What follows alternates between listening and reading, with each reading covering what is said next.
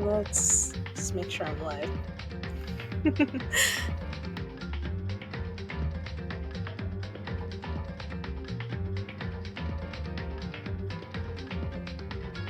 Oh, perfect. Hello, hello. It's Lala Violet Star. Good morning, everyone. Hello, my lovelies. All right, we're gonna get started. Yeah. I know this is kind of early, but I've been awake for a while now. So we're so we found Chihiro dead. And now we gotta investigate the crime scene again. Ding ding ding! Hifumi has discovered evidence revealing the identity of the culprit. I feel as if Another stat increase for me. Evidence? What did you find? I cannot reveal that just yet. that's it. I'm sure of it. But I guarantee that what I found will steal the killer's breath from his lungs. Are you sure about that? Oh yeah, Miss Ludenberg said she'd witnessed something worthwhile too. Really? What did she see? Well, it would seem. She refused to tell me. It's like when a girl bullies the boy she likes, right? Right? Okay, so where's Celeste now?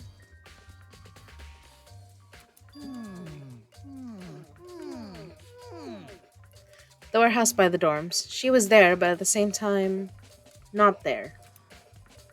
What's it gonna be? Okay. Okay, so she was by the dorms, but do we have to go there now? Hold on. I want to look at the boys' locker room. Because, well, I know secrets already, so. Yeah. So why is this poster here? Tornado. Huh, this poster. It's a popular boy band called Tornado.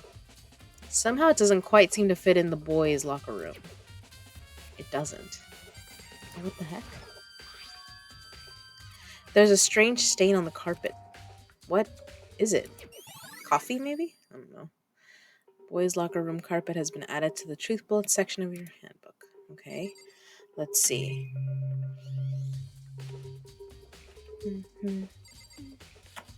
Bum, bum, bum, bum. Okay, is this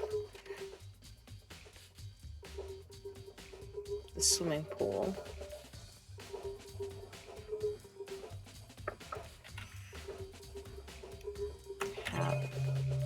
I mean, I know there's a locker over here. I just don't know if it was important, you know?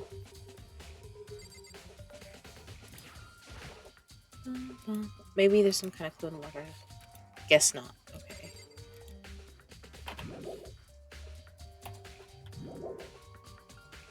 Yes. Okay.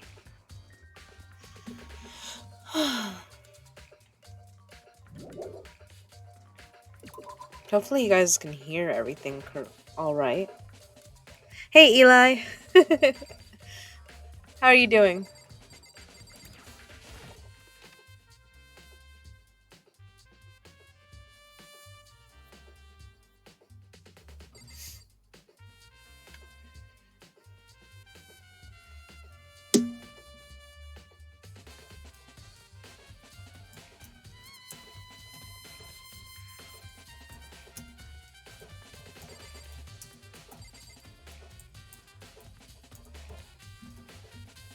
Alright, let's see. I already know that this is out of place. Oh, nice. Okay. That's a good sign then. I wanted to bug you in Minecraft again. I was poking around in it yesterday and I was like looking at your farm, your tree farm.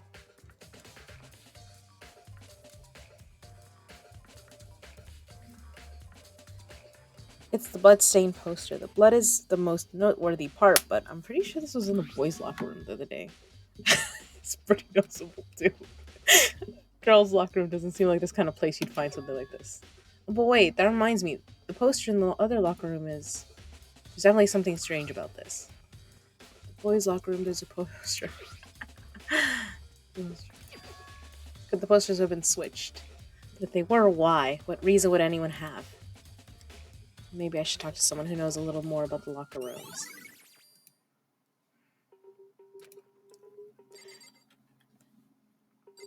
Eli, have you played this game before or have you heard of this? This is Danganronpa. Did you really? Okay, that was way after I was on. I was looking at it like 9 o'clock last night, and then I went to bed early. But that's also why I'm awake early. You've heard of it? You're in for some fun. Because soon I'm gonna have all the clues, then I'm gonna go to the trial, which is so much fun. The fatal injury was caused by the head blow. Okay, we already know that it was the murder weapon. We have to look at the body again, though. I know that much. I feel the life draining out of my own body. Chihiro's. Okay, but you're not gonna let me like close up tab on this? Jeez.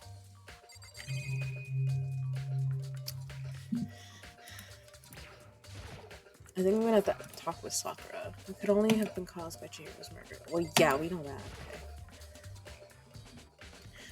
You spend a lot of time exercising in the girls' locker room, right, Sakura? Of course. I've used it nearly every day since it opened up. Sometimes Hina and I use it together.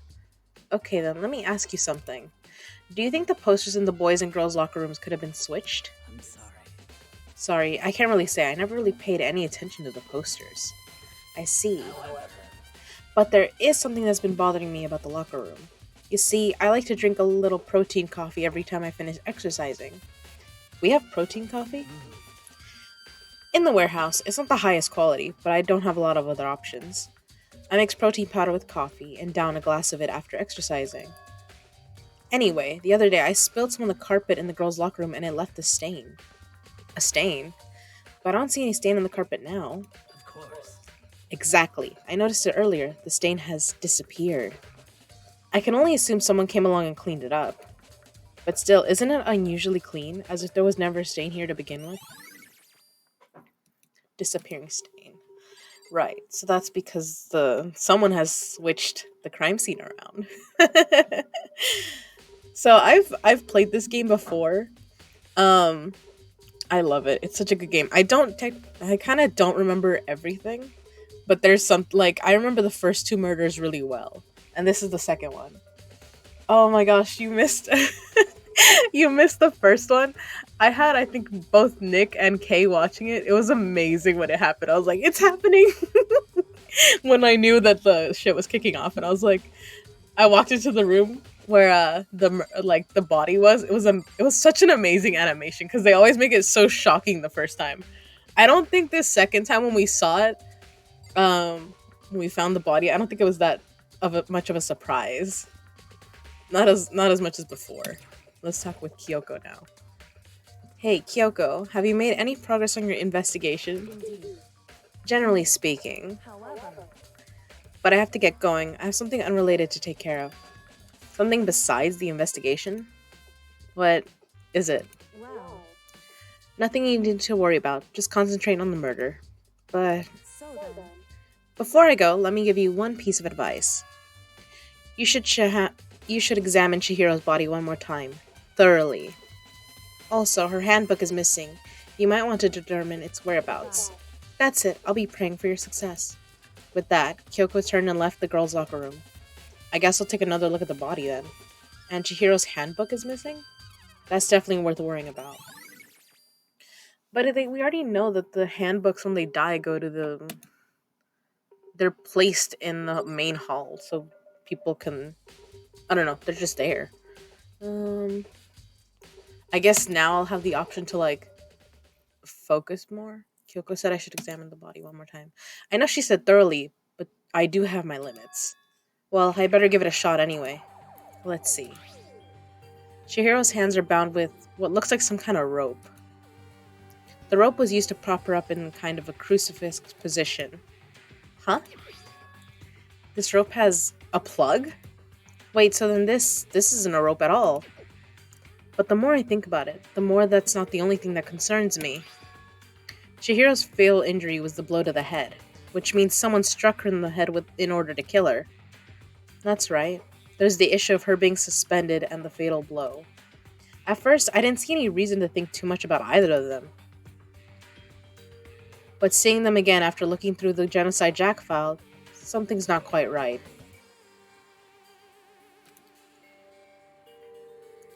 What does this all mean? Status of the dead body.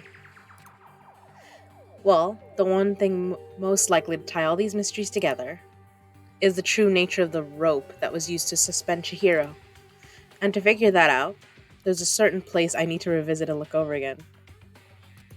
Oh yeah, I know our main character is pretty squeamish compared to like there's two other characters. There's Byakuya and there's Kyoko, and they're like excited that this kind of stuff is happening. Like they're both detectives. Like Byakuya said a game's afoot, and I was like, oh, he's a Sherlock fan. It seems like he likes mysteries and stuff like that. Kyoko is I kind of know a secret about her already, but she's a pretty good detective. Like she puts things together like that, and she just kind of like waits for everyone else to catch up because she's like, if I explained it to you, you wouldn't really believe me. You got to figure it out for yourself. But my guy is like, he's like the joke of him is that he's the ultimate lucky student. So everyone in this game is like an ultimate something.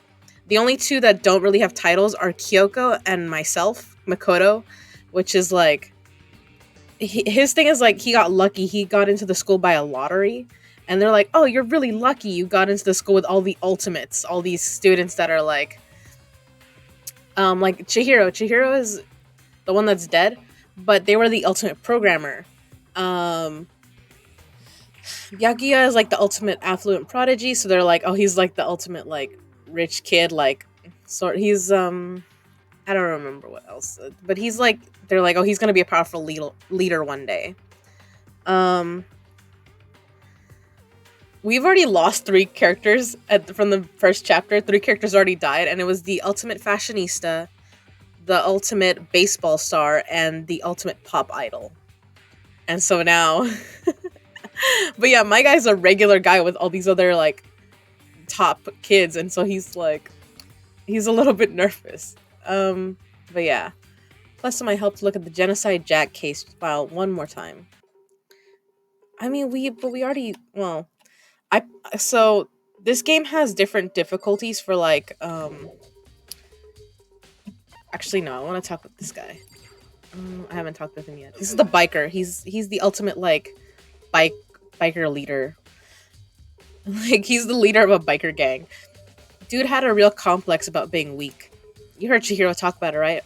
I need to get stronger. Yeah, I do remember she said that more than once. Sure did, which I guess explains the trip down here, but did she really need to get stronger that badly? You already mentioned it, but she was a girl after all. Most girls aren't all that strong. I don't know, man. Haven't really thought about that stuff. Chihiro's complex. Where did it come from? I already know some of the secrets of this game, so I'm excited. I'm like, I would just want my character to put it all together. Okay. Okay, so now I know I have to go to the entrance hall of this school. I gotta go downstairs. And I also gotta go talk with, Celeste, because apparently she saw something. That's the gym. I get turned around in this game sometimes. Okay, that's the entrance hall, I think. This guy's Taka. He's like the ultimate, like head boy, something like that. Hi, I'm from a class E, joining class A. Teacher said class A needs a little dump. Yeah. Well, it's like he's supposed to be lucky, like. It's like all these students get into a lottery, and then it's like, oh, you're the one that got the lucky ticket.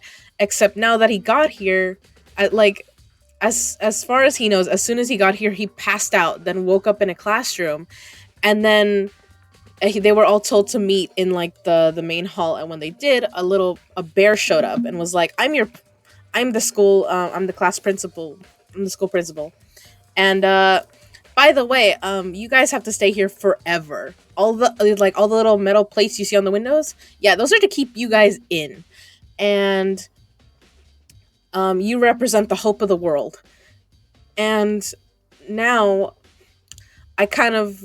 but now because you're not part of society anymore, I kind of want you guys to all kill each other for my amusement.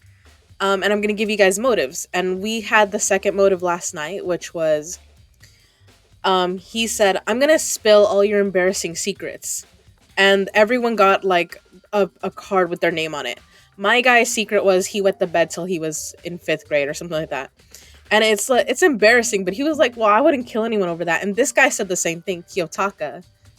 Everyone calls him Taka, but Taka was like, "Well, who cares what the embarrassing thing was? Why don't we just say them right now? Like, then we have like we've all come to the agreement we're not gonna kill each other over this." But what happened instead was apparently some people had some secrets that were way too much for them to tell, because Taka. But I was also like, well, to be fair, Taka is like he was like the head boy. So how much like what was his deep dark secret? Like I was late to class like 20 times and no one caught me. or like or like my guys, his was just like wetting the bed. And I'm like, that's not I mean, it's not that crazy. Like you were a kid. But anyways, so I was like, well, yeah, and he let it go after a while when everyone was like, I kind of don't want to tell you. It's uncomfortable, but maybe later. And he's like, maybe we should have confessed our embarrassing secrets after all. Damn it. I'm sorry, Shihiro. It's all because I wasn't strong enough. Aw. Taka, it absolutely was not your fault. This is supposed to be the main hall, so I know that the dead's they're I don't know why this guy's here, but the there's a mailbox here, and inside Junko, Leon, and Saika's e-handbooks. Rule says loaning your e-handbook to another student is strictly prohibited. Only lending it is against the rules. In other words, there's no problem with borrowing one. Also, it looks like Leon's handbook refuses to turn on, but according to Monokuma, it shouldn't be broken. This is really unrelated to the case. Either way, something about it still bothers me. Oh, I was hoping to find Chihiro's handbook here. Oh, by the way, Eli, can you hear the characters all right enough, or like do I have to adjust the volume for anything? I've had trouble with that. Ah, I haven't been up to anything myself, that's for sure. Definitely haven't looked inside the mailbox. Why would you say that? Why would you say something so weird? Okay, let's see. I do want to get back to the. I have to go talk with Celeste. I think she's. They mentioned she's like in her room or near her room, something like that. Oh, you do hear them? Okay. Can you hear the music? I love the music for this game. It's so good. Okay. The ominous hallway. Toko, Chihiro, Celeste. She in her room.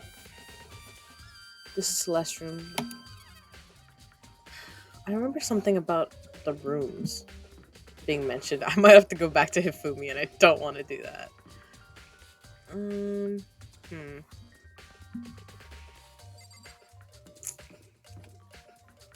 Yeah, Suhiro, Leon. Okay, Leon's dead. Sakura, Aoi, Celeste, Chihiro. Can we check Chihiro's room? Now Chihiro's gone. Okay, Naegi, relax. Yeah, my guy is like he's super anxious. He's not one of the cool characters that's like, I got this. Oh, I think okay, maybe it was the warehouse they were talking about. They said something about something near the dorms, and I wasn't paying enough attention. Mm, there she is. Okay, here's Celeste. Celeste, what are you doing here? This warehouse is amazing. It has absolutely everything one might need to live a full life. From food to clothes to towels, there's an endless supply to choose from. I see that, but have you found anything related to the case? Most unfortunate. I knew you were going to ask me that. I thought talking about the warehouse itself might misdirect you, but I see it was pointless. Then you did find something. Very well, I will tell you and only you. Actually, Last night, I saw her here. Chihiro was in the warehouse. I love that we said that, but I saw them too, so yeah. This was right before nighttime. hmm? What are you doing out this late? Oh, I was just. Are you planning to go exercise, perhaps? What? How did you know? Because I can see a blue track jacket sticking out of that duffel bag you're carrying. Oh, you're right. Thanks. Well, I'd better get going. I'm kind of in a hurry.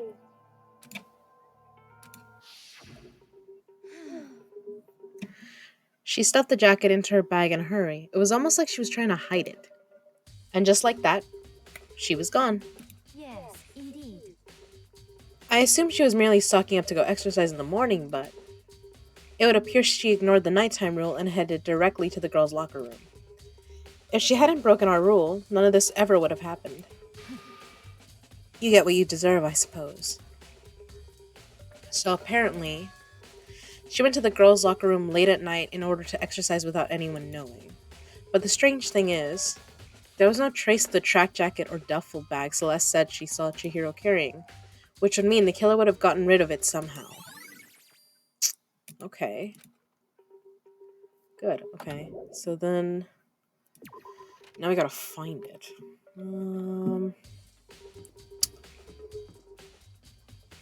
Okay, there's a few places someone could get rid of things here.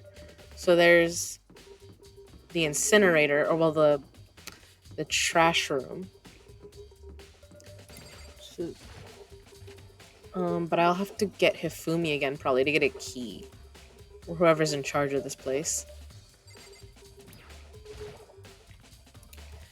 This is the trash room, the dump. But with the gate in the way, I can't actually get inside. Anyways, it's not related to case. Okay. No one left to do what Leon did. Okay. Yeah, but I mean...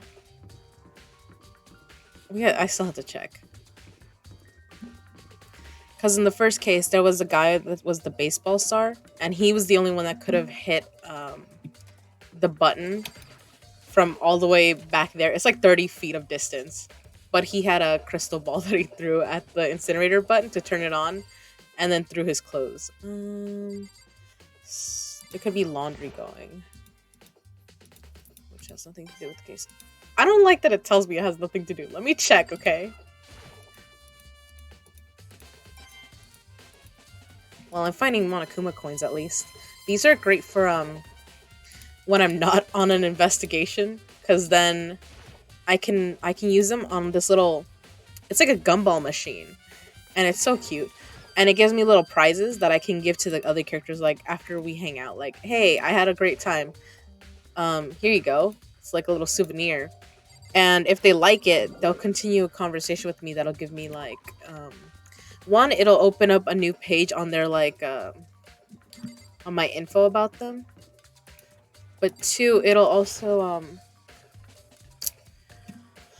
oh, what do they call it? I can unlock traits. Let's see. Lockers. One of them is unlocked, but I don't see anything inside. Okay, here's the thing. I know there's something in a locker eventually, but it might not be here now. The sauna. Oop, fuck. I always press escape, and I mean to press tab. This bathtub is huge. Now it's time for taking baths. Okay. I wasn't trying to, obviously. I'm just trying to find another place where someone could hide something. I don't think the chairs had anything to do with the case. I think I would remember something like that. Camera. Is there a place to check them? Oh, the cameras? Unfortunately, no. So here's the thing. The cameras are for Monokuma, which is the principal. So he can see everything that's happening and can tell us, like... Because he has to know who killed for us to, like, go through the trial. I guess I'll start checking these rooms, because this is just a classroom. But Monokuma definitely knows who killed, but we don't, and we have to figure it out. Otherwise, we die. And otherwise, we're the ones executed. But if we can figure out who killed one of our classmates, we can condemn them, and they're the ones that get executed instead of the whole rest of us. Because the idea is like, oh, you can graduate and leave this place if you kill someone and get away with it. So far no one has gotten away with it. But we are only in the second chapter. So there's a few more chapters still to go. Okay. Bum, bum, bum. This is the student story. There's nothing in there right now, I don't think. What room is this one? Oh, it's the nurse's room. Okay. There's a bathroom. The gym, maybe? I'm trying to I'm trying to remember what other place I have to check before I get, like, another hint, kind of. Or not another hint, but what else is important. Because there's some things that are, like, I won't find out till the trial is happening. Like, I get it from arguing with people. This is kind of like Phoenix Wright a little bit, where you gotta argue the case. And that's when you, like, uncover more stuff, because someone let something slip, and you're like, hold on, I asked you this before. You didn't tell me that.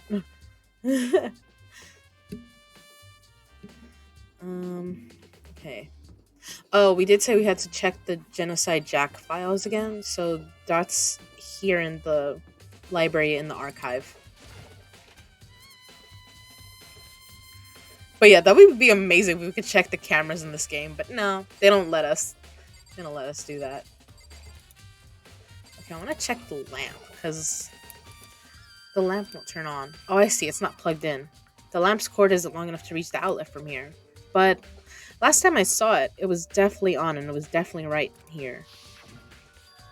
Oh, that's right, Byakuya was using an extension cord. But there's no extension cord here now. I wonder if... Library desk lamp has been added. Right, because our victim was wrapped with an extension cord, so it had to come from somewhere. I know it came from, like... The extension cord originally came from, like, this box over here. The wooden box is empty. The extension cord was in there before. And I think we said we were going to look at the Genocide Jack files. I want to take another look at Genocide Jack. I know it's around here somewhere. Huh? It's gone. Did someone take it out of the archive? But the only one who would do something like that... I can't think of anyone but Byakuya. Yeah.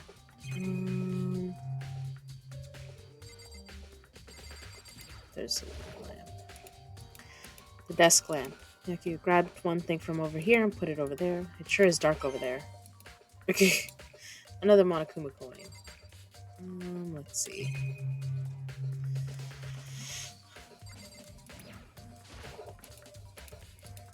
It's document about the secret council revealing the kind of truth a commoner shouldn't go near, so I guess I'd better not. I love that we're just gonna listen to what Byakuya said, like, oh, he said, like, commoners can't read this, like, okay, I won't read it. Like, what do you mean? I'm surprised we listened to him. Maybe the desk. There's a thick layer of dust. Maybe there's some kind of clue here. Guess not. Okay.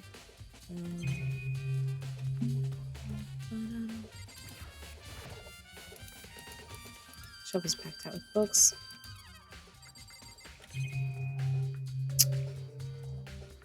Okay.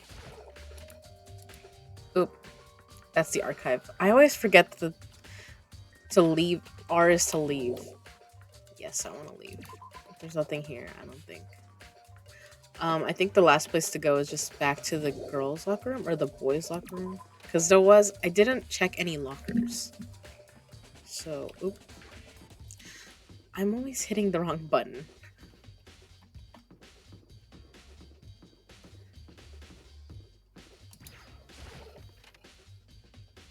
So Byakuya is a primary suspect. We can be, what do they call it? Like, suspicious of him. But, well, I know secrets about the game, so I don't want to spoil stuff for you guys.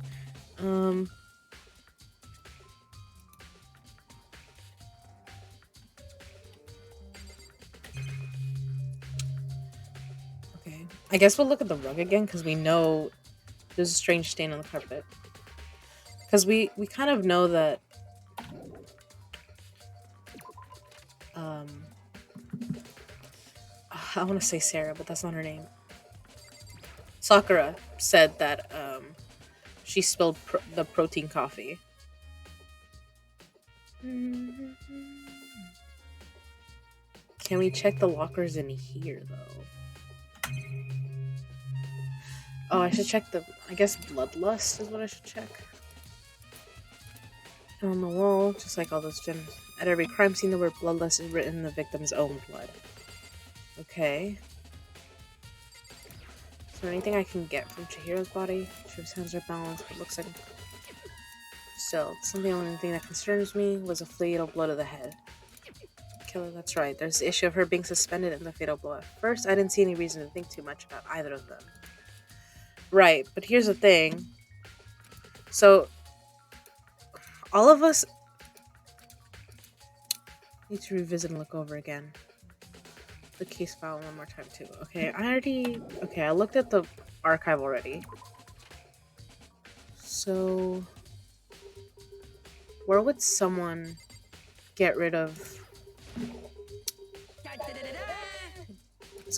feel as if Another stat increase for me. But I guarantee what I found. Are you sure about that?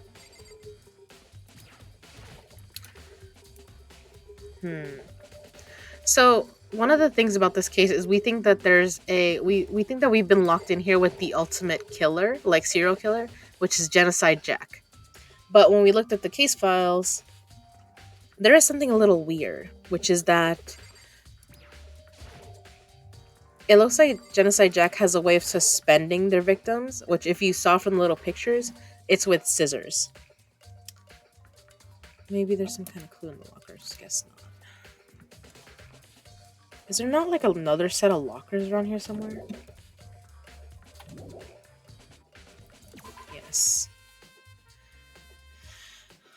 Gosh, okay, so here's the thing.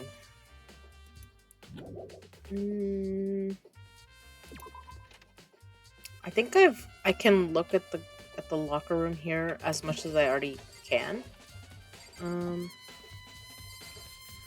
Unless someone hid a jacket around here. Bunch of different. There don't seem to be any clues left. Okay. Leave the area. Well, yeah. So that's the thing. Byakuya seemed to be convinced that it had to be the killer, but because they're like, oh, they always write bloodlust, and they suspend the victim. But the thing is, they suspend the victim with scissors. This was done with an extension cord. But that also means that it has to be someone who's visited the library before. And you're right, Byakuya is probably the prime suspect because he's the one that spends the most time there. And before this case, he was making a, he was saying some kind of creepy stuff like, this is a game. This is the highest game. You know, it's life and death. It's the highest stakes game there could be. Yes.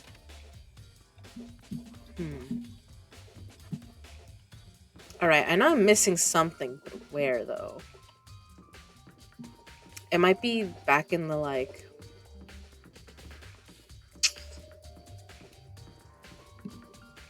What do they call it?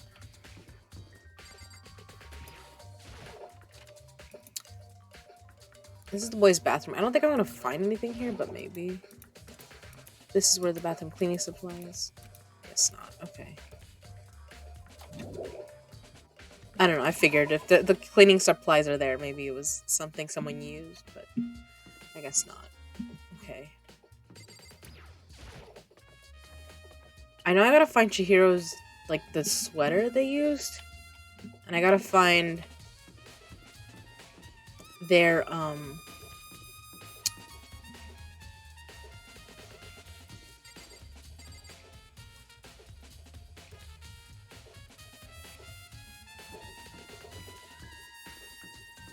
their e-handbook. Because we all have, like, a handbook that we've been given.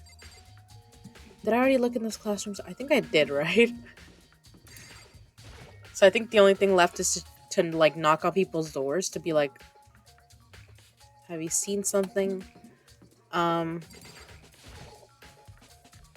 and this dining hall. I haven't looked in here yet. I know that much.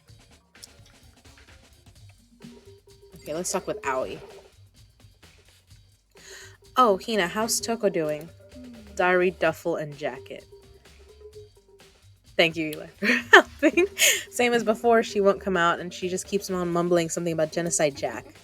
So I just left her there. You left her? My head was all swimmy, and I was getting pretty hungry. Oh, but don't worry, I'm gonna head back as soon as I'm done eating. Toko's not exactly pleasant, but I'm still worried about her. Speaking of which, what are you eating? A donut, of course. Of course. There's two things I'm sure God created, outer space and donuts. Really? I bet Chihiro would have liked to eat more donuts. Maybe that was her one big regret. I should have tried to spend more time with her.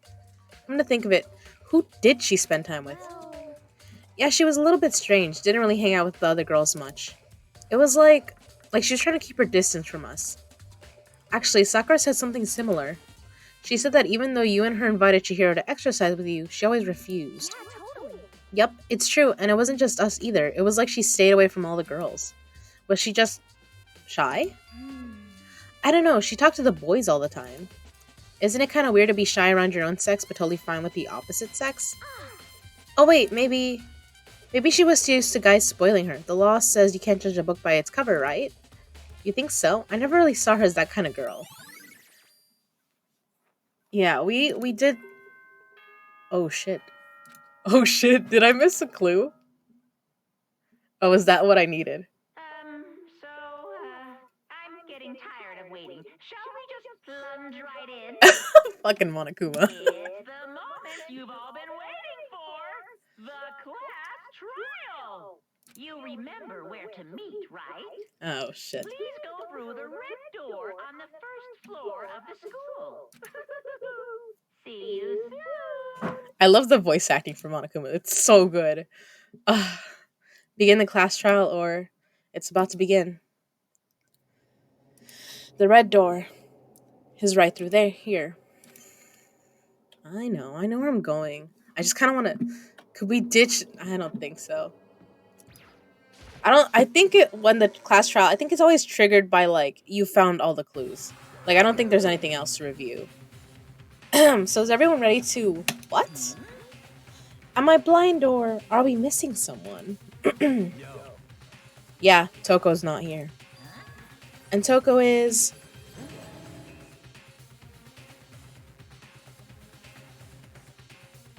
You really don't remember? Kidding. I'm just kidding. How could I forget that little nut job? She's a crucial part of the class trial this time. What are you gonna do? Okie dokie, I'll go ahead and drag her out of here, kicking and screaming. Just one moment, please. And just like he said, a few minutes later, he reappeared dragging Toko behind him. I told him I didn't want to, but he forced me. I can't believe you would drag a girl around. Terrible. You're terrible. So now everyone's here, right? Okay then, hustle onto the elevator and let's get this show on the road.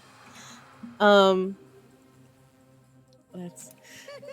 Eli, I don't want to confirm anything, but I'll see you guys down there. Let's go. So shall we get going? It's time to find out who killed Chihiro. That's Byakuya, by the way. Chihiro Fujisaki. She was so gentle, so calm and meek, nobody had any problems with her. Someone made the choice to kill a girl like that. Yeah, she was very mild-mannered. And that murderer is one of us. Someone's standing right here. I do want to talk with Byakuya to be like, where the fuck did you go with the file? Again, I gave you plenty to work with. Show us how far your logic can take you. Okay then. Kyoko. Shall we go? Shall we begin? Okay. Let's do this. We have no choice, right? We have to do this. It's true. Yes. I gave a small nod in reply. With one last deep breath, I walked toward the elevator on shaky legs. With each step forward, I could feel my heart starting to race faster and faster. As soon as everyone was on, the elevator began to descend.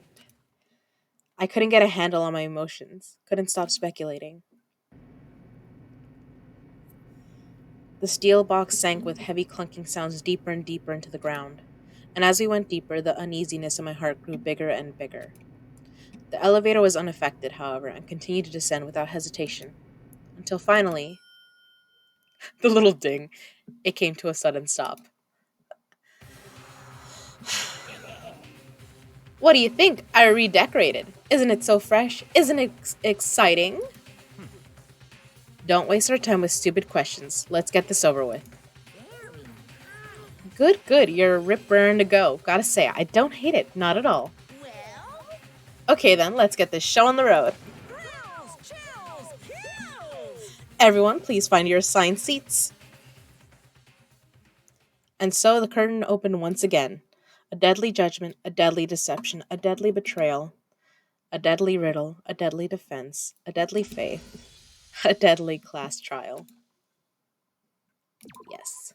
Imagine if I said no. I was just like, no, I don't want to save this. Oh, let's set skills, because I do have a new skill now. Okay, I got algorithm. Increases the speed of memorizing a statement. Effective during non-stop debates. This one I got from Chihiro too, because I spent time with her. Which is so sad. And Melodia's voice is from the first victim, was Sayaka. Which was the pop idol.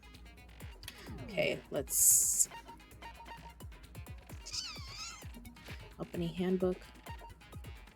I guess I could check, but I can also check during the trial, so let's finish the prep. All rise. Let's begin with a basic explanation of the class trial. Down to the deep where dragons used to sleep.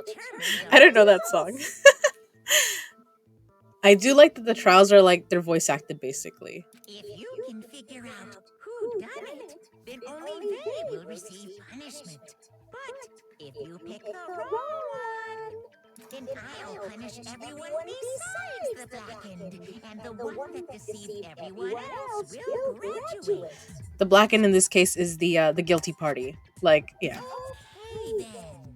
So, first off, let's talk about the murder weapon.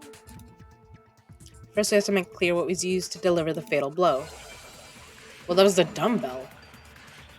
Okay. I think. I assume. Chihiro's fatal injury. It appears it was a head wound. Yes. According to the Monokuma, the killer used a blunt instrument. But What kind of blunt instrument could it have been? I bet it's an iron pipe. no. Interesting. That certainly would make for a powerful weapon. I just wanted to let them cycle through so I don't click the wrong one. I'm gonna have to be at the scene of the crime. There's something with a blood stain on it. Yep. Chihiro's fatal injury. Come on. It appears it was a head wound. According to the Monokuma, the killer used a blunt instrument. But what kind of blunt instrument could it have been? I bet it was an iron pipe. There we go. No, it's wrong. No, it's wrong. Can we agree that the object that dealt the fatal blow was the dumbbell found at the scene of the crime? It was covered in blood, and there was nothing else at the scene that could have caused that kind of injury. And the wound on the victim's head is consistent with the shape of the dumbbell. As far as I'm concerned, there's no mistake and no room for doubt on this one. You looked at her head wound? It's Kyoko. Yes, she did. That's so creepy. Hifumi. If you don't mind, I will proceed from here. Let's move on to discussion of the culprit. Although, I believe the criminal behind this heinous act is already quite clear. What? For real? Chihiro's killer is the fiendish serial killer, Genocide Jack. Genocide Jack, the fiendish serial killer. Did he really kill Chihiro? A new element has been added. Okay. Because I don't remember all the controls for this. Will appear to disrupt your actions. Will disappear if they hit these lines, so think of them as obstacles in your debate. But there is a way to keep this white noise from getting in your way. Press right mouse button to add the silencer, which you can shoot down. Okay. However, if you shoot an actual remark with your silencer instead of the white noise, the time limit will decrease, so take careful aim when you have your silencer out. Oh, but if your action difficulty is set to gentle, white noise won't appear at all. In which case, you can forget about the silencer and just focus on the situation in front of you. Well then, good luck and have fun. I don't remember if my actions are gentle or not. I do remember that I put the, I remember I put the logic at, like, normal. Genocide Jack. I'm sure. Case closed, as far as I'm concerned. That's impossible. Why? What makes it impossible? I mean, come on. There's just no proof for it. Hey, so speaking of genocide Jack, I don't know who that is. Fumi. Okay. Thing Byaku showed me, and anyone could be convinced. It shows that this was the work of Genocide Jack. Does it though? I guess. Okay, we gotta argue it. I'm sure. Case closed, as far as I'm concerned. But that's impossible. Why? What makes it impossible? No, I mean, come on. There's just no proof for it. Hey, so speaking of genocide Jack, Okay. I have to wait for that one to come around again. You're in a death house and a smashed skull and creeps them out. Yeah. Well, some of these characters are a little bit more squeamish. Like Hifumi, I think Hagakura, which is the guy with the the dreads. But that's impossible. Aoi is also squeamish. What makes it impossible? Well, I mean, come on. There's just no proof for it. There we go. no, it's wrong. There's proof, but it's kind of not right. I might know one reason he could be involved. What? I found this file while I was looking around the archive in the library. I guess it's some kind of confidential file the police put together about the Genocide Jack case. What? That's kind of weird as shit, isn't it? What was something like that doing in the library? The why of it is probably more trouble than it's worth. So let's forget about that for now. More importantly, it outlines all the specifics of every Genocide Jack case in exceeding detail. According to the file, there appear to be two defining characteristics in every Genocide Jack case. The first is that a bloody message is found written at the scene of every murder. Oh, that's right. Bloodlust. It's bloodlust. No. It's actually bloodlust. But more important is the other My guy just reading whatever he wants. something that has never been made public. Something. Never made public? What the hell is it? Why don't you tell them, Dakota? Okay. The other characteristic of every Genocide Jack case, which the world at large doesn't know, if I'm not mistaken, has to do with the positioning of the body. I got it! Apparently, in every Genocide Jack case, the killer suspends the body in a certain way. Other than the killer, the only people who know about this are the higher-ups in the police department. However, Chihiro was most definitely suspended in the same way. So, how did the culprit know about this when only high-level police officials were aware of it? There's only one logical answer I can think of. It's because the culprit in this case is the real Genocide Jack. No fucking way! You're saying Genocide Jack is one of us? Yes, in fact, it's Toko. You're just gonna call her out like that, Byakuya? Genocide Jack's true identity is Toko Fukawa.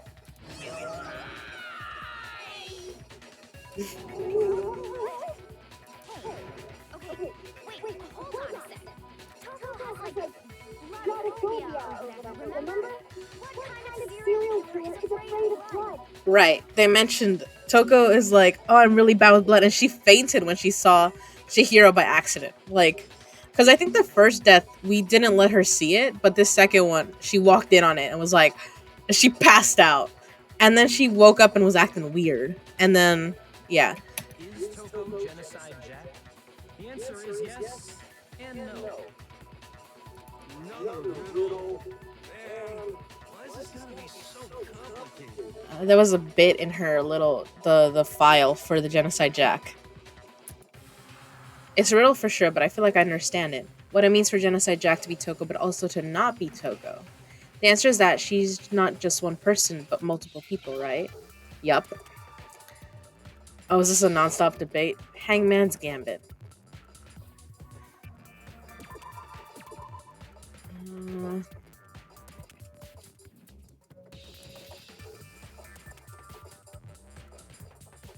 I actually don't...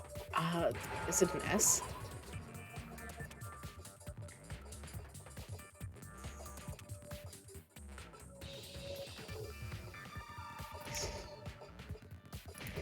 Nope.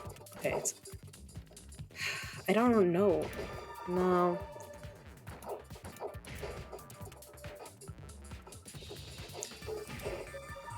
God, I'm gonna fucking lose. No.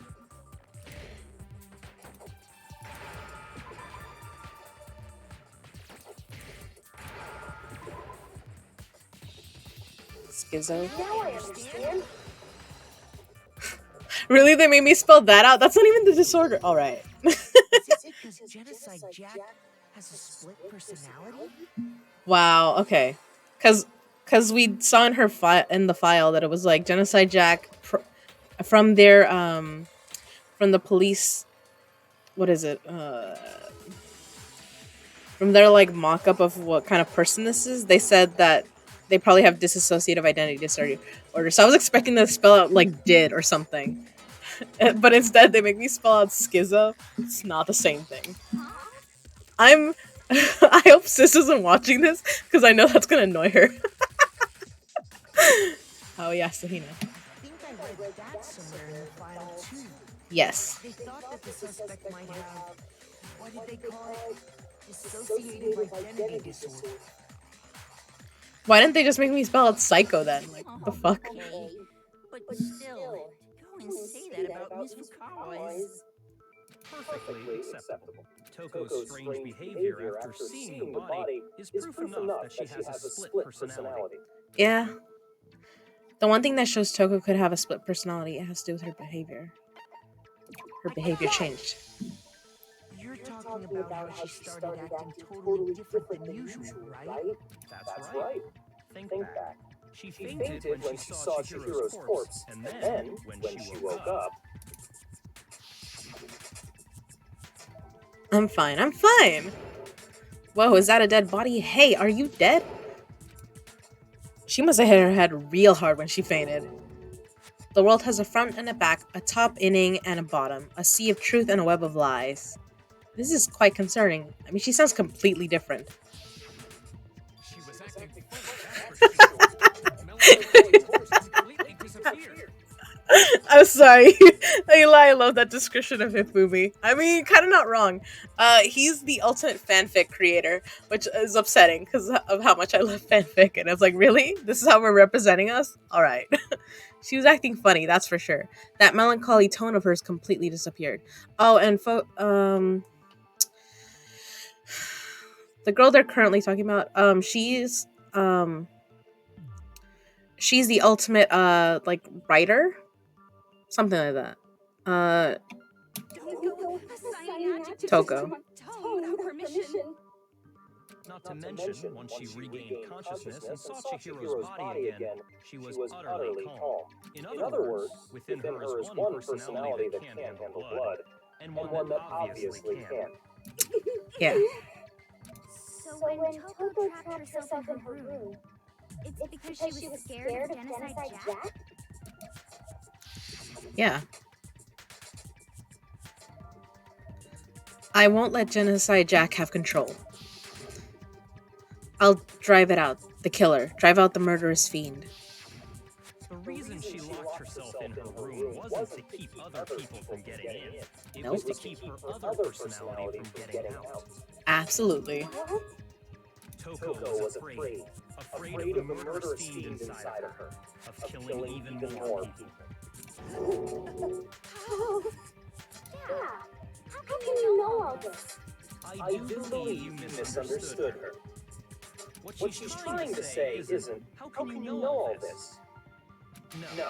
What she wants to know is, how could you tell them? Right. They mentioned that they were keeping a secret together. Last night, just before Monokuma gave his motive speech, Toko and I had a strange conversation. She told me a most interesting story.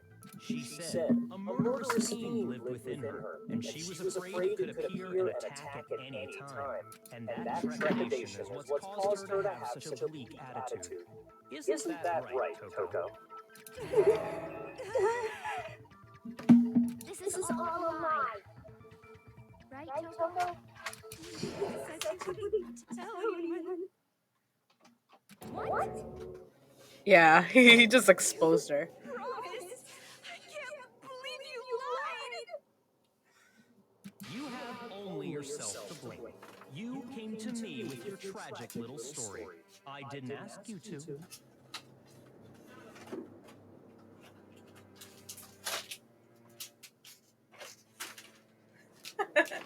Hold on, sorry. Sorry about that. I had to grab a snack. This is the real world, not some romantic fantasy fairy tale.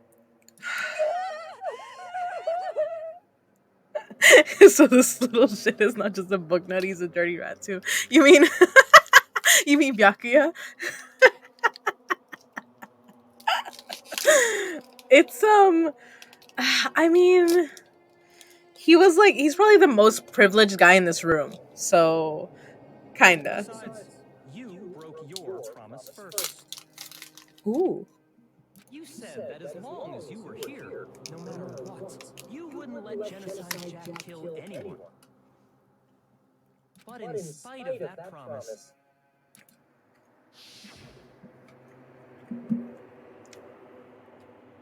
I'm sorry, I couldn't keep our promise. But don't worry, never again. I won't let Genocide Jack have control ever again. You said if I kept my promise, you would go out with me. You're going to him a lot? A lot? What do you mean?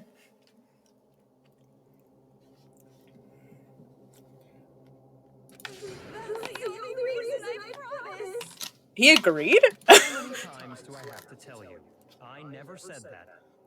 But you weren't able to do it. You just couldn't resist that rush you got from killing, could you? I tried. I swear I tried to control it. But your efforts were useless. What a disappointment. Holy shit, Byakuya, why are you so savage to her right now? Hey, my bad. I hate you. So I kind of like him, but I don't know. Because I played this game a long time ago, like several years back, and I liked him then. I don't know if I like him anymore. That's the thing. You know what I mean? Yeah. Well, the opening act is nearly finished. All that's left is to hear from the person in question directly. I do like that he's smart, because there's a lot of characters in here that are kind of like dumb, and they just let us do the work for them. Like honestly, in these cases, it feels like Byakuya, Kyoko, and I are the ones like actually finding out shit, and everyone else is just like hoping we figure it out. Or I mean, some of them are crossing their fingers hoping we don't figure it out. Person, you don't mean me. Mm-hmm. Come on, girlie, bust her out. Toko's body suddenly lunged backwards. A huge thud echoed across the courtroom, but in the next second, our girl was up. Is it me you were hoping to see? Genocide Jill. What the heck? So you figured it out, huh? Well, whatever. What are you gonna do? I'm the ultimate murderous fiend, Genocide Jack! Or better yet, let's go with Genocide Jill! What the fuck is this? I like how the music kicked in. And what happened is a textbook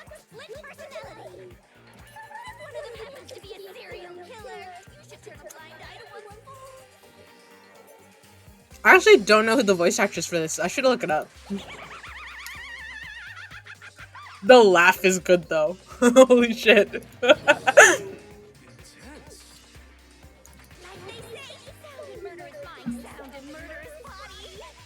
This one is so different from the one we've come to know. Yes, well, the world is composed of a front and a back, you know. Just like how every inning has a top and a bottom, or how in the depths of every truth lives a little lie. Behind every dark and gloomy soul lives another that shines as bright as the sun. This is the Murderous Fiend Genocide Jack? This is beyond insane. Miss Jack, Jill, can I ask you a question? What's up? Some of us think you might be the mastermind behind our entire situation. What are your thoughts on that? Honestly, that's honestly a good question though. Well, I'll tell you, I am the mastermind of all masterminds. Just kidding. It's not true? Nah. Of course it's not true. How dare you try to compare me to that chromosoid? Monokuma. And another thing, the police and government and society in the outside world are totally powerless. I mean, they just let this idiotic bloodthirsty maniac go buck wild all over town. Sure, I'm a bloodthirsty maniac, but life is pain, right? To live is to hurt other people. Stop. Oh my god, Eli. She can give herself a wet willy. Yeah, kinda. It's a necessary evil if you want to survive. The act of living itself causes pain for everyone. Just kidding again! This should be enough to convince you. This murderous fiend is responsible for Chihiro's death. But are they though? There's clearly a motive, so there should be no doubt. Are we sure? What's her motive though? Motive? Remember what Monokuma told us? If someone didn't murder and graduate within 24 hours, an embarrassing memory or secret would be revealed. Oh, I guess to Toko it would have been like, I'm gonna reveal your other personality. But that happened anyway, so... Let's assume that Toko's secret was about Genocide Jack. If a secret like that came to light, Toko's life would have undoubtedly been forever ruined. I mean, kind of. I guess everyone would be gunning for her, right? Because they're like, you're the serial killer in the game of murder or life, right? So she had a very clear motive to never have that side of herself exposed. Interesting. Very, very, very interesting. But sorry, as much as I hate to admit it, I'm not the culprit. But I cannot imagine anyone other than you could murder someone in such a bizarre fashion. But she's got her calling card, though, and that wasn't at the crime. Maybe so, but nevertheless, it's the truth. Do you really expect any of us to believe you? Yeah, I could never believe a word you say, you monster. Maybe. Maybe she's totally right about that, but something's still bothering me. What she said, I need to get more details about all of this. What are we doing? I'm like, which... Okay. Status of the dead body. Sorry, but I didn't kill anyone. You know, You the say bed. that, but do you really expect any of us to believe it? Perhaps if you had an alibi, that would change things. Hmm. When you compare your past murders to this incident, the modus operandi matches completely. What It more does not, though. do you need? Give it up. You killed her. Here's the thing, though. If, Sorry, but I didn't kill anyone. You say that, but do you really expect any of us I mean, to be fair, I don't think she's trying to, like, be helpful, but... I mean, if they choose her and we're wrong, it would get all of us killed anyways, except for the one who got away with it. This incident. The modus operandi matches completely. Oh, gosh. I hate that I do that. Okay, I gotta move the cursor either this way or something. Let's see. You killed her. I know there's a way to fast forward. I just can't remember. Like, cause I used to play this on I used to play on controller. Sorry, but I didn't kill anyone. Wrong. You say that, but do you really expect any of us to believe it? Perhaps this is not an And now I'm playing on my mouse and keyboard. Oh, an alibi, huh? Now I'm talking. When you compare your past murders to this incident, the motive of laundry. It does not. She wants to kill her copycat. Maybe. So here's the thing. She'll reveal it later, but she does have. Is murder really exactly the same? I'm not so sure about that. She does have interesting motives for her murders. I think there's a slight difference between the genocide Jack cases and this one. Yep. How's it any different? Oh, you don't know? Well, then, human garbage, let me tell you. Is she gonna show us? Oh my god, is it gonna happen? I murder with passion and conviction. I consider myself a professional, and I have a very particular way of doing things. In my head, her voice sounds like Nanami from Kamisami Kiss, and I'm like, I think it could be that voice actress. I'm not sure. I'll have to look that up later. And I have a very Then you go to a fancy Italian restaurant. They're very picky about the noodles, the sauce, everything. But what happened to Chihiro? It'd be like if that same Italian restaurant started using ragu or Chef Boyardee. she's saying it's a cheap imitation. This is no creation of mine. Let me rephrase that in a way that maybe makes more sense. There are two clear differences between the genocide Jack cases and this one. Yup. There's one clear difference between the murders. In the photos from the other genocide, look at the neck and stomach. Here you'll see a clear difference. I got it! Yep. For one, the cause of death is different. Absolutely. Genocide Jack murders, all the victims were killed the same way. Multiple stab wounds across the body. According to the case file, they were all apparently killed with a pair of scissors. But Chihiro died from a blow to the head, right? Yes. Which is different from the other murders. Wouldn't it be strange for someone who kills the same way without fail to suddenly change their method? Absolutely. One more conflicting detail. That's right. In my recipe of murder, if the bloody message is the tortellini, then the arrangement of the body would be the pesto sauce. Please stop comparing killing people to cooking.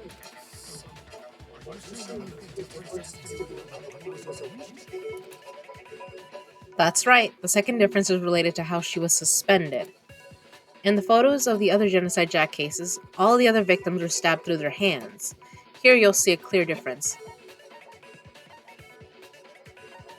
I got it! Do you remember what killer used to suspend her? They used some kind of rope hanging her up by her wrists. What is your point? Well, in all the previous genocide Jack cases, something else was used to suspend them. Specifically, pairs of razor-sharp scissors. And through the wrist too. Damn, that's a crucifixion. And guess what? I use my own specially designed scissors for the murders and the arrangement. Like I said, I'm a professional. Naturally, I'm very picky about the tools I use. And you know what else? Big Mac says there's two differences, but he's wrong. Big Mac. Is that my nickname for Makoto? I love it. Are you referring to me? Oh, by the way, the voice actor for this is the for Makoto is, oh gosh, Bryce Papenbrook. Listen up, Big Mac. There's actually one more difference. Morikoto Nagari are the same. They can both be art, but both be a necessity. Absolutely. My word, you really didn't notice? Take a look at who the victims were in each genocide Jack case. Also, welcome back, Perma47. I remember you from yesterday. There's a pattern there, just waiting to be discovered. Figure that out, and it'll be plain as day why I couldn't have possibly killed that little lolly girl. Lolly. Okay. Let's see. There was a pattern surrounding the genocide Jack victims, and Chihiro didn't fit it. If you look at the names of every victim, what you'll notice is... I think I figured it out. I know I Is it because Chihiro was a girl? She's very... Besides that she kills with her scissors, she kills men. In all the genocide Jack cases, all the victims had something in common. Ken Harada, Tetsuhiro Honda, Shoji Gaku, Kano Issei, Takeshi Yoshida. There was no end to it. They were all guys? Absolutely. I killed with such passion and conviction. Oh, adorable little man.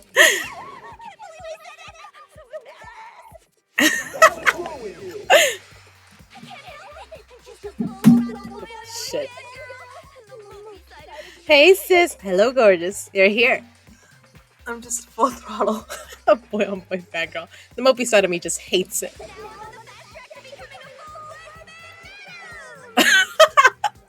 Holy shit. So she's not too different from Hifumi on this side of the coin. Yeah. Hifumi's safe. So since Chihiro was... Chefs suddenly start making ramen just because they're both noodles? Don't be stupid. Oh my god. I am dealing with passion and conviction to cross that line. That's the absolute reality of the one and only. We get it. You've clearly explained your hobby and your philosophy. But that's not all there is to it. It's a different matter entirely. When you're forced to kill in order to survive. Right, this was something that came up in one of the Monokuma theaters that was like, crimes of passion are a lot more normal than crimes of like someone planning a murder, because that takes a lot to plan a murder and then actually carry it out. You need actual conviction, and a lot of people don't have that, is what he was saying. Crimes of passion, though, like that's kind of understandable when you're like backed into a corner. But yeah, Genocide Jill's kind of funny. Wow. Oh shit, because when she's as Toko, she's pretty submissive, especially to this guy. Especially because he's very abrasive. But when she's Genocide Jill, she's just like... she just clapped back at him. I would never kill for a reason as petty as mere survival. And if by some fluke I did kill to survive, why would I bother with the message and arrangement? It'd make me the obvious suspect. True. Like, if I was gonna kill just because I had to, I would not continue with my MO. Obviously, I would abandon it and hope no one figures out it's me. That does make some amount of sense. Whatever reason I have for killing, I would never lose my prize scissors. That's true.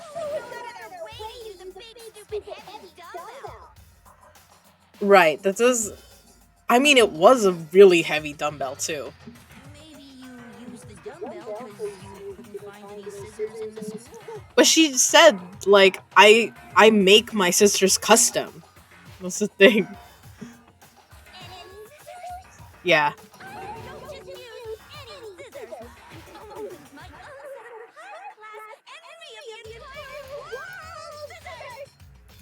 Okay, whatever. You're still on in school. Are you sure about that? Whip them out.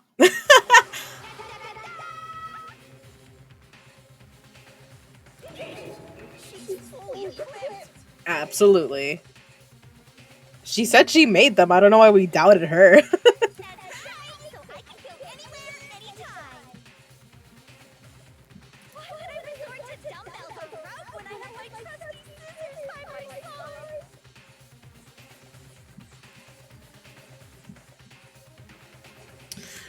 Her voice sounds so... I'm trying to look up what her the voice actress. Gutter dogged all of you. Holy shit.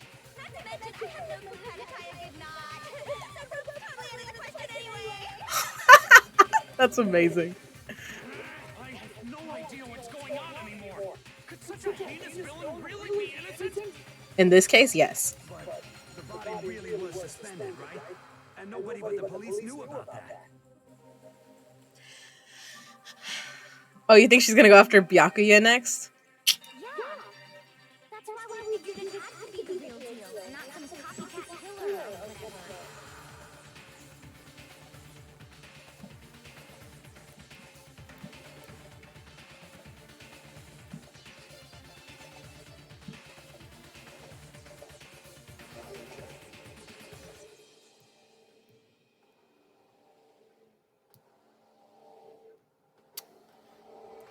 Sorry, I'm trying to find the voice actors.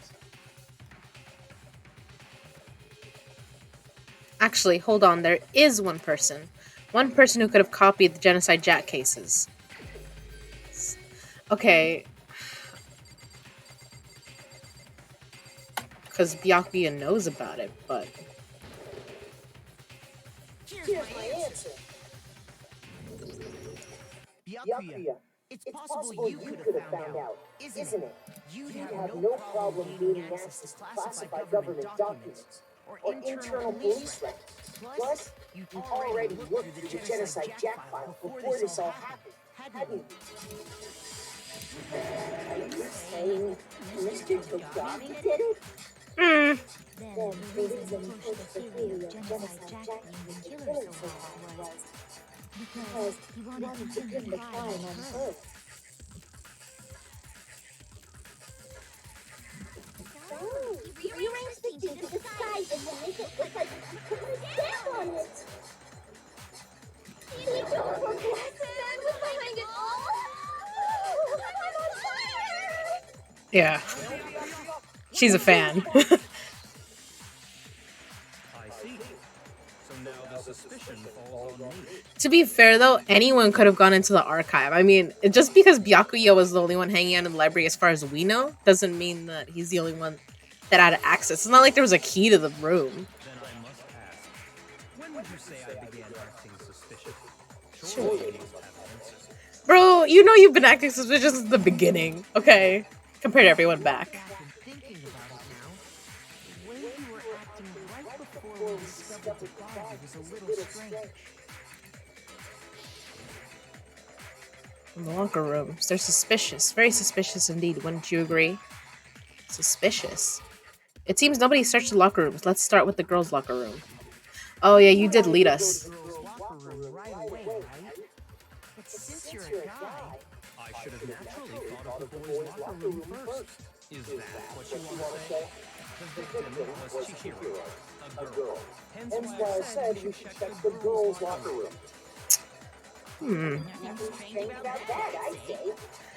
But he's not the only one acting strange. there's something very strange. Okay then, what's so strange about it?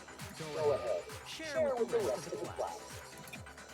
There was a clear contradiction in what Byakuya just said. I need to make it clear to everyone. A new element. Okay. Next, we're going to add something called Truth Flashback. If you aim at a weak spot and hold down the left mouse button, then you'll memorize the weak spot. This is a memorized phrase that can only be shot once as a single truth bullet. If you shoot or change the truth bullet, it will disappear from your truth cylinder. However, you can use this flashback feature as many times as you want. You don't seem to have the answer to a lie or contradiction in your loaded truth bullets. It might be wise to memorize a different weak spot and use that. And the best time to flashback? Well, you just have to use your keen wits, won't you? In this case, though, I will say that if you don't use a flashback, you won't be refuting anything. Well then, good luck and have fun. Okay, so sometimes there will be weak spots, but they won't always matter. I guess. Monitoring file 2. So, you said Byakuya was acting kind of weird before we found the body. 4. But did you weird?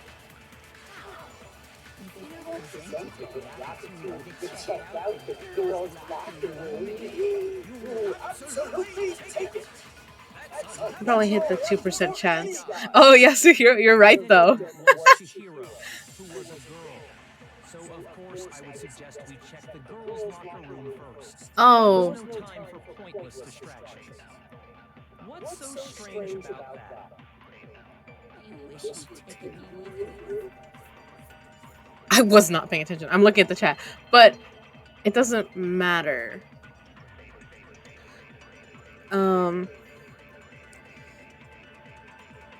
Okay, so I see what you're saying about Yasuhiro because Yasuhiro is the ultimate clairvoyant. That's true. I guess he could have possibly known. I mean, so here's the thing. So, you said Byakuya was acting kind of weird before we found the body. But he was acting weird. Oh, I should have. Fuck. I should have recorded that. I know, yeah. You absolutely take it. That's a natural reaction for any guy. So stupid. The victim was Chihiro, who was a girl. Or no. Of course, I would suggest I gotta get rid of that one. locker room first. There was no So, here's the thing. How did he know it's Chihiro before we found the dead body? You wish you'd taken me with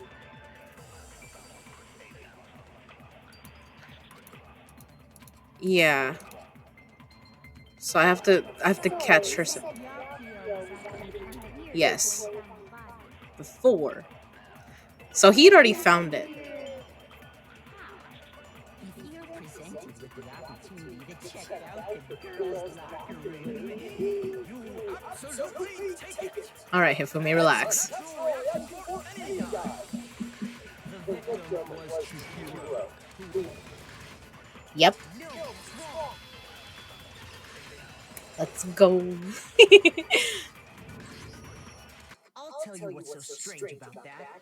Because up until we actually discovered the body, we couldn't have known who the victim was. So your claim that you went to the girls' locker room first because Chihiro was the victim doesn't hold up. Nope. I see. That's a good answer, I must admit. Interesting. Very interesting indeed. But your reasoning is still too weak. Huh? What's wrong? Is that it? Surely you've got more than that. Go ahead. Show us. What's with Byakuya's attitude? It's like he doesn't even care. I've got him cornered, but he's acting like it has nothing to do with him. What's the matter? You're not finished already, are you? There must be more to it. There is. I think.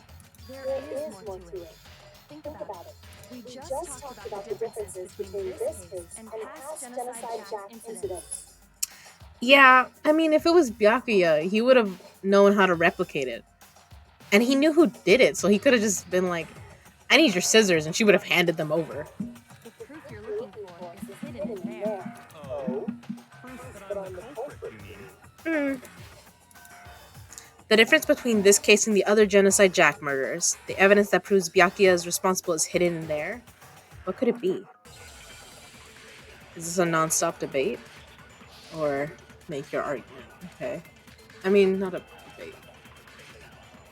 What? The difference between the cases? You want me to explain it again? I use my very own special scissors. Right. I use those same scissors to arrange the body. Chihiro was suspended with. It was something in rope. Was it not? That's right. It absolutely was.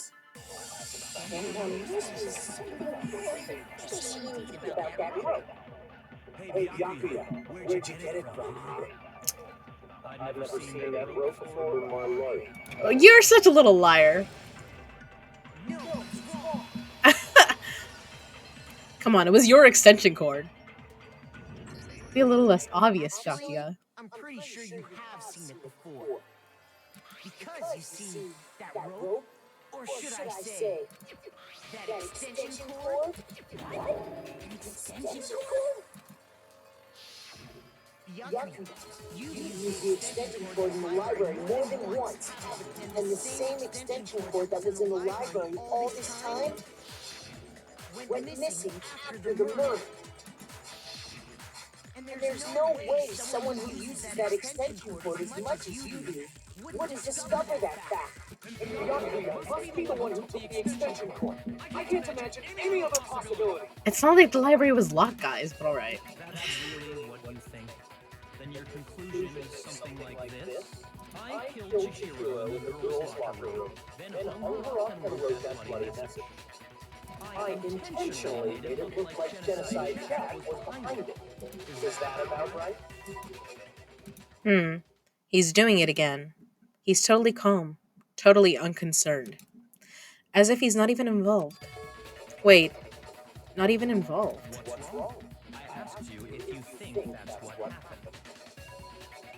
The sprite, though. That's what happened. So that's it, right? Byakuya is the killer. I know, right? I don't disagree with not disagreeing. He kept calling this a game, right? So he'd be totally willing to do something like this to win. Because it's a game, he's willing to throw a wrench in it, I think. But Sorry, but could we hold on just a second? I think we need to talk about this a little more. yeah, because everyone's like, let's wrap this case up. And it's like, hold on. I'm not fully confident about this. Already decided who did it. I know, but still. So you say he hired someone, but here's the thing: in this game, Monokuma already said if you have an accomplice is allowed. However, only one of you gets to live, though. Like only the person that actually committed the crime gets to go. The person who's just like the helper doesn't escape their fate of like dying with the rest of the class. So why would you want to? So there's like nothing in it if you help someone kill. Other than you're like, I got the person out, but yeah. There's something that's still bothering me. Is that right? And what, pray tell, is still bothering you?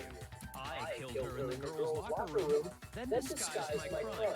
You would have done a better job, though. Specifically, I dressed it up to make it look like it was the work of a homicidal psychopath. Don't say it like this, like you're declaring it.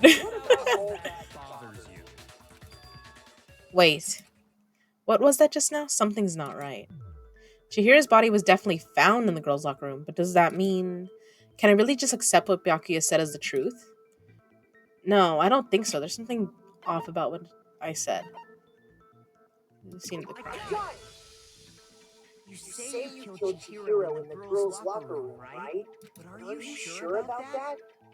Isn't it possible that the murder took place somewhere else? How disappointing. What kind of question is that? Even in the world of disappointment, this is a true letdown. Byakuya, you're disappointing me. She was found dead in the girls' locker room. There is absolutely no question about that. She was found How there. could the scene of the crime have been anywhere else? Don't say it like that. I think it's That was entirely patronizing. possible that she was killed somewhere else, then carried there later. Yeah, she was like 90 pounds. It was... I don't think that's... It's not a crazy heavy weight. Along with the rest of the murder scene. The rest of the murder scene? Yup. Someone did some place setting. That was awfully specific. Please tell me you have a reason for saying all that. The rugs. I believe I do. Hey, Byakuya, did I just take you off guard? When the story suddenly moved to the crime scene, Byakuya, who had been so confident up till now, maybe Byakuya never even realized that the actual scene of the crime could have been somewhere else. Don't just move on without permission. What do you mean she was killed somewhere else? Come on, Kodo. If there's any chance the murder took place somewhere else, let's see the proof. I have 2 pieces of proof. Took somewhere. There was something that switched between the boys' and girls' locker rooms. Okay, there's 2 things. There's... I guess this one. I got it!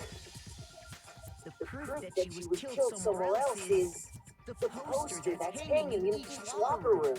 Your proof, the poster in the girls' locker room was a picture of a big blue supermarket. Don't you think that's kind of... They really made you say this? That's so funny. Why would the girls' locker room have a poster like that?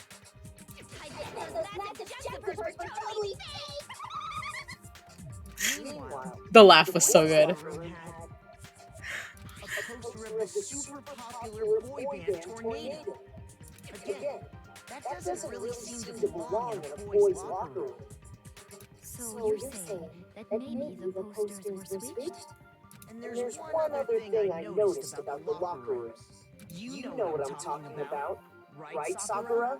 You're referring to my protein coffee, aren't you? Yep. Protein coffee? While I was in the girls' locker room earlier, I spilled some protein coffee on the carpet. But I noticed that after the murder, the stain had been totally scrubbed away. No, it's not that the stain was scrubbed away. It was moved. Okay. Boys' locker room carpet. I got it! The stain on the girls' locker room carpet wasn't scrubbed away. Nah. In fact, I found it on the boys' locker room carpet. That's definitely the stain from my protein coffee.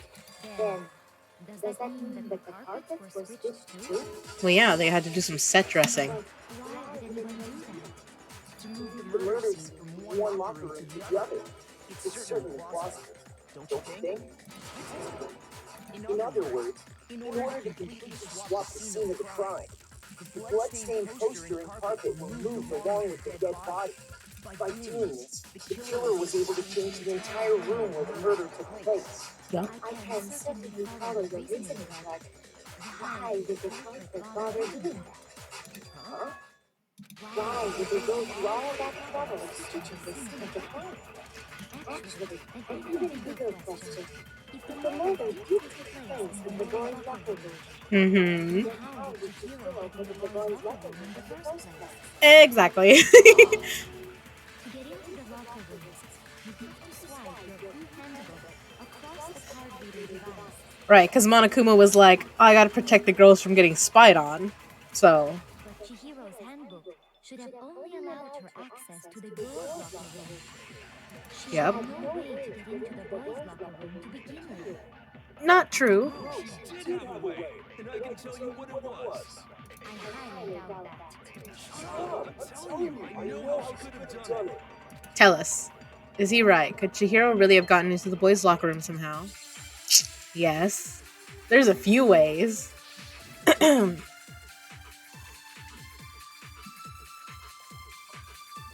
Is it really possible? Yes.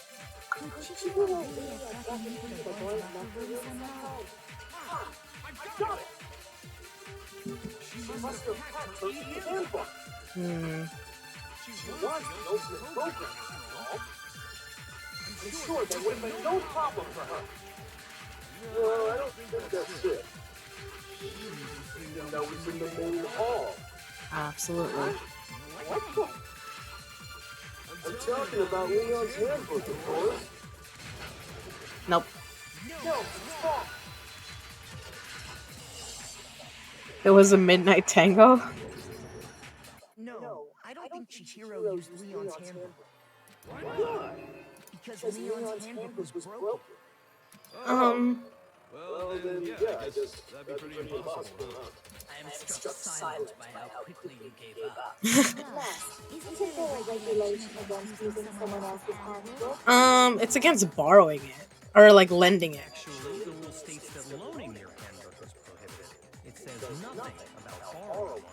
And I think Monokuma already said this, but he said if once the person's dead, he considers them to be an object, like a body. So you can take one of the dead people's handbooks. Like, In other words, you could borrow a dead person's handbook all you want, and you'd be safe. yeah, just someone can't give it to you willingly.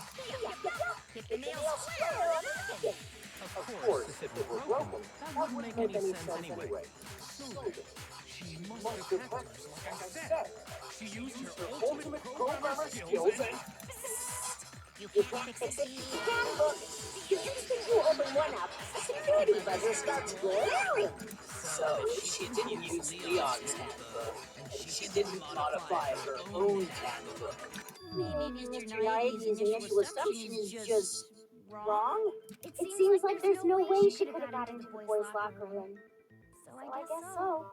Okay then, I vote for Byakuya. Hold on. Is that it then? Chihiro was killed in the girls' locker room, and Byakuya is the one who did it? Really? But still, I don't know what else I can do. Hold on a second. I agree with you, though. I think you're on the right track. What the? You finally decide to open your mouth and that's what you got to say? There's no way she could get in the boys' locker room, right? So, why are you so sure she couldn't get in? There's still one other way she could have gained access. What? What are you talking about? What other way is there? Well, to explain that. So here's the thing, Kyoko, when we walked in and she was checking the body, they did point out she was like poking every inch of Chihiro. So Why don't we take a little break from the trial? I'd like you all to come see something. Wait.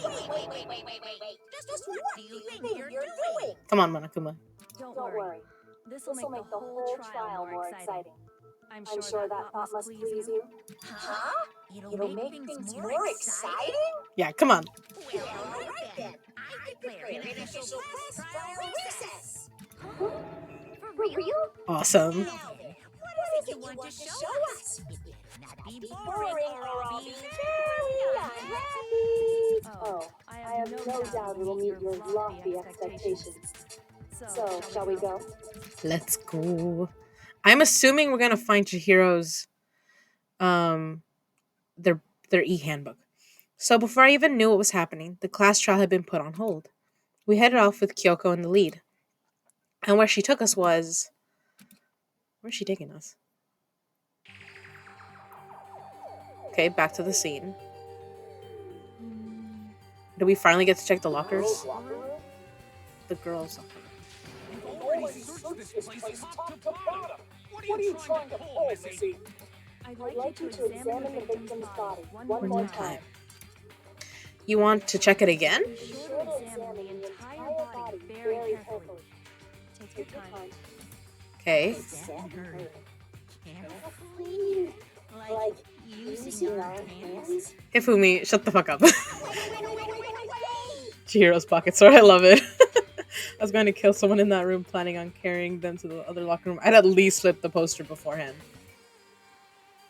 Yeah, that's a good point. Like, why would you put up the poster knowing it's gonna stand out? It's probably best if I don't run my hands all over a girl's dead body. Oh, Taka's nice at least. It's not that I'm freaked out or anything. It's just based on the witch scrubs, you know? Okay, hero. Very well. I'll do it.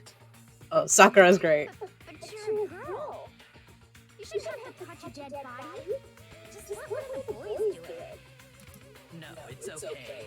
I think Chihiro would rather have a girl examine her. So just leave this to me. Aw. What is it? Some kind of secret girl-on-girl action? Is that what you do about? That's not it at all. Stop screwing around. Okay, here I go. I'm sorry, Chihiro. Please excuse the intrusion. Putting her hands together in a brief prayer, Sakura then began to quietly examine her body. Be sure to check her entire body, and I believe we will solve this particular mystery. I'm sorry, Sakura. Entire body? I know you say that, but... What? This is... What is this? Did she just get the egg? What is it? Not possible. It's not possible. Uh-oh. Sakura's eyes were staring wildly at Chihiro's lifeless form. Her massive frame trembled. This girl is Is what? is a boy. Yep. So she was actually interesting. Thank you for confirming this fact. He said it so calmly and then freaks out. You're joking, right? I wouldn't joke about this. It's really true?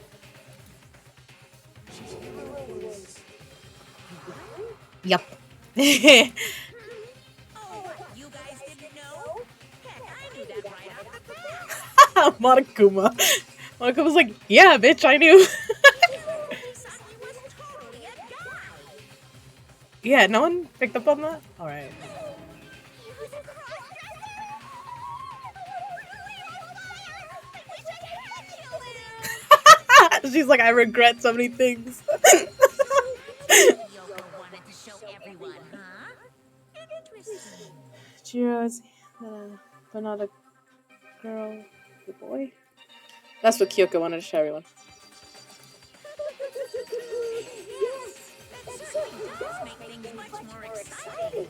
So Ride this wave of excitement back to the courtroom and get back to the trial. trial. Choriho.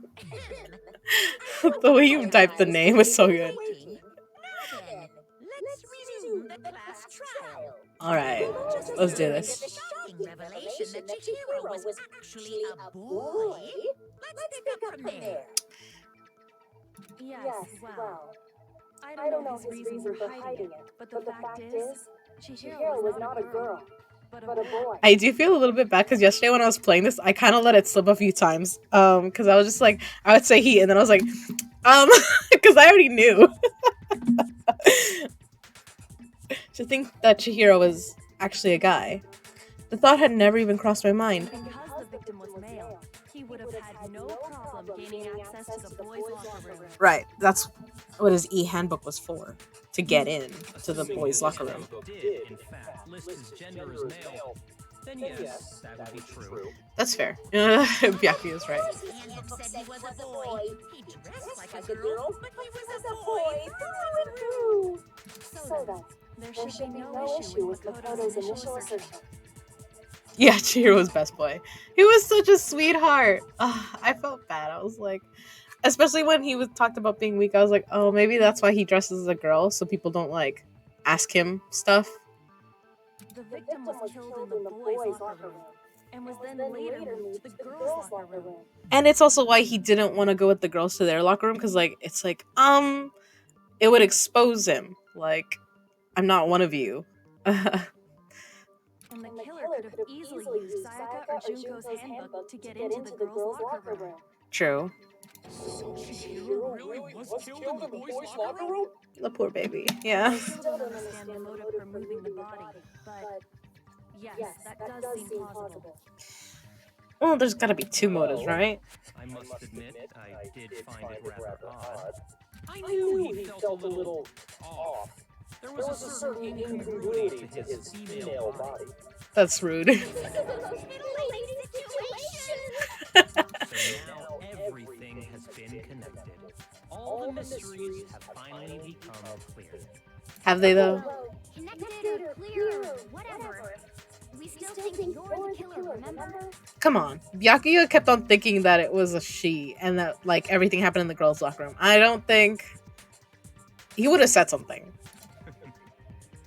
Very interesting. This has become very interesting indeed. Especially when he had no trouble like outing the serial killer amongst everyone. Why would he be at all worried about outing the guy? He's off in his own little world. He's entertained by this, that's for sure. What about you, Makoto? After everything we've learned, do you still think Byakuya's the killer? No. Well, without a doubt, Byakuya is the one that made Chihiro's death look like Genocide Jack did it. But I... Oh. Okay, so I guess, yeah, Byakuya could have messed with the crime scene, but like adding the bloodlust and all that. But I don't know that he changed the rooms. I think he might not actually be the killer after all. What? But aren't you the one who accused him in the first place? He just seems to be too easygoing about this. Like he's enjoying us solving the mystery. The way he's acting, it makes it seem like it doesn't have anything to do with him. And you think that might be because it doesn't have anything to do with it? Plus, the evidence he left behind was a little too... How can I put it? Overt. It was too obvious. Consciously chose to use the extension cord, knowing it could connect him to the murder. Yeah. At least, that's how I see it. And Byakuya, when you found out the murder took place in the boys' locker room, it seemed to rattle you. Yeah. And then again, when you found out Chihiro was actually a guy, if you really were the killer, that stuff wouldn't have had any effect on you. So that's your thinking, huh? Well, it bothers me that you don't have more concrete reasons, but it's fine. I guess I'll mark it as correct for the time being. You're just gonna agree. Correct? Yeah, he didn't do it. I am not the culprit. I just happened to come across the corpse in the girls' locker room and decided to alter it. But how did it, well, kind of want to ask how he got in there, but I guess Monokuma said that, oh, all the doors would be open so we could investigate. So... Are you fucking with us right now? No, I am not effing with you right now. I'm telling you the truth.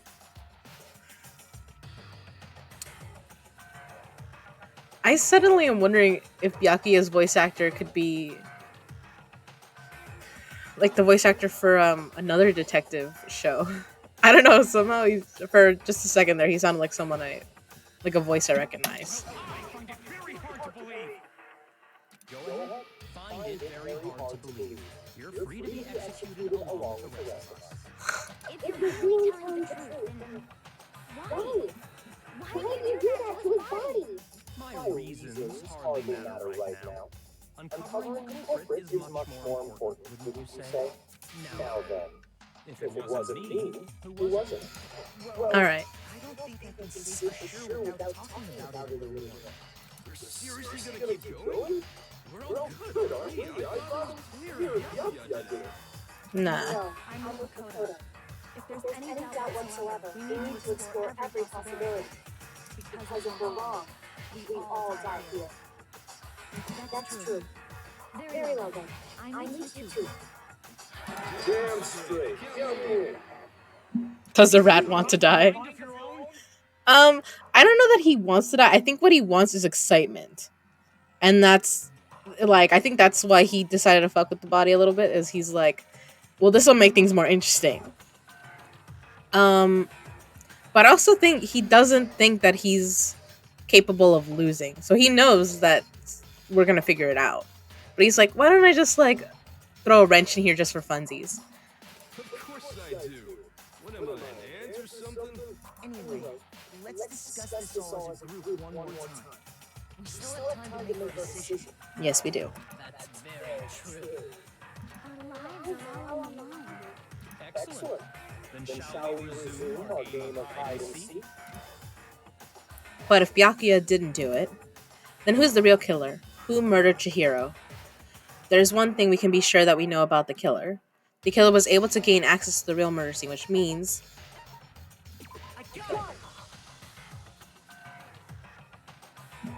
Since the crime scene was the boys' locker room, you would need a boys' handbook to get in. Since Leon's handbook is apparently broken, the killer would have had to use their own. In other words, it had to have been a guy. But that's still not enough. I need to find some more clues. French to his plan. Commit genocide and get everyone killed. Oh my god. Maybe! I actually don't remember if Byakuya had like a reason like that. What?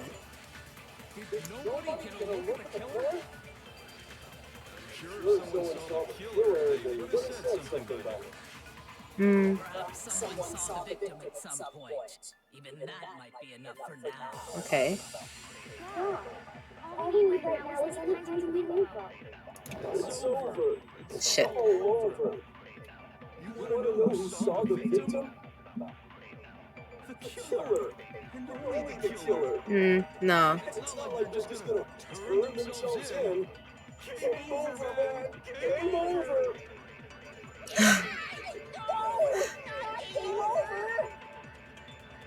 Relax, y'all. I got 11 minutes to figure this out. Isn't there a single clue that might lead us to who did it?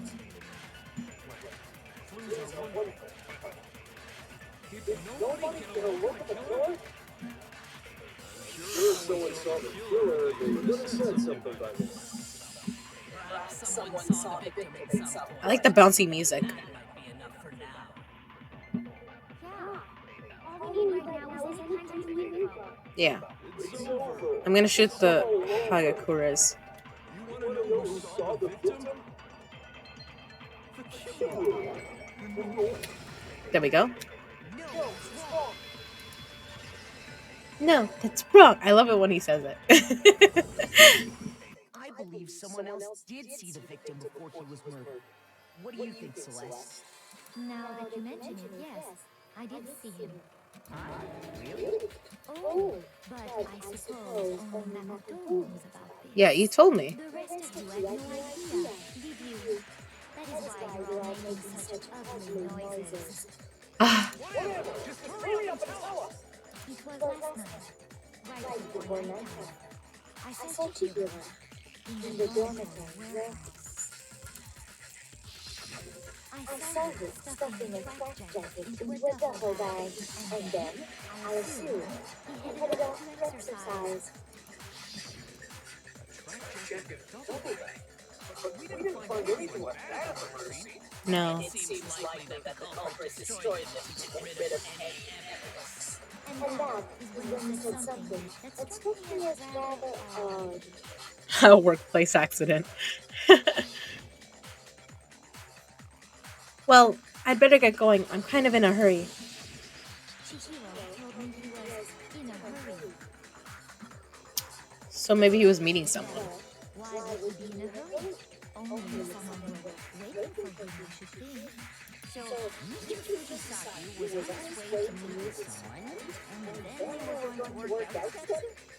But Eden and I had invited him to exercise with us plenty of times, and he always declined.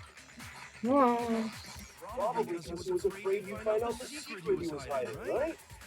Which means that conversely, he must have trusted whoever he was meeting with very much. Enough so that he was willing to risk his secret being revealed. Oh, it was a marvelous friendship! The point is, whoever he met up with was the culprit, right? So we just gotta figure out who it was. But knowing what we know, I can't even guess. No. You already have what you need to make the connection. Yep. Huh? We witnessed a lot of things with Nagi. You know who the killer is. Yep. Well, I know, but Who's the killer? Think back to the track jacket and duffel bag the killer disposed of. Focus on the details of these items, and it should become obvious who was waiting for it. I'm sure about that. You really think we can figure out who did it based on pieces of evidence that we don't have? What? You want to track down some fingerprints or something? Even if we had the equipment, we wouldn't know how to use it. Mondi's the fittest guy there. And the only guy comparable to him is the ultimate moral compass, so... You already know this game, don't you? As was noted, the evidence is already gone. There's nothing to get fingerprints. I love that you just made it longer and longer. Maybe, but we can make certain inferences if we just take the time to talk it out. Yeah. For you to say. But fine. Celeste, did you notice anything special about the bag or jacket? The bag was just a normal duffel bag from the warehouse. All the bags there are the same, so I can't imagine what made that one special. Well, if I remember right, there was a decent variety of tracksuits to choose from. Do you think there might be some connection between the culprit and Chihiro's jacket? Perhaps. Let's explore that and talk a bit more about the jacket you took. Does Chihiro's track jacket really hold some clue about the killer? Somehow, it's really hard to believe.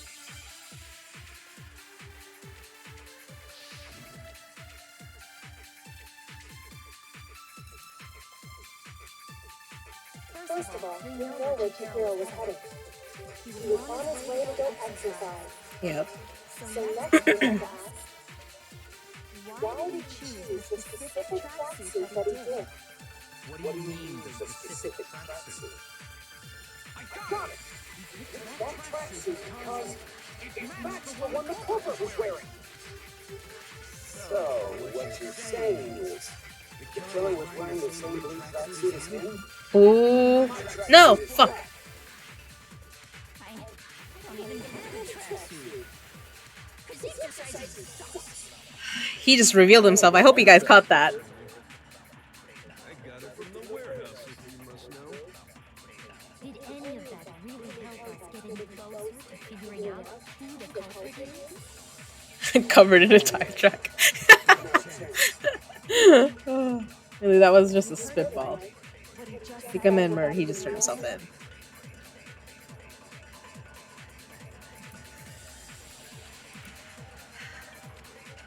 First of all, we know where Chihiro was headed. He was on his way to go exercise. So next we have to ask, why did he choose the specific tracksuit that he did? What do you mean, the specific tracksuit? I got it! He picked that tracksuit because it matched the one the culprit was wearing. So, what you're saying is, the killer was wearing the same blue tracksuit as him? My tracksuit is black. Fuck. The hell are you talking about? Shut up, Elo. Okay.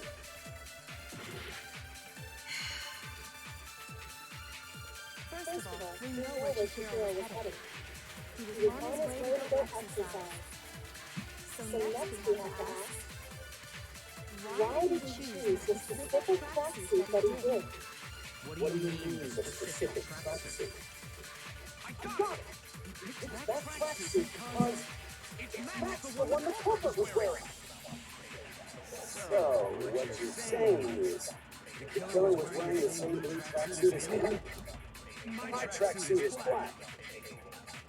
I don't even have a tracksuit. This exercising sucks.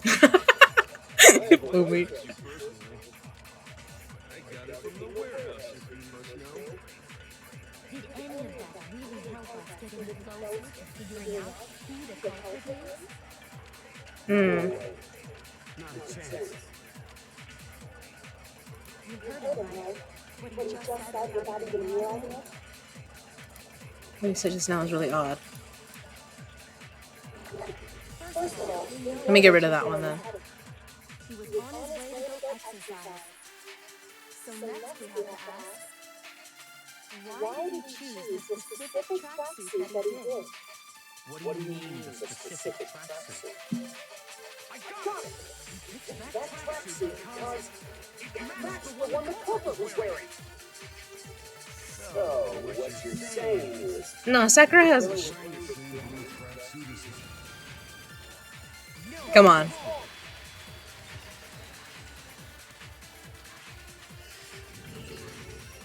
Hold on a second, Mondo. What did you just say? Huh? What'd I say? You know what you said. When Celeste testified a few minutes ago, she said, I saw him stuffing a track jacket into a duffel bag, and then I assume he headed off to exercise. Not the color. "Thing about the jacket's color. Yeah, how'd you know? So why did you say Chihiro's blue tracksuit?" I mean, she told us that it was blue, but I don't think she mentioned it to anyone else. You just... Hey, Celeste. What color was Chihiro's tracksuit? She did say. As a matter of fact, it was blue. And before we began the trial, did you tell anyone that? The only one I told about any of this was you. Yep, she told me. Mondo, how did you know what color Chihiro's tracksuit was? I just... Yeah, I'm sure he saw the clothes at some point in the investigation. but none of us found it, so. No, that can't be it. The bag and clothes were surely disposed of by the time we began our investigation. Then the only reason he could have known what color the tracksuit was is if he saw Cherry in it before he died. That's the only possibility. Oh, I love that she calls him Cherry. That's adorable. Are you talking about Chihiro? That's such a cute nickname, though. So, how about it? Did you see the tracksuit or didn't you? Just by chance. I just happened to see it last night. Uh-huh. He walked past me, and he was carrying the tracksuit in his hands. Yeah, he was our little Cherry. No, that can't be it either. According to Celeste's testimony, She stuffed the jacket into her bag in a hurry. It was almost like she was trying to hide it. And just like that, she was gone. when Celeste noticed it, Chihiro made a point of making sure the jacket was completely in the bag. It was hidden. If you just ran into him briefly, you couldn't possibly have seen what color the tracksuit was. Uh-oh, you showed your hand.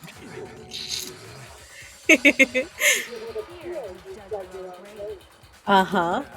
You handed him the shovel, didn't you? That's why you said what you did. Yeah, that's why Byakuya was like, what do you mean a specific one? Focus on the tracksuit and it'll be obvious who he met with? What a bunch of nonsense. Come on, Byakuya. She did a great job. Ah, now I understand. It was all one big bluff, wasn't it? Well, someone had to know what color it was. Your true intention was to draw a slip of the tongue from the culprit. Absolutely. That's why you said you knew who did it. To put them on edge. Yup. That's why he immediately was like, mine was black. Right. However, Mondo was my target all along. I had my suspicions about him from the very beginning. Yeah, I mean, because he was the one at, I think, breakfast one of the days. I was like, I'll train you. I'll help you work out. To Chihiro. But why? What made you so suspicious? That's a good question. That's a good question. The way he talked.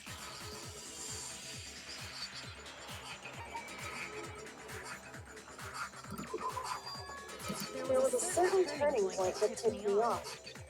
Maybe you didn't notice it, Mondo, but you tend to refer to men and women differently. You only call guys dude. For girls, it's chick. Oop. And after he was killed, you happened to refer to him as dude. Once I picked up on that, it occurred to me that Mondo knew something we didn't. Did he? Shit. I wonder if that's what was throwing me off too. Because I did say yesterday when I was like talking with some of the different people during the case, I would sometimes say he and I'd be like, why did I do that? I know it's supposed to be her right now. But he probably let it slip before. No, I'm not the frightful one. Yeah, she's not the murderer. Not nearly as frightful as someone capable of murdering a friend.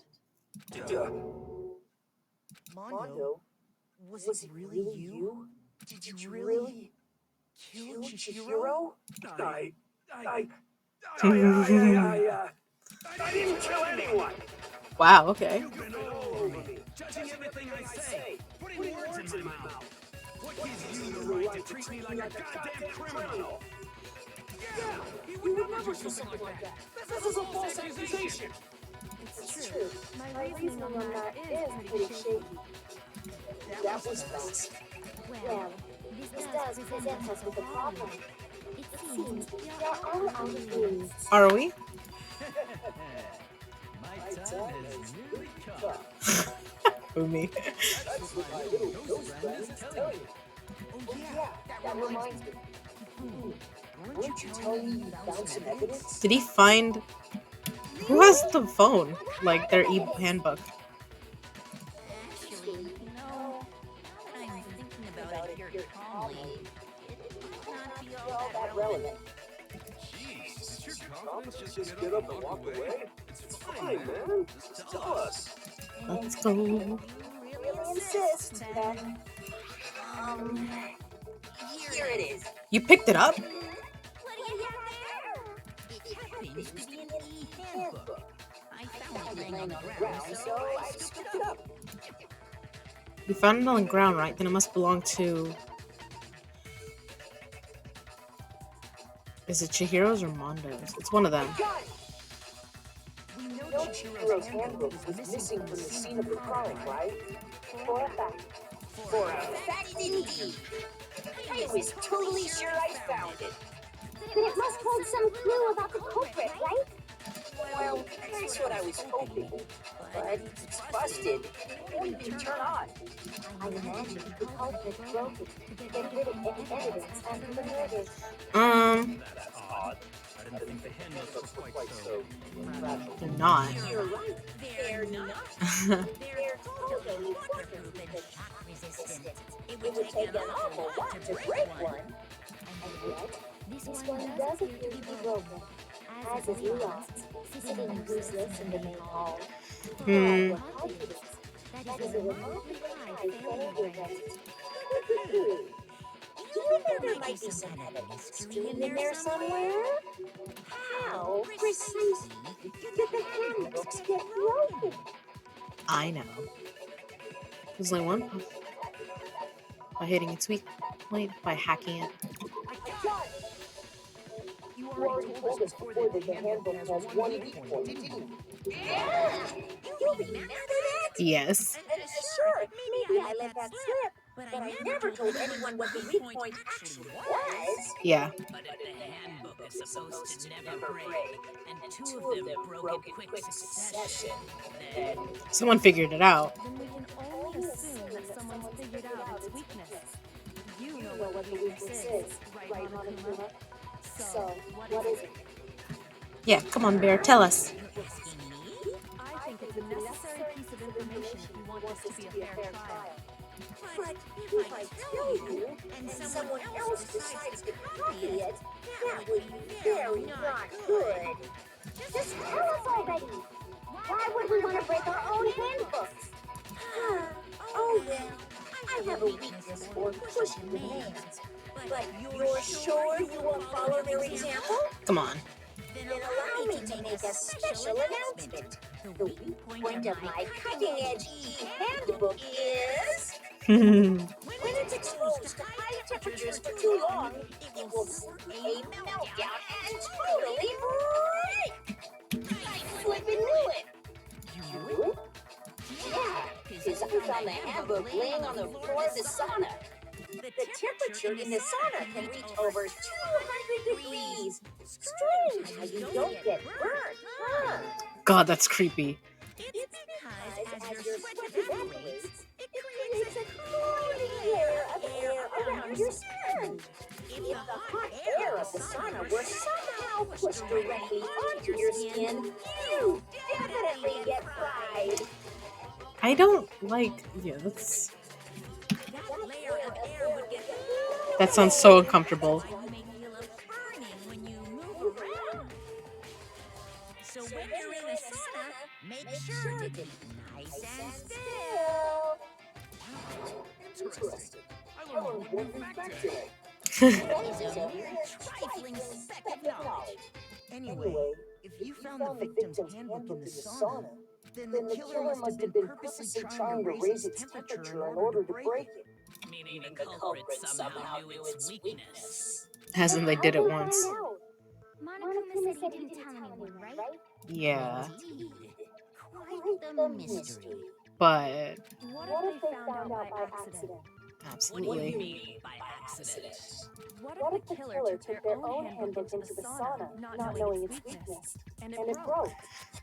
Mondo went into the sauna fully clothed, remember? They'd realize it was broken, of course, and it wouldn't be hard to figure out why. To bring Bakuma the science guy. Exactly. They knew they had an easy way to dispose of it. The punt bear. That's very puntable. He's adorable. I love Monokuma. Also, sis Kay, do you remember if it was you or Ruby that got me the Monokuma the teddy bear? I have it. I love it so much.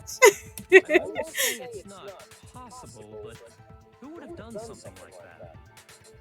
I don't know of anyone who took their handbook into the sauna. Well, but you weren't there. I was called as a witness. I might know someone who did. Yep. Seriously? Yeah. I think the one who may have taken their handbook into the sauna was... Oh, Taka figured it out too. Has to be the one who wore all their had to be the one who wore all their clothes in the sauna. It was. Let's go. Let's do this. Come on. Taka, you know what I'm talking about. It was Mondo. Here's my answer. Mondo, your handbook got broken in the sauna, didn't it? What? Why? Why do you keep accusing him? You know why, honey. Mondo and Taka had an endurance contest in the sauna not too long ago, remember? And for the contest, Mondo just so happened to keep his school uniform on. Yep. But little did he realize, he also left his handbook in one of his uniform pockets. And when it was all over, Mondo discovered that taking your handbook into the sauna could easily destroy it. No, wait, hold on. You got it all wrong. We would never kill. I don't accept this. Show me the proof. The actual solid proof. Oh, why are you the one panicking? I mean, I don't want to believe it either, but I found something that proves it beyond a shadow of a doubt. So that means he has Leon's handbook then, if his own was broken. Shihira's handbook card reader. Let's test Makoto's assertion. If what he says is correct, then Mondo, you broke your own handbook. Yep. I definitely prove it. In other words, if Mondo's handbook is actually broken, then that proves that what Makoto says is right. Well, my goddamn handbook works just fine. See? Look! Makoto was wrong after all. I wasn't wrong. Mondo wouldn't hurt a fly.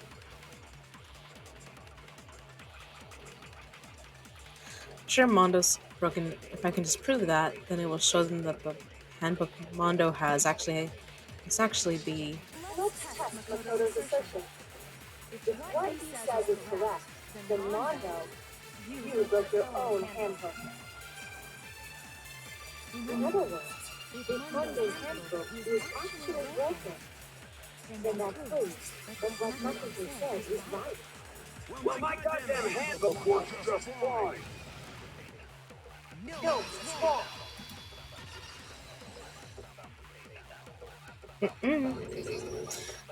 Mondo, the handbook you have right now, is it really yours? Yeah, come on, turn it off and turn it on. Let's see. What's that supposed to mean? The broken handbook that was in the main hall. Isn't that one actually yours?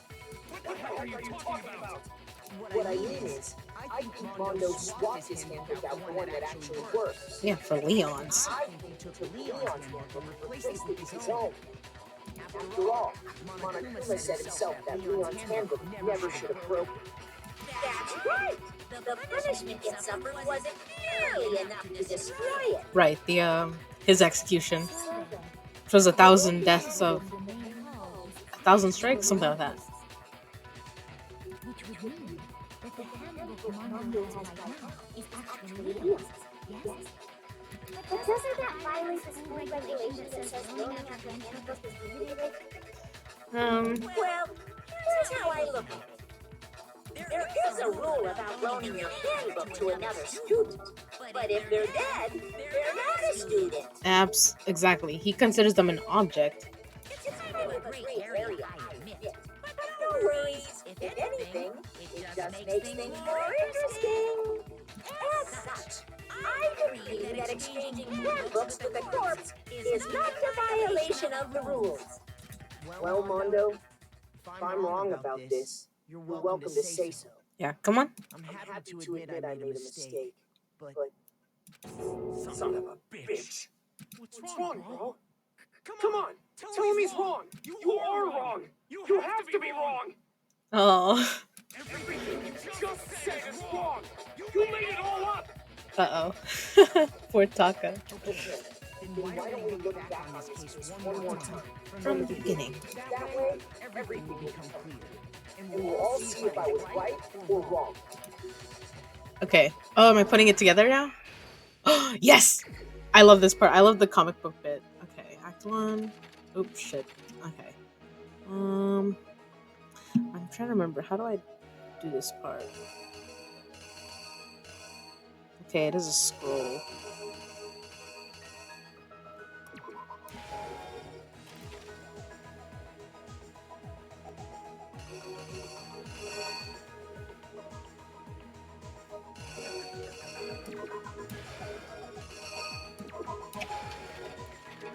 Oop. Okay.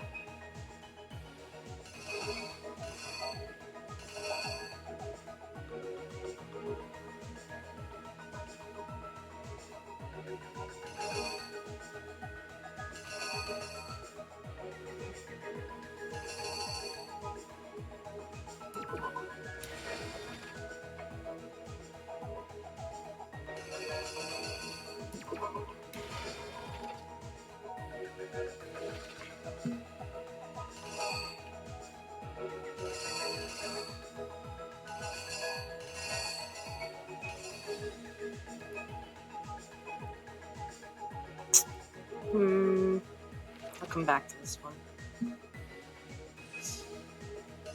Let's see.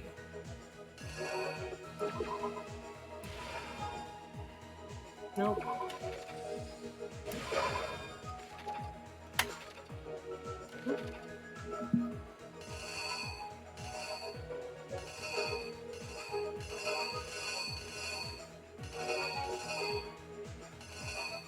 Maybe it was this one.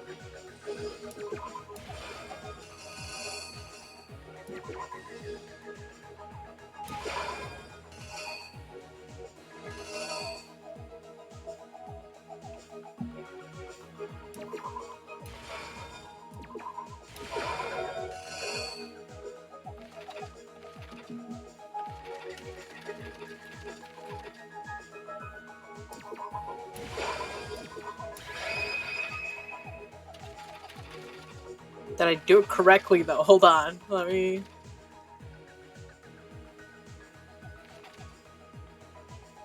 I think so. Do I have any more of these? Sometimes I have an extra one.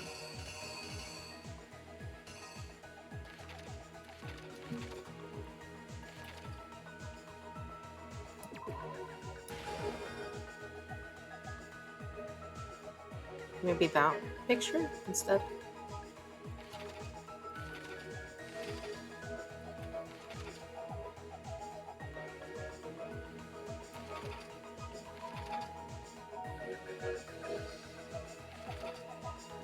Although we're not saying why Chihiro was killed though, so I don't get it.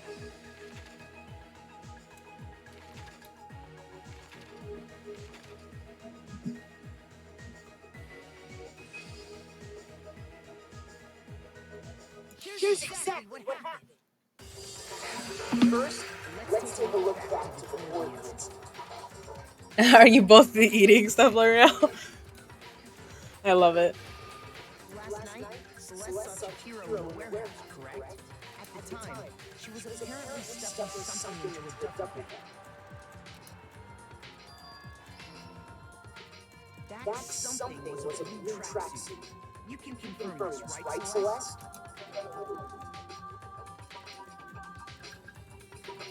With bag in hand, Chihiro headed out, even though it was officially nighttime.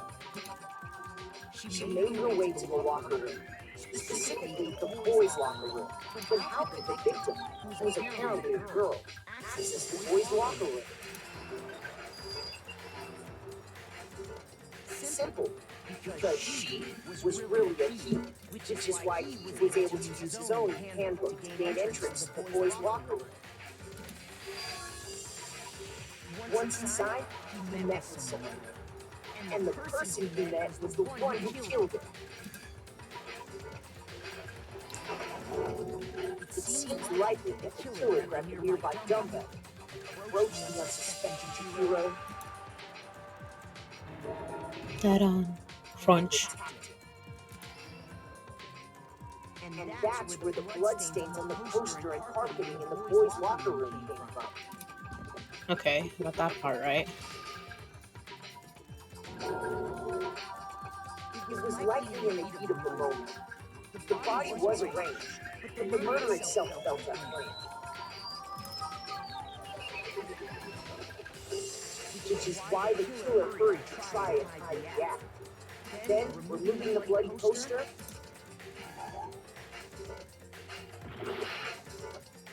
Oops, okay. So that part's right. Laying out the poster.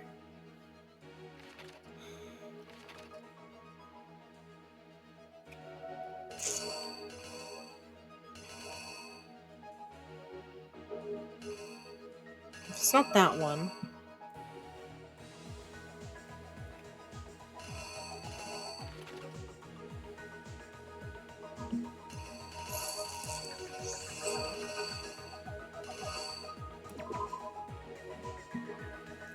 I don't... Oh, taken to the girls' room. So... Depositing the body.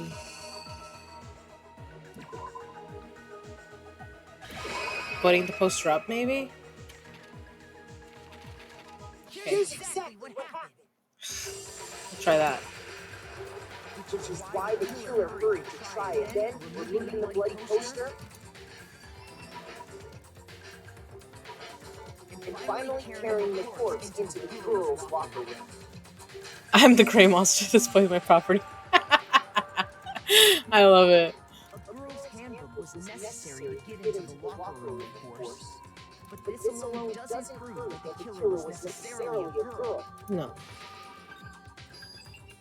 After all, Sayaka and Junko's handbooks had been placed in the main hall. Right, if you took Leon's, why wouldn't you also take Sayaka's, maybe? Using one of those, a boy could get into the girls' locker room without much problem. And that's exactly how the killer did it. With the carpet and the poster they brought with them, they got to work. They changed the layout of the boys' and girls' locker room in what you might call a crime scene switch. That could have been the end of things, but no. Yakuya discovered the body and decided to intervene in the situation, making things even more complicated. So, after stumbling on the crime scene, he went and grabbed the extension cord from the library, and then he got to work. He used the cord to string up Chihiro's lifeless body.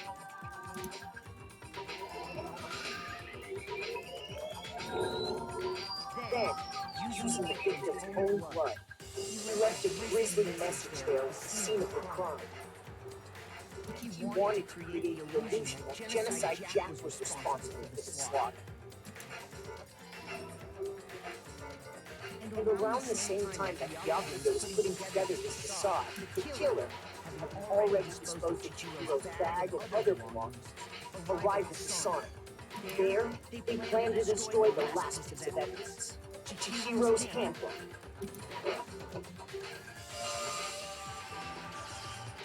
And just as the killer expected, the steamy sauna was enough to ruin the electronic gadget. Somehow, the killer knew that the handbook couldn't stand up to the heat of the sauna. And the reason they knew that is because the sauna had already bred their own handbook. And that's how it all played out. Yeah. Isn't that right, Mondo Owada? Uh-oh. Oh shit, does this mean that the I have to there's a rhythm game in this that I'm very bad at.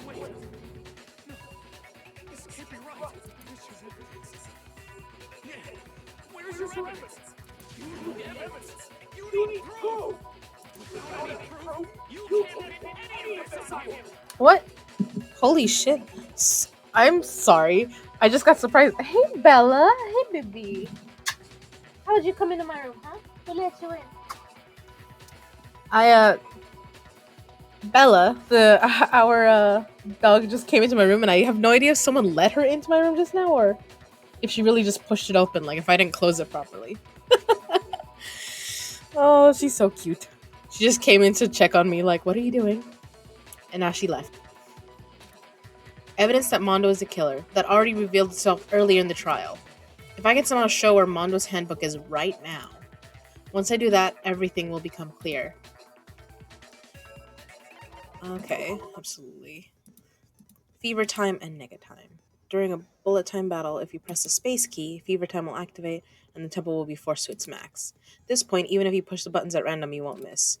So you can however you want, but this only lasts until your focus gauge runs out, so make the best possible use of your time. Of course, it wouldn't be fair if you only got access to special time. So we've also prepared something called nega time that your opponent can use. The opponent activates nega time during the bullet time battle. Your tempo marker will disappear, making it quite a bit tougher to hit buttons in rhythm. If you were to activate fever time at this point, no, never mind. I'm sure nothing would happen. I don't know what I was worried about. Surprisingly, if your action time difficulty is set to gentle, won't use. Well then, good luck and have fun. I think my action difficulty might be set at gentle, just because I'm using a mouse, and I'm very bad at this. Show me some evidence. You're wrong. I won't listen. I refute you. False. Show me some evidence. Come on, Taco. False. I refuse to vote. Show me some evidence. You're wrong. I won't listen. I refute you. False. Show me some evidence. I won't listen. False. You're corrupt. Come on. Oh shit, I'm losing this. Come on.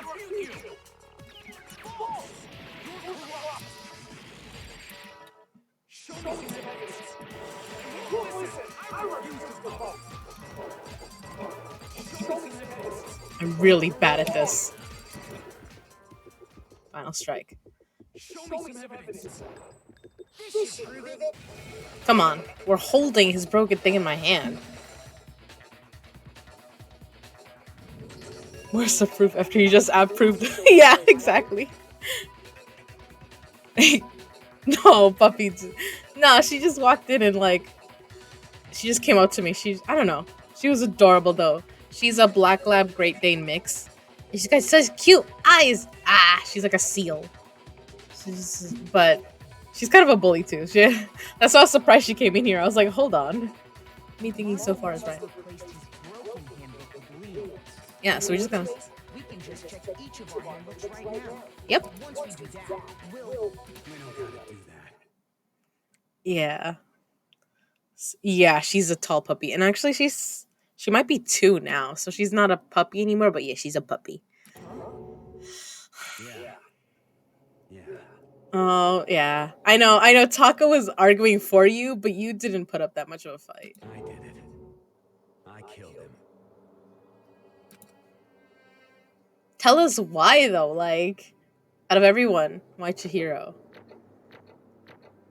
Haha. I did so well. Yeah, I know. I always fuck up that like the rhythm game. I'm so bad at it. I'm so bad. I have no rhythm. Ooh. Ooh, I got 80 Monokuma coins. Okay. Bro, what are you saying? He's admitting it. No choice, man. After hearing all that, I gotta just give up. I'm sorry, Taka. Go ahead, Monokuma. Get it over with. Ask for the goddamn verdict. No, hold on. I wanted to know why. Wait! Hold on! No waiting, no holding on. Monokuma. Time for the moment we've all been waiting for. Grab your lever and give it a yank.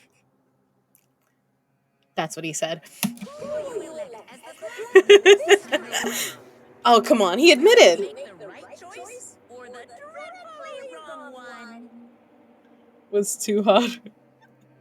Was driven to insanity. What's it gonna be? His heart was trampled. Yeah. I feel bad for Taga. It's gonna be. Alright, let's do this. I love the little animations. Who was found guilty? Vote! And he's guilty.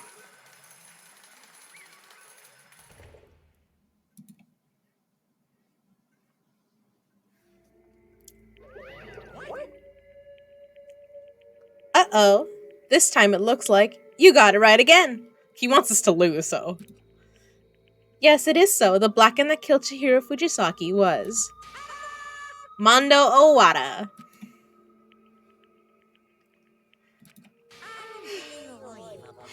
In case you're wondering, the vote was not unanimous. Kiyotaka chose the wrong answer. You're treading very close to the danger zone, Mr. Ishimaru. You need to be more careful. I refuse to believe it. There's no way he could kill someone. Sorry. What is this? Why are you apologizing? Why? Why? Why did you do it? Now then.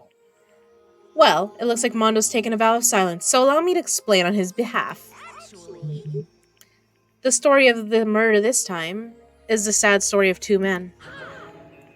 Oh, but for anyone who doesn't really want to hear it, you can hit the control key to fast forward the text. Anyway, there was once a young boy, and his name was Chihiro Fujisaki. He had an extreme inferiority complex regarding his own lack of strength. You're so weak even though you're a boy. He'd heard things like that as long as he could remember, and he couldn't overcome his weakness. On the contrary, he tried to hide and buried himself further and further into that weakness, to take on the fragile form of a petite young girl. He had chosen that as his way out. Now, nobody will be able to say anything about even though you're a boy, but no matter how tightly he wrapped himself up in that shell, the inferiority complex had already taken root deep inside of him and was not so easily weeded out. As it turned out, the shell was completely empty. The complex didn't disappear. Instead, it only grew stronger and stronger.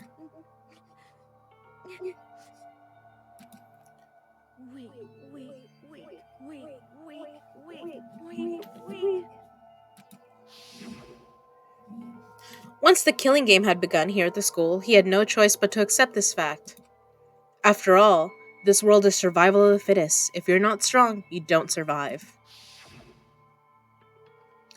And then the lovely and hateful Monokuma announced the revealing of the embarrassing secrets, which of course included Chihiro's embarrassing secret, which I was more than willing to divulge. Even though he dresses like a girl, Chihiro is actually a boy. hey, And that was something Chihiro couldn't let anyone find out, no matter the cost. If that was revealed, it would be the end. The hardened shell would crack, the armor would fall away. Without a doubt, those around him would torture him more than ever before. Everyone figured being thrust into such a dilemma must have sent him spiraling into despair. And yet... I'm sorry. I'm sorry, I don't really want to talk about it right now. But But I also don't want to leave things the way they are, so maybe I can talk about it later. After I try my best to become strong, then I can tell everyone. Unknowingly, he used the thread of discovery to motivate himself to become stronger. that's right. Now's my I chance. want to change. I'm going to get stronger and accept who I am. Strong enough so that when someone says, even though you're a boy, I'll be okay. I'll get better. With that thought at the front of his mind, he resolved to take immediate action. And so, that day, he made the commitment to begin exercising. He was prepared to retain his mind and body. But sadly, that would be the first and only chance he would get at it. hey, When he decided to start exercising, he thought it would be good to ask for someone's help. But he wanted to tell that person his secret first, and then ask them to help him from there. And the person he went to, Yeah, that's right. it was me. Yup, it sure was. The biker gang fella had been painfully clear about how important his manly promises were. So Chihiro probably figured that even if he confided in Mondo, his honor would make him keep the secret. Plus, Mr. Macho Mondo was the very symbol of a strong man that Chihiro had always aspired to.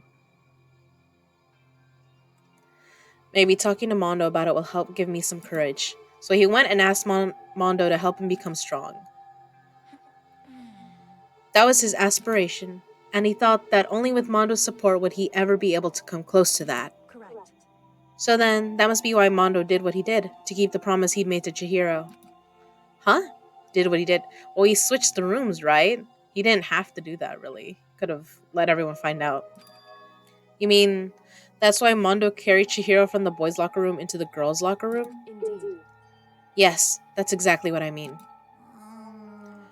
Wasn't that to cover up what he'd done? Certainly. That could have been part of it, but I don't think it was the main reason. The real purpose was to keep the promise between men he'd made to Chihiro. But But how does moving the body keep his secret? because Because if everyone knew he'd been killed in the boys' locker room, then everyone would have been arguing about how she got into the boys' locker room, right? Once that started up, at least a few of us would have immediately begun to suspect his identity, so... He tried to protect Chihiro's secret by putting him in the girls' locker room and stealing his handbook. See? Then Mondo did all that to keep the promise he'd made to Chihiro, who he'd also killed. Why would he do that? The more I hear you talk, the more I don't understand. I mean, you guys trusted each other, right? So why did you? Because no matter what, I didn't want anyone to know. I knew it. So that's what triggered it after all. The possibility of having your embarrassing memories and secrets exposed. What is this? That's impossible. Nothing could have been that bad. Something he didn't want anyone to know, even if it meant killing someone? It's impossible. Don't make me repeat myself. How many times must I repeat myself? To judge others by your own standard is the height of folly. Yeah, I mean, to be fair, Taka was, like we said, the ultimate moral compass. So, like, what was his thing? He jaywalked once? Like, it couldn't. His embarrassing secret is not the same as, like, the embarrassing secret of someone that was, like, a biker gang boss. Or, I don't know, the fanfic creator, even, probably. Like, he's probably hasn't really done anything insane. So, it's like, yeah, of course he's like, well, how embarrassing could they be? But some people have much darker pasts. He's yeah, well, it's because they had him and Taka and oh my god, I'm blanking so hard right now. The two of them had a moment where they were like, okay, we're both tough guys, let's be bros. Like they had they had the start of a bromance going on, you know. So it was like, I can't believe you would do this after, like, I thought you and I were on the same level. Even if you can't comprehend it, you obviously can. That's all there is to it. Oh, well, while we're on the subject, why don't I tell you? That embarrassing memory, that secret he didn't want anyone to know. Hey, You know what Mondo did? He killed his own brother. That is pretty big.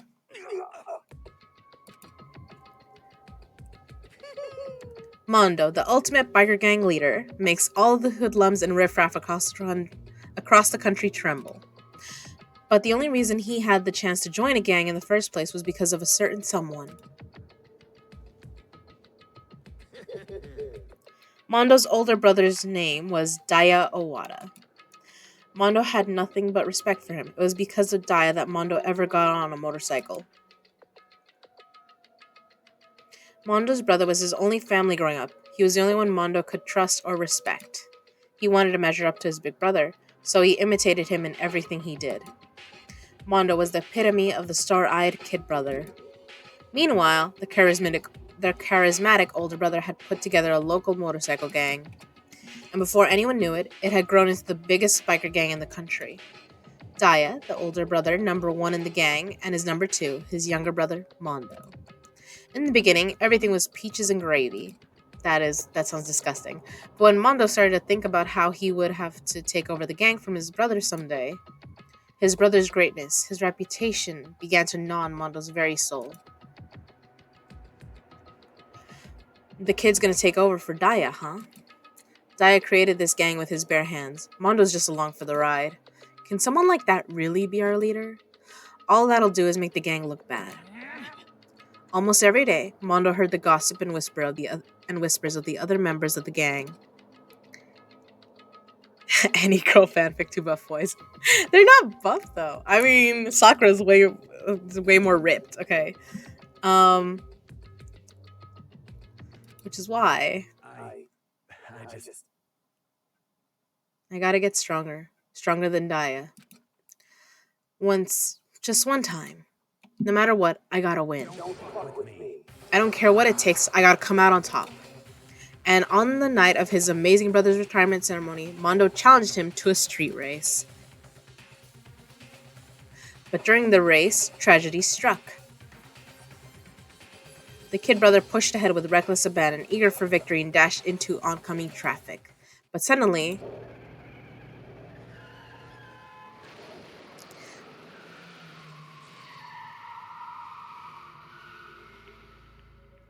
laying in his kid brother's arms, the older brother delivered his final words. My bad, kid. I fucked up. Sorry. Of course, he knew it was his brother's fault, but Daya never blamed him for what happened. I mean, it wasn't his fault. It was an accident, right? Hey kid, the rest is up to you. No matter what, you gotta keep the gang together. Cause it's the team, you and me put together. It's a promise between men. He decided to hide the truth of what happened from everyone else in the gang, in order to keep the gang together and keep the promise to his brother. He could never admit to anyone that it was his own weakness that had caused the accident. And as a result, the team was made even stronger under the banner of the kid who'd bested his big brother. Daya was gonna lose to his kid brother, so he got stupid and got himself killed. That became the explanation for what happened. Mondo's lie became the truth.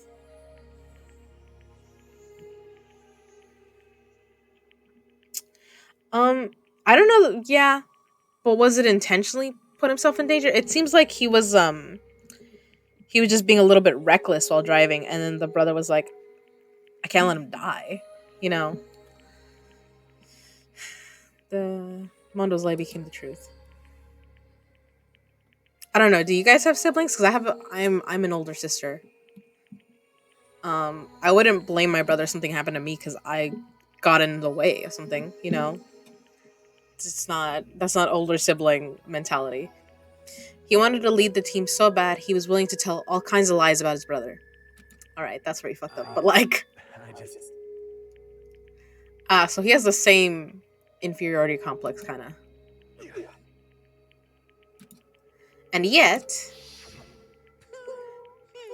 as soon as our killing game began, he realized, no matter how tough he pretended to be, he was just another weakling that could die in an instant.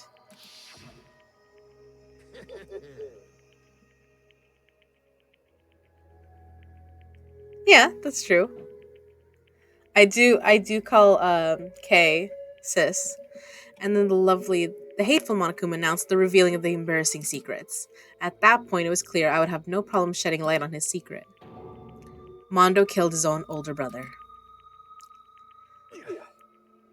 Yeah, but that's a lot of blame to put on yourself. No matter what, I couldn't let the other gang members find out. If that happened, everything would have been ruined.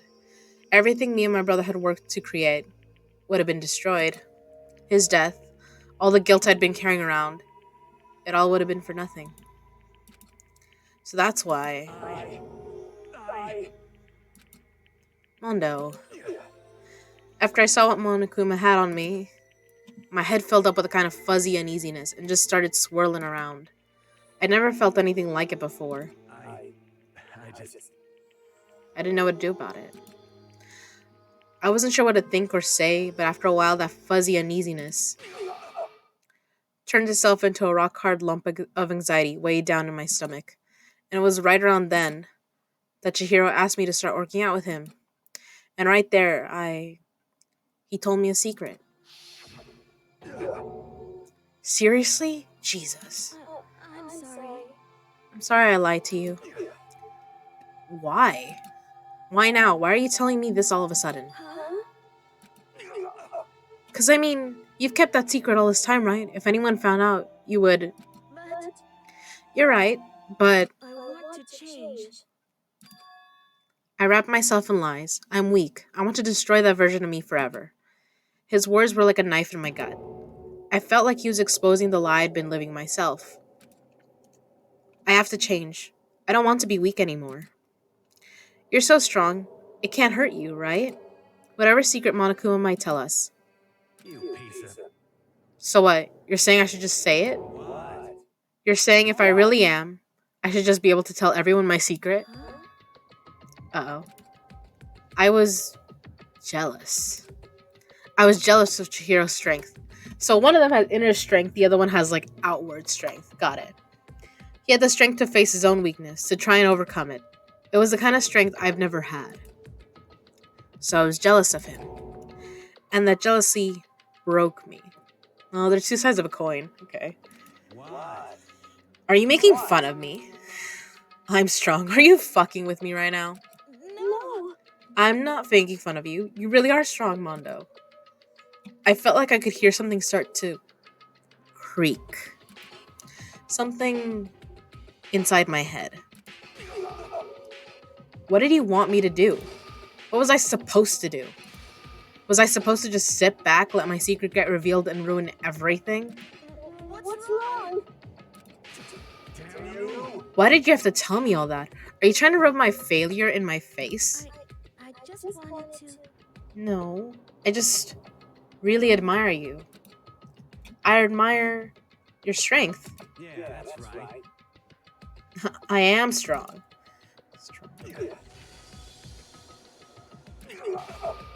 Stronger than you. You son of a bitch! And stronger than Daya. I don't remember anything after that. When I woke up again, he was laying at my feet, covered in blood. I had the dumbbell in my hand, and I was just staring at him, down on the ground. Hey. I killed him. I killed Chihiro. Even after all this time, I'm still just as weak as I've always been. Killing to protect a secret. Got it. Thanks to that, I did something I can never take back. Mondo. He was normally so aggressive, so angry. He hid that weak side away from everyone. That was his secret. A weakness like that lived in a heart like his, and it turned him cold-blooded. God damn it. Monokuma, you're enjoying this way too much. Look at him. You see? You're all just like him. For a secret from the past, for a memory. For that, he killed another living human in cold blood. He couldn't cut free of his regrets from the outside world. He doesn't know what true strength is. Do you see hope anywhere in there? Because I sure don't. You. And the chip hairstyle? Oh, you mean the pompadour? I have no idea. You bastard. Just shut up, you son of a bitch. Go ahead, say that again. I dare you. I'm surprised. I think this might be the first time Taka has cussed. Okay, I'll say it as many times as I want. Is what I want to say, but unfortunately, I can't do that right now because the time for punishing is fast approaching. Punishing? You mean execution? Exactly. That's what I promised you, right? The Blacken that disturbs the peace will be punished. Ridiculous! Hold on. I prepared a very special punishment. For Mondo Owada, the ultimate biker gang leader. Let's give it everything we've got. It's punishment time. It's happening.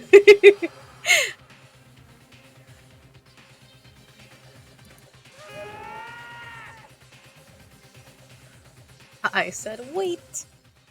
Sorry, man. I couldn't keep the promise we made. From one man to another. It's happening. I love this animation. Game over. Mondo has been found guilty. Time for the punishment. Ah, that's what we've all been waiting for.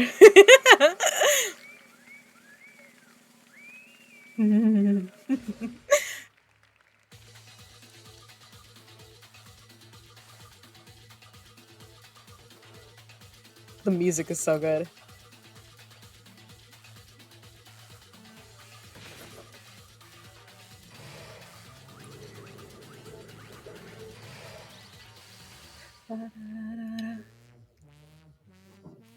The Cage of Death.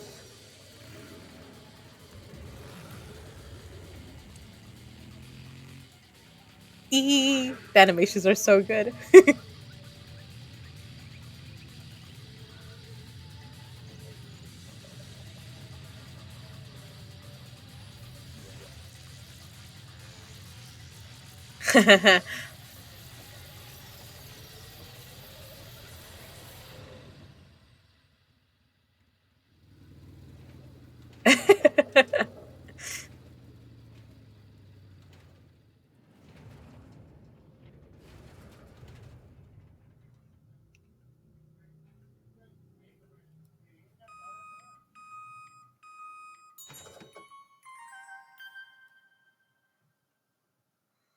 The music. Mondo butter. 2 times the fat.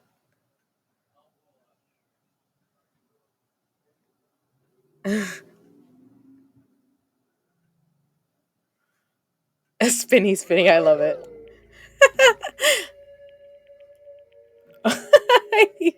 Mindo bitter. Yeah. Laugh at death and your soul will forever be at peace.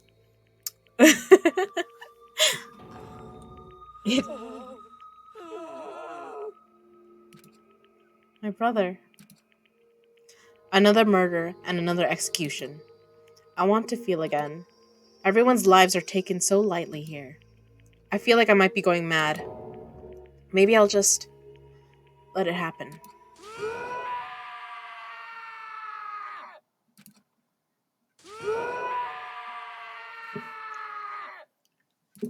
She's the voice acting. As Taka's sad screams invaded our skulls, we were each forced to realize once again. But of course, he had to. What is disappointment? This is the end of the game? Yakuya? What is this? You're completely insane. Do you know that? A game? One of our friends is dead. Do you realize that? Naturally. Of course I do. Because this game is life or death. Hey, I don't have anything to say to you. I don't have a response except that I just don't understand why. Why did you go out of your way to disguise Mondo's crime? What? Why? Isn't it obvious? Because it made things more interesting. His voice was calm, emotionless, like the voice of death. It chilled me to the bone. Last night, when the murder took place, I was in the library as usual. Honestly. So you ignored the nighttime rule too. That rule never mattered to me. I don't recall agreeing to it. There is nothing to be done. Well, I don't particularly care. Please continue. The night grew late and I decided to return to my room, which is when I stumbled upon him. I spotted Mondo coming out of the girls' locker room. After he'd gone, I looked inside and saw the corpse. You mean actually witnessed the murder? Not witnessed. He was such a fool. He didn't have the slightest idea that I'd seen him. Well, So, you're saying you knew who the culprit was from the very beginning? That's right. Indeed. But if that had been the end of it, how boring would that have been? I mean, what a waste of time to have the answer revealed right at the beginning. Which is why I decided to lend a little helping hand. I thought it would liven things up. You did all that to liven things up? I see. So after hearing about Genocide Jack from Toko, you decided to use that to create the fake murder scene?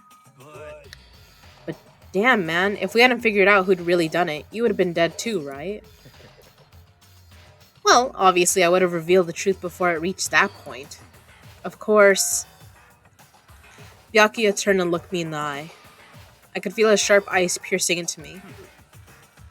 Thanks to a certain remarkable someone, it never did, and I was able to perform an interesting experiment.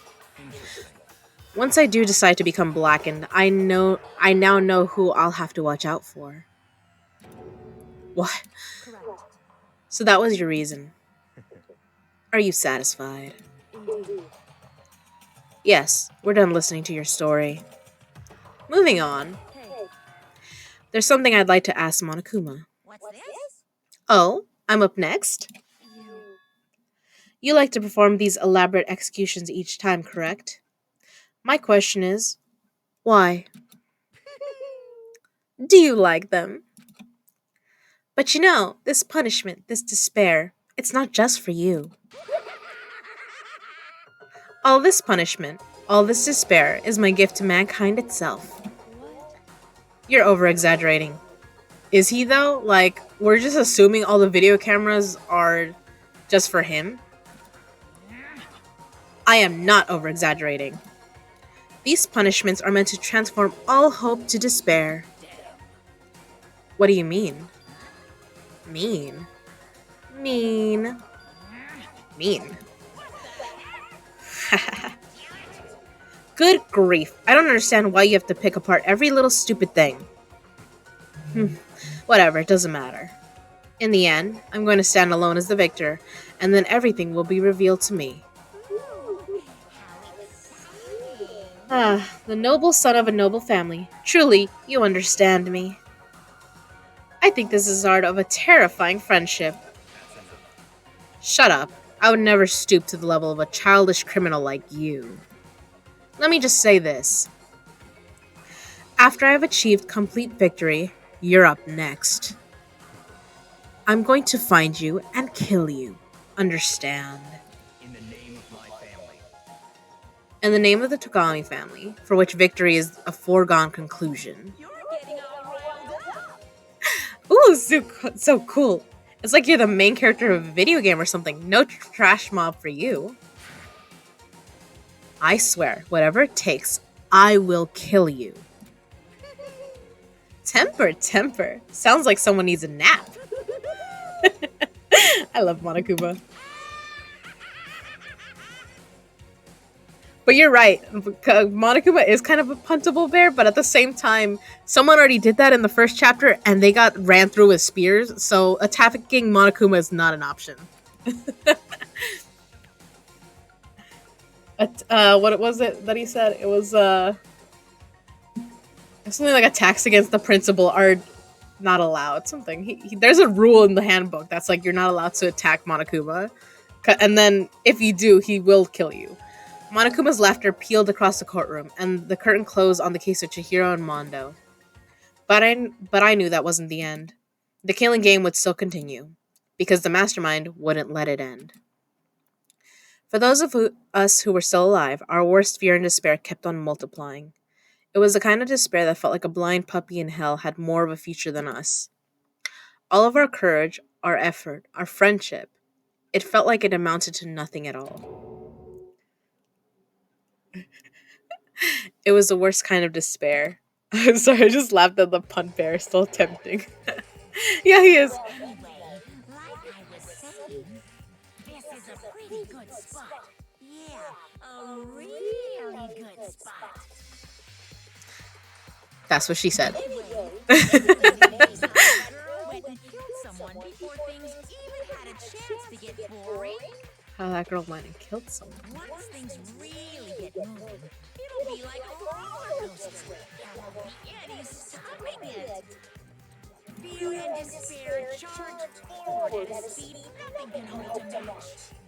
But I must admit, I'm disappointed. I went to all the pain and effort of making you part of the group, and you couldn't play your part. You do remember you were supposed to make the first move, right? Well, no biggie. Nothing you can do about it now. So just do your best to make things more exciting from now on, okay? After all, that's what everyone wants to see. There's one thing I'd like to ask you. As long as you don't want to know my measurements, fire away. Who is it? The 16th high school student, I mean. My, you really took me by surprise there. Because in the courtroom, there's 16 seats, but one of them is left open always. And it's like, why? I know I said you could ask anything, but super denied, ultra denied, demonic denied. Because you see, that's my ace in the hole. And nobody would be dumb enough to reveal that, right? No matter how close they were to their friends.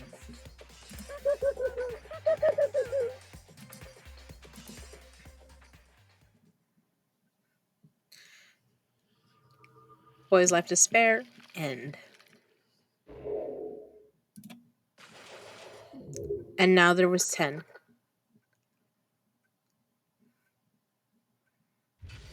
To be continued. Okay, let's see. I don't want to start a crazy diamond present. I get a souvenir after the end of these trials.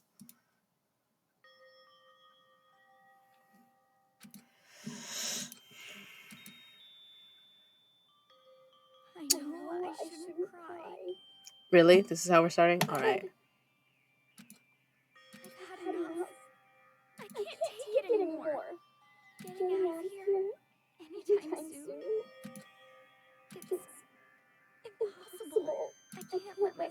about how much I want to get out of here. If I keep thinking like that, I might decide to.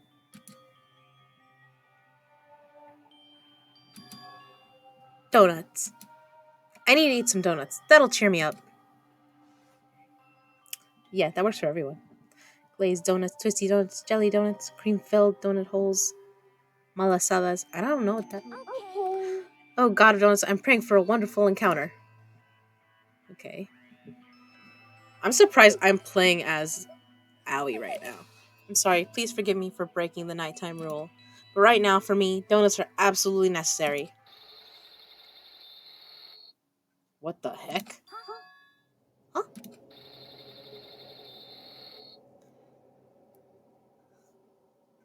Another punt bear, isn't it?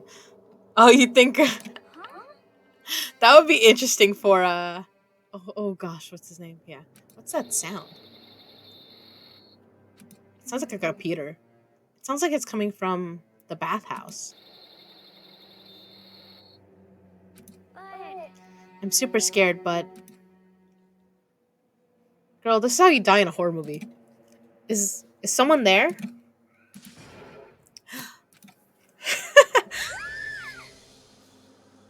Gonna wake the house up. She found a ghost. The next generation legend. Stand tall, galactic hero. Ooh, okay.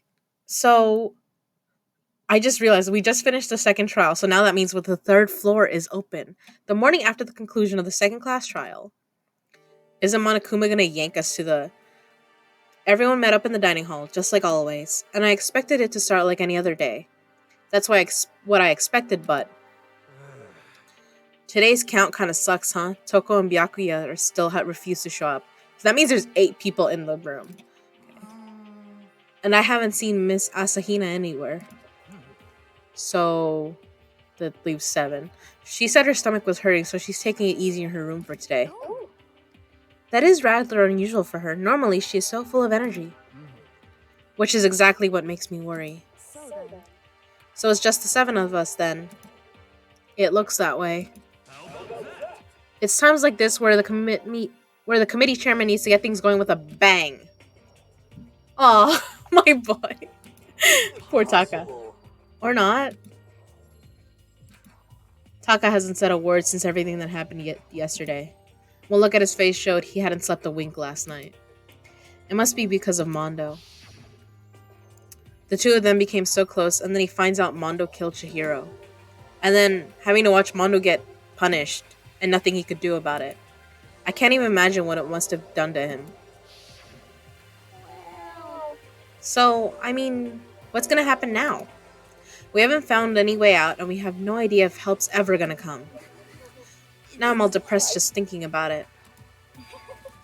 We simply have to make the best of things, do our best to get along, and live here together in peace.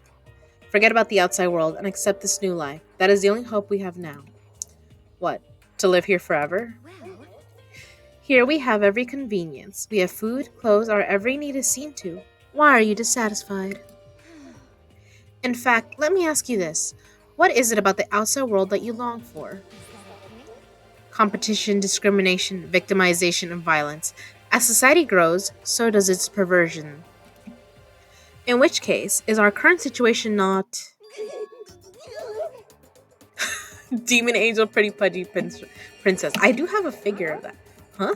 Here we go. oh, Maggie, the drill shop owner, the bunny-eared Amazon, cat girl, dog boy, Robo Justice, the Galactic King. Are these? I feel like one of these is at least a real reference to something. And what I mean is there's no 2D here. Aren't you the fanfic creator? Just make some. there is nothing to be done. The mastermind puts such a base desire to their advantage, bending you to their will. You know? Okay, well, anyway, since Taka's like catatonic. As the oldest one here, I'm officially stepping up to take the lead. So, we're all gonna work together and spend the rest of the day searching the school. Searching? I'm right, right? Well, I mean, since the class trial is over and all, Perhaps. there should be new places for us to investigate. Hmm. Yeah, that's the ticket. Maybe we'll find some kind of clue this time. Well, Then, once we're done eating, let's split up and begin looking around. Do you have any problem with that, Celeste? Hmm. There may well be a discovery waiting for us, which may further enrich our life here. No, the point is to look for clues. And just as we start to come together, she barged in and ruined the conversation. Toko. Ah, nobody called for you. What the? How come it's Genocide Jill and not Toko? God, this place is just amazing. Finally, a place I can just be my murderous self. Which is why I've decided to stop holding back and spread my wings. No more hiding in a cave for me. Plus, I have another battle to fight. The whole killer with a split personality thing is so overdone. I gotta destroy that stereotype. I'll fight all day and all night to murder those totally slanderous cliches. But you are a killer with a split personality. If she weren't here, my chance of survival would go up at least 10%. Come on, you gotta back me up here. Even the biggest stars need the little people to hold them up. Well, whatever else we do today, first we should eat. We can't do anything on an empty stomach. You're right, let's hurry up and eat so we can start our investigation. Alright. We'll just leave the cycle then. So we were forced to eat breakfast with the murderer, and after our much needed but very annoying meal, we set to work looking around the school. Did we though? You're just telling me that I'm gonna go do it. Okay. Leave there. Yes.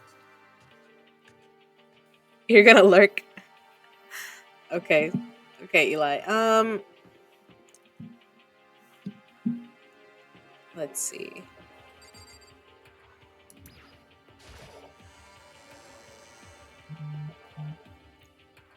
I do I do unfortunately need a break so I can go figure out what we're having for lunch, but I will be back for a little bit before. So I'm gonna pause this here, sort of. If I can figure out how. Hold on. First I gotta save things because I don't wanna.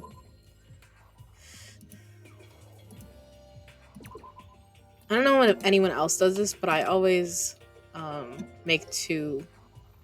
Okay.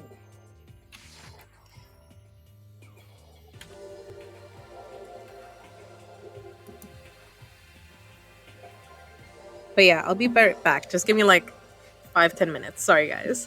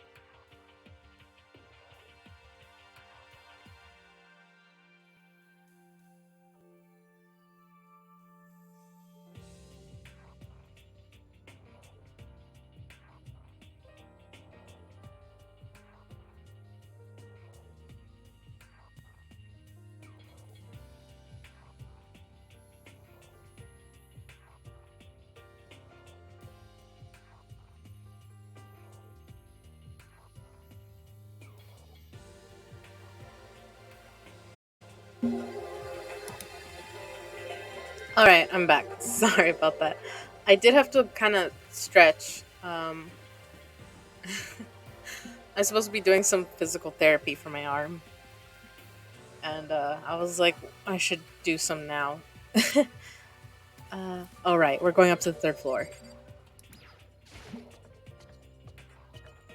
because I'm not ready to end the stream. So, Hagakure. Could it be? Nothing's changed on this floor. The only difference is the gate blocking the stairs leading up to the third floor is gone. I guess that's what they want us to head up. That's where they want us to head up next. I wonder what kind of crazy stuff is up there.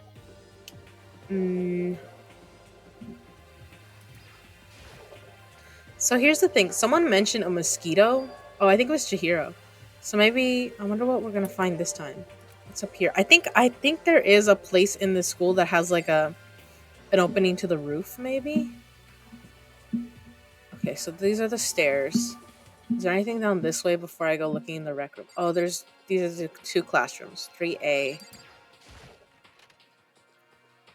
and 3B. Okay. Let's see. Despair Squadron, Monokuma. So in the end, The windows up here are also barred with metal plates. Not surprising, I suppose. So escape still looks impossible. But I'd better check all of the other metal plates again, just to be sure. Yeah. Okay. It would be interesting if we could find one and it, like, opened. Getting tired of this. Pick my nose. Monokuma just wrote on things. Yes. Okay. I do like the classrooms, like, the backgrounds are different in them. Okay, let's go in the rec room, because this is obvious.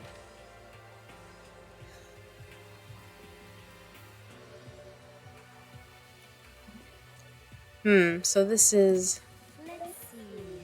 a recreation room, a place for students to come and relax. I never would imagine a school having a place like this. Well, no normal school would. It has Othello, shogi, even dartboard and a pool table. And look at this! They have even provided us with a remarkable number of magazines. Isn't it wonderful? Those will certainly be helpful in keeping our boredom at bay. Ring, ring, ring. Hello there. Allow me to expound. We've got fashion, motorcycles, martial arts, video games, baseball, science, all kinds of magazines. Oh, but nothing dirty. This is a school after all. If you need a quick fix, check out the swimsuit mags. So then, And will you be adding to our collection as new issues come out? Sorry, no can do. Even if I wanted to, right now magazines are kinda what? Oops. Nothing, never mind. No. Anyway, that's it for my explanation. Bye-bye. What he just said. I know, right? It bothers me too. most unfortunate. Life here that would be that much nicer if you could add some new issues once in a while. How disappointing. Really? He made it sound like magazines are hard to come by. Okay. Let's, tab. I want to look at stuff. Okay. There's a copy of Othello here. I'm pretty bad at it, though. Okay. Ooh. Oh, that's another thing I gotta go. I gotta go make all the... I gotta go look at the little machine that has the gifts. This looks like some kind of bottle, but what the heck is it? Maybe it's just for decoration or something. Yeah, I don't think he's gonna leave booze around for us. There's even a dartboard. Did Monokuma put this here, or was it part of the school? I like his little the light. There are all different kinds of magazines here on the shelf. They even have a bunch of monthly comics. Without getting regular updates, what's the point? Yeah, that would suck if you're like, oh, I'm looking for a comic, and then you read all the comics and get to the end. There's no... You're never gonna get the ending. A pool table isn't normally school equipment. Is this thanks to Monokuma, or did the school buy it? I mean, this could have been like for the teachers, right? We're on the 3rd floor. Hopeful Peak. What is this? Is this a casino game over here? Oh, I can't even click on it. Never mind. What's this door? Leave the area? Yes, I guess. Well, there isn't anything else to look at. Okay, there's a rec room. Um. Oh, okay, there's Kyoko. I really like her. So the third floor opened up this time. After a brief investigation, it looks like there's a physics lab and an art room. I also found a huge machine of some kind in the physics lab. I wonder what it does. Okay, let's go check it out.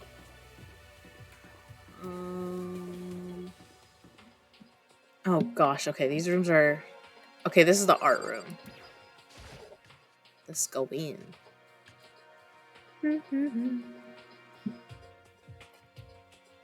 Okay, of course, Hifumi's there. At first glance, this looks like any normal art room. But something about it seems off. Or multiple somethings. The Monokuma statue. Is this a statue of Monokuma? Who would ever want to make something like this? Still, the quality is surprising. Of course, there'd be a coin there. Hifumi. Well, look at all this equipment. It certainly scratches the artistic itch of mine. Art supplies, of course, but they've also collected all kinds of sculpting tools. Like what? So Hifumi, do you like sculptures and figurines and stuff? Yes, indeed. Well, normally I limit myself to 2D, but figurines are like borderline 2D, so it's okay. I don't know how that's borderline, but okay. I'm a fan of Chirambo, Pumpkinhead, and I especially admire anything that Saburo Ronponji makes. Chirambo's ability to express the movement of muscles is exquisite, as seen in his Mama Cat series. Pumpkinhead is like a sculptor fairy, representing this century's greatest quality. Saburo Ronponji, meanwhile, is known for his Mecha Musumi series, which led to a worldwide tour. Truly, they can only be regarded as the Elite Four. But one of your elite is missing. Oh, he's talking about himself, probably. Well, the Elite Three just sounds stupid now, doesn't it? Yes, indeed. Besides, that MCD seat rightly belongs to me. It begins. Today begins my reign as the legendary ruler of the next century. I see. Well, good luck with that. Yeah, there is... What is this thing? What the fuck? This is a statue of Neo. I've never really heard of anyone using a Neo statue for a life drawing class or whatever. Is that an anime reference? I don't understand. Okay. There's probably stuff in here I can look at. Okay. There are paintings lining the wall. Is this really art? Just looks like a bunch of crappy graffiti to me. Okay. It does look like someone was playing on what do they call it? Like paint. It's a Venus statue. Yup, definitely very art room-ish. Okay. Who's this guy?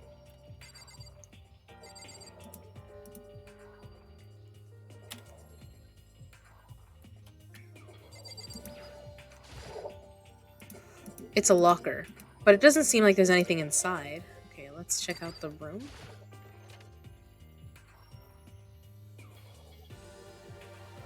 Ooh. Okay. This is the repository that's attached to the art room. It's used to store different artsy things. But I want the picture. Give me that. Is that Mondo and Leon? And Chihiro? There's something on the floor. It looks like a picture. But as I stretched out my hand to pick it up, almost as if on its own, my hand froze. Huh? What I saw in that picture was... Jesus, he really was buff under the getup. Jeez. Chihiro, Leon, and Mondo. And they were smiling. What is this? Questions started racing through my head, one after the other. Why is it only these three people? What are they doing together? How come they're smiling like that? When was it taken? Who took it? Where's the camera they used? How'd they get it developed? And in the picture, the window in the classroom. There's no bolts. There's no metal plate covering it. Which must mean, wherever this picture was taken, it wasn't here at Hope's Peak? But there was no time to find an answer. All the questions floating around my head were quickly drowned out by... That's mine! Give it back! Monokuma appeared out of nowhere and snatched the photo, and any chance I had at answers evaporated. You peeked, didn't you? Well, they all had some pretty dazzling smiles, huh? Isn't that They were definitely living their school life. It's like they ripped a page right out of the Book of Youth. What's going on with that picture? Do you know? I'm not telling you nothing. Why can't you give me a straight answer? Never mind. I don't even know why I bothered asking. Okay.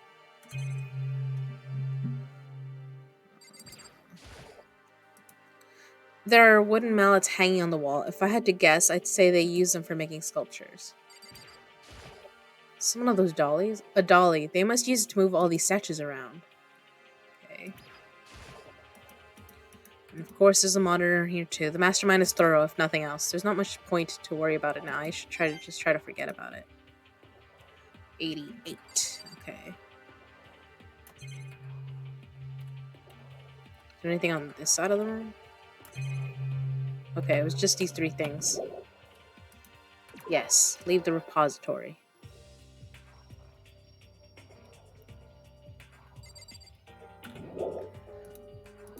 Yeah, I don't think the art room's super important. Other than that bit that we just saw. Of course, I could be wrong because I don't remember everything about this game.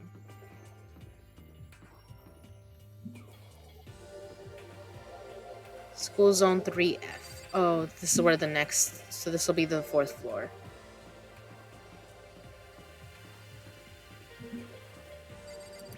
Physics. I love the little sip. I love the... Don't I have the cookie? Do I not have it anymore? I don't remember.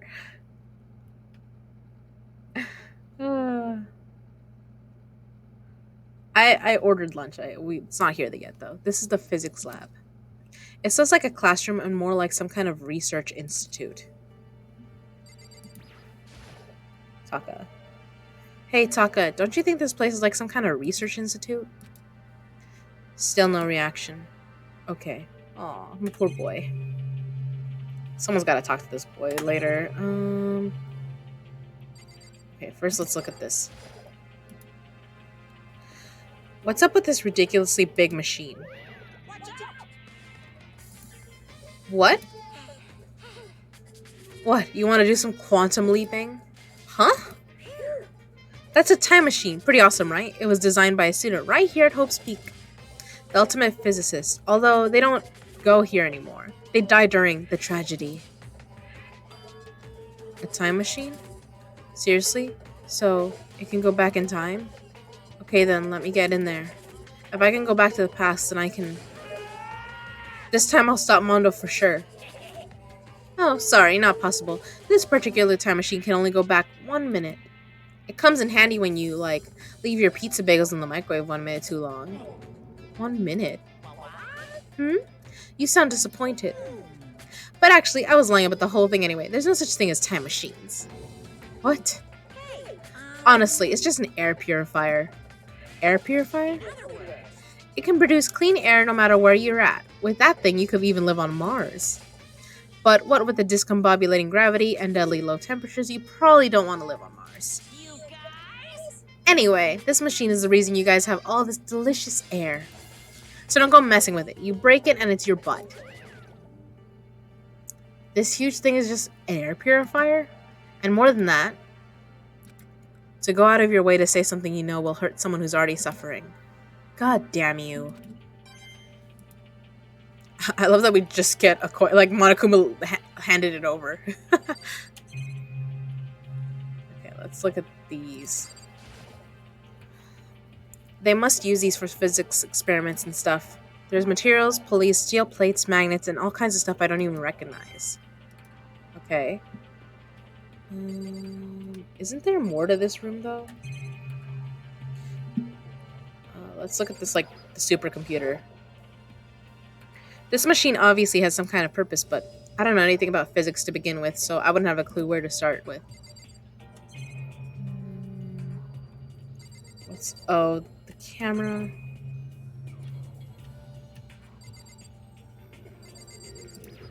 Let's start with Taga. No. The poor baby.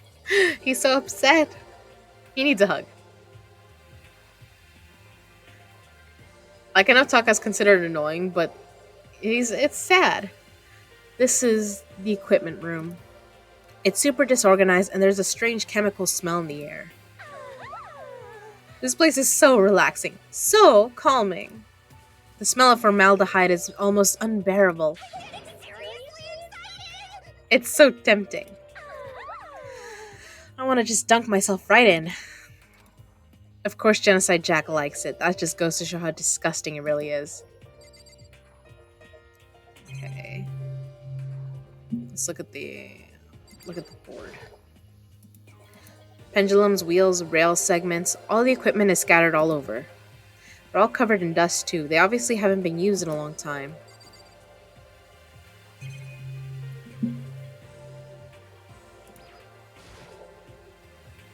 This is a tarp. There isn't anything strange about it. It seems perfectly ordinary to me. Okay. I think that comes into play later. Did I already talk with Genocide Jill?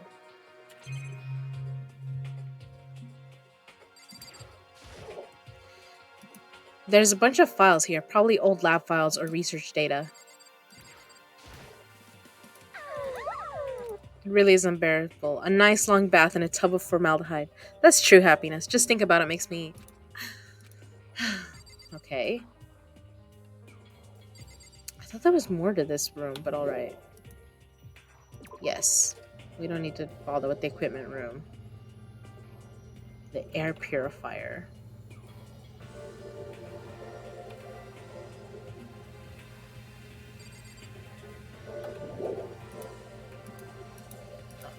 A little bit more. Of what?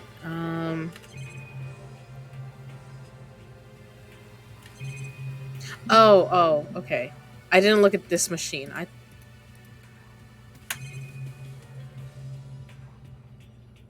Didn't I? Or what am I missing?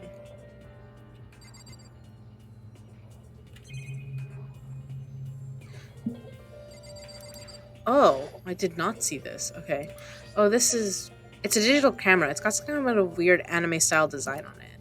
It's kind of beat up, but it looks like it still turns on just fine. Yep, it still works. I should show the others later. I discovered lots of stuff, and it was all strange, but I don't know if any of it was an actual clue. I'm just getting more confused. Maybe I should head to the dining hall and talk about it with everyone else. For now, I should head to the dining hall. Okay.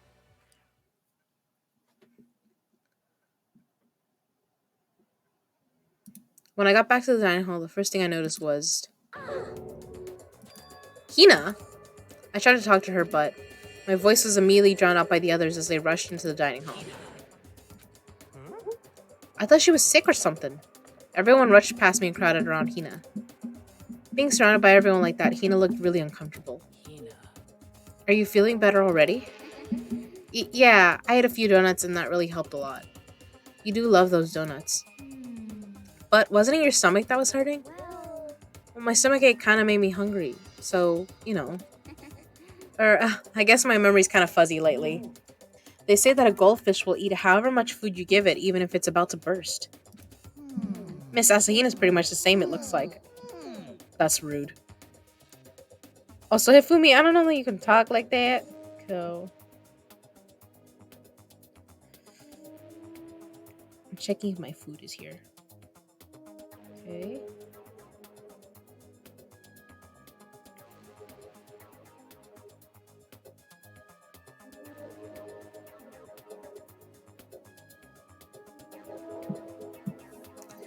Miss Asahina looks... Hey, you of all people don't have any room to talk. I love that she said it. Anyway, I was worried about you. Besides that, you... Jeez, what the hell? Oh, God. Stay away from her, fiend. Anyway, first things first, we should talk about what we found, right, Taka? Right. Okay, I'll be back. Hold on. Sorry, guys.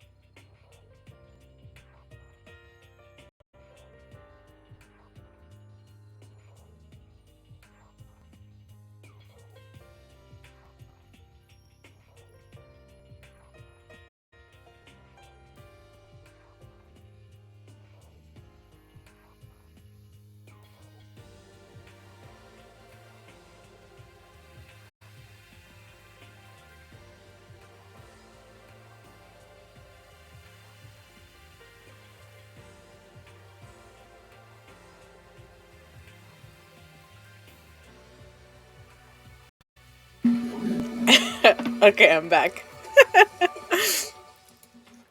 Okay, let's see. Correct. There was a rather remarkable physics lab on the third floor.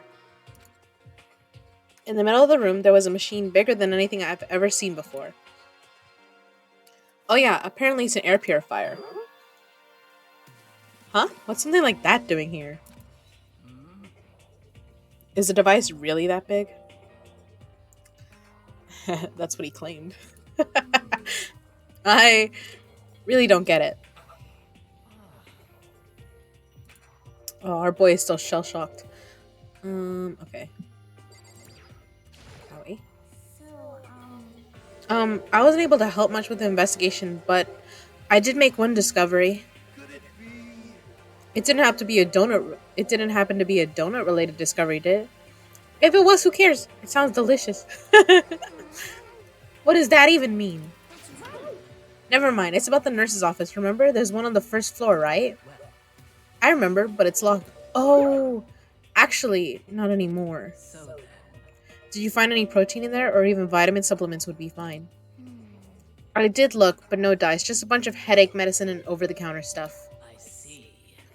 That's disappointing. It is disappointing. Like, the end of the world is already here. I'm not sure it's that disappointing. Okay. Let's talk with Genocide Jill over there. The long road to maidenhood begins with a single step. That road may begin with only wrinkly old men, but it will end with strapping young adorable boys. Alright then. What the hell are you talking about?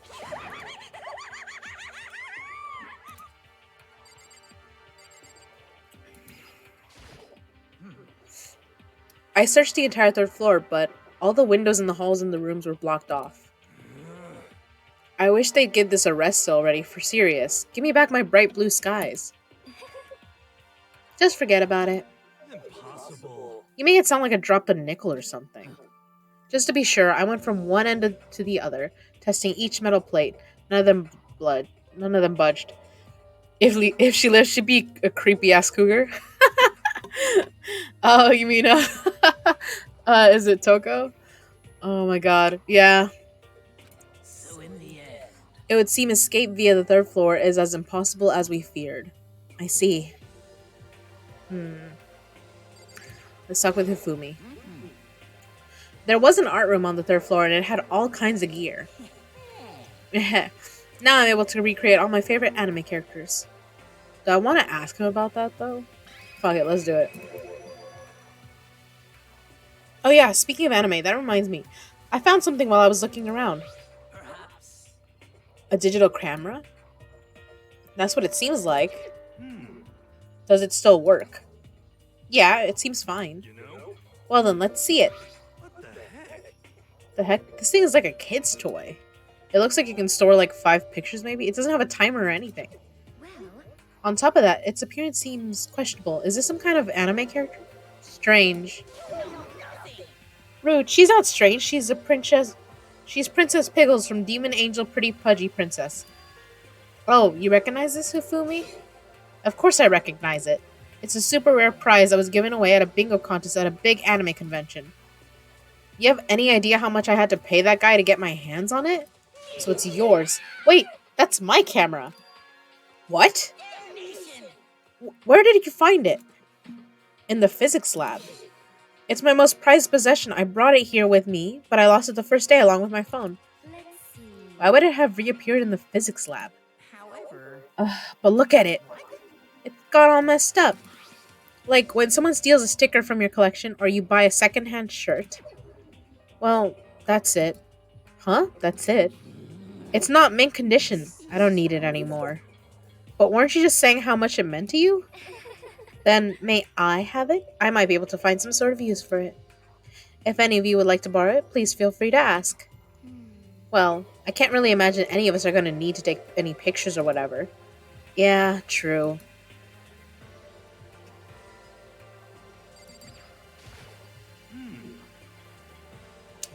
Why does Fat Boy's face remind me of Super Monkey Ball? I don't. He doesn't. Yeah, he.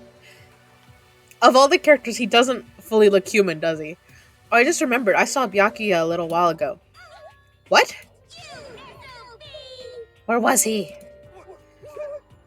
You're kind of scaring me. Where was he? He was in the locker room. He had a huge stack of books he must have got from the library. So that's where he was hiding. I won't let him get away from me. Girly... She just ran off. Is she okay? We should not concern ourselves with her.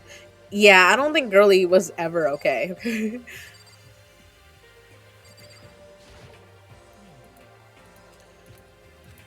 It's no use. Okay. I see. The gigantic machine is an air purifier? We can get into the nurse's office, but there's no proteins or supplements or anything. Too bad. Did I talk with everyone here?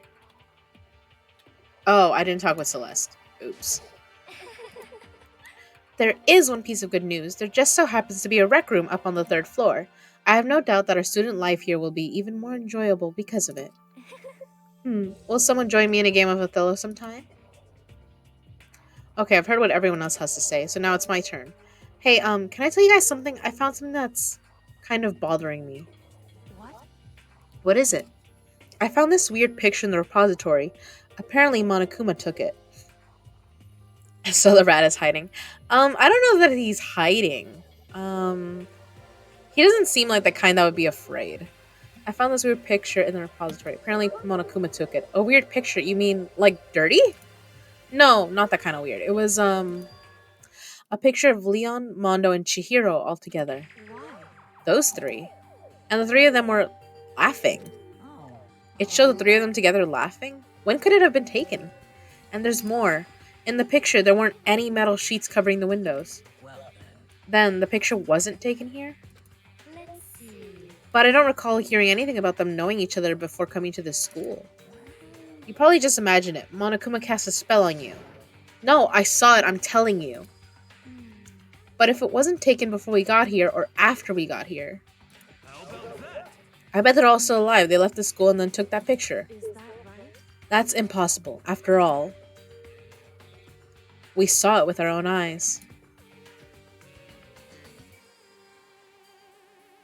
They're all dead. Either murdered or executed.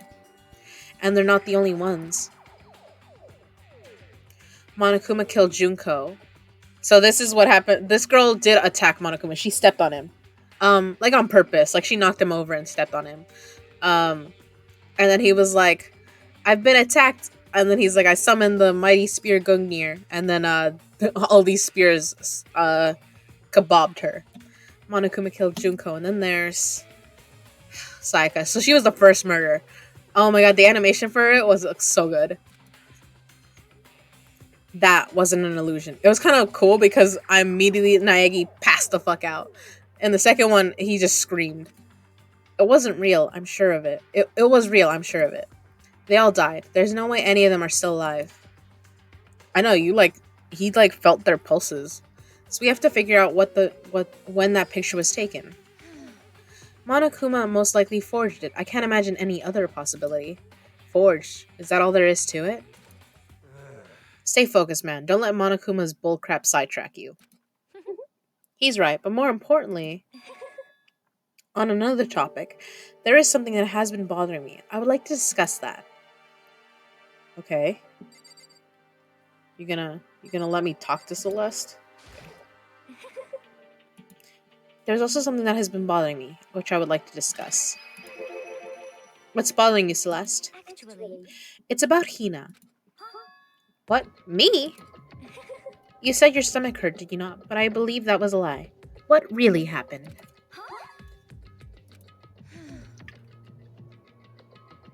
It varies from person to person, but whenever someone lies, they tend to have a way of showing it. It is called a tell, something you can't hide, no matter how hard you try. is that okay? Whenever Hina lies, the tip of her nose gets just a little bit longer.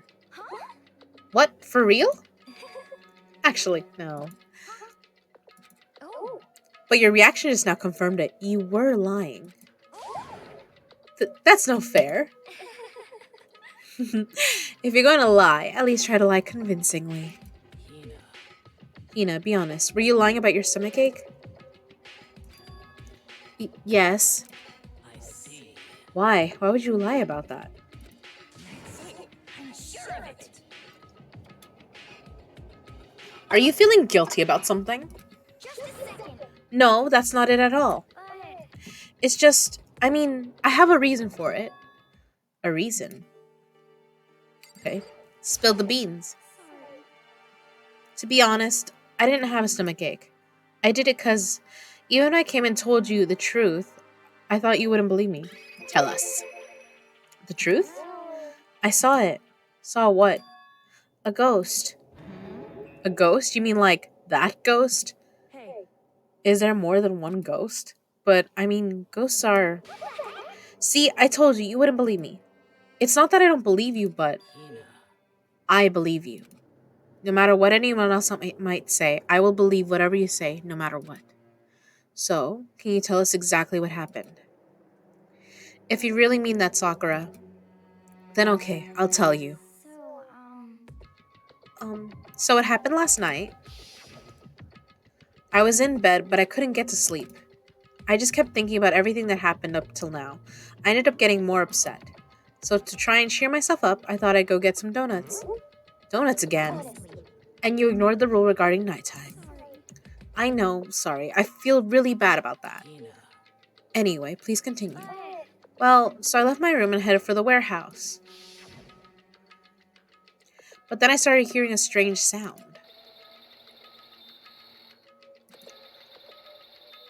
It sounds like a sewing machine. Or like a very old dial-up. well, It was coming from the direction of the bathhouse. So I headed that way. The locker was halfway open, so I took a look inside. And I saw a human shape surrounded by a pale green light. There's no doubt who it was. It was Chihiro.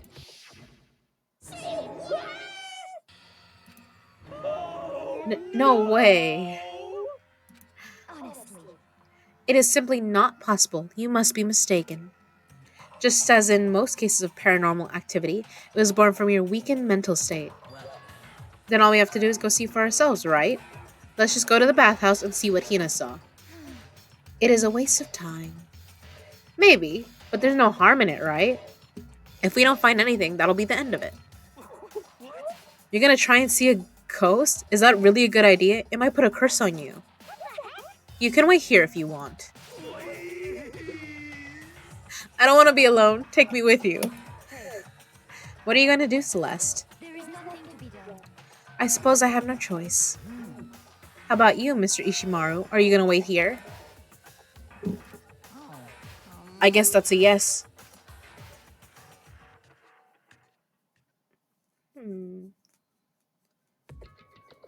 So, It was right here. I saw it right here in the dressing room.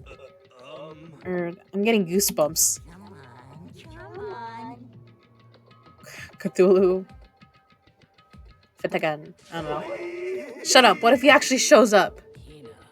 Hina, where was it you saw Chihiro's ghost? well, Well, I heard a sound, and when I opened the locker, I saw a kind of pale outline of Chihiro. Alright then. Let's open the fucking locker. Is this the locker? There was something in here. Ooh. Huh? Inside the locker is a laptop? What's something like this doing here? I remember seeing this. Oh, that's right. I saw it in the library before. Yup. It looks like a laptop.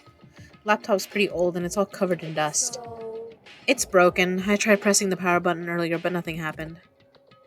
Leave the squid out of this fat boy. I love it, Eli. It's broken. Too bad. But how did the laptop get from the library to here? Chihiro must have taken it. And I guess it's in sleep mode, but the power is definitely on. Huh? But I thought it was broken. I would bet that Chihiro fixed it. After all, he was known as the ultimate programmer. then perhaps. More importantly, Hina, you said you saw a green light, yes? Surely you did not mistake the light of the monitor for a ghost. Maybe. I'm surprised you are able to dress yourself in the morning. Oh, that's rude. Oh man, if I had the loves clues girls attribute, I would have fallen in love big time just now. Hifumi, that's rude too. I'm so glad I don't have it. Okay. Well, I didn't really expect to find a freaking laptop inside a freaking locker, okay? Hey, come on. It's okay. I mean, anyone can make a mistake like that. As a matter of fact, one time I thought I'd spotted a gray alien, but it turned out to be a tadpole. Don't compare what happened to me to one of your stupid delusions. Don't be mean. I was just trying to make you feel better. What if I get all depressed forever now? But listen, isn't this really strange? What's this laptop doing in here? In other words, Maybe someone hid it here. But If that's the case, we found it pretty easy. wrong. Whoever put it here, I don't think they were trying to hide it from us. Huh? What do you mean? Hey, Then the laptop just flings across the room like a, what do they call it? That would be amazing. Like a poltergeist. It would be so funny. Haven't you noticed there's one big difference between this room and all the others? There's a difference? There's no surveillance camera. yes, it's me. Precisely. There's no camera in here, which means this is the one spot where the mastermind is blind. So you're saying someone put the laptop here so the mastermind wouldn't know about it? It's true. And what Hina saw wasn't the ordinary glow of a computer screen. It was the figure of Chihiro shining pale green. Hey, I think it would be best if we investigated this laptop in a little more detail. Yes. Okay. Let's look. It's just like Kyoko said, the display isn't on, but the laptop definitely has power. so then, So first of all, we have to wake it up. Right. I start hitting random buttons on the keyboard, and the display instantly began to glow a pale green. There was a bunch of different icons on the desktop. hey, There, the icon on the far left. What is it? It says alter ego? Alter ego literally means another self, I believe. In the field of artificial intelligence, it is not uncommon to create a different aspect of a personality. You can consider it something like a pen name. Makoto. Could you let me see it, Makoto? With that, Kyoko moved between me and the computer. She moved the cursor over the alter ego icon, and when she double-clicked it, the screen suddenly went dark, and then a voice spoke to us. Master, you're here! Chihiro's face appeared, taking up the entire display. oh no! It's a ghost. Buddha and sweet baby Jesus, save me. Calm down. Calm down, it's not a ghost. Then, what is it? Anyway, I'm sure if we just talk to it, we'll find out. Kyoko began to type, hands blurring across the keyboard. What are you? And then,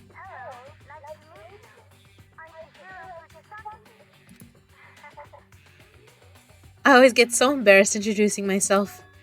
That voice, the tone and everything. It's Chihiro, I knew it. alter ego. I've heard about this kind of AI program, but I've never seen one for myself. AI program? That's right. If it's how Chihiro earned his title of ultimate programmer. The AI lives in a computer, and by repeating different tasks, it gains knowledge and grows bit by bit. Apparently, Chihiro used a support vector machine and reinforcement learning to develop it. Eventually, he came up with a breakthrough in artificial intelligence design. Support vector machine reinforcement learning? It's true. To put it simply, it's a learning method for computers. If you want to know more, just Google it, okay? In other words, But if this AI continues to grow, it will become more than just a piece of software to help people. Some say that an AI like this might someday replace people. And that is why it is called alter ego. A fine choice, then, I must say. It can create memories, have thoughts, and grow up. The process isn't much different from how humans work. If you were to raise your own AI that way, it would make perfect sense to refer to it as your alter ego. I see.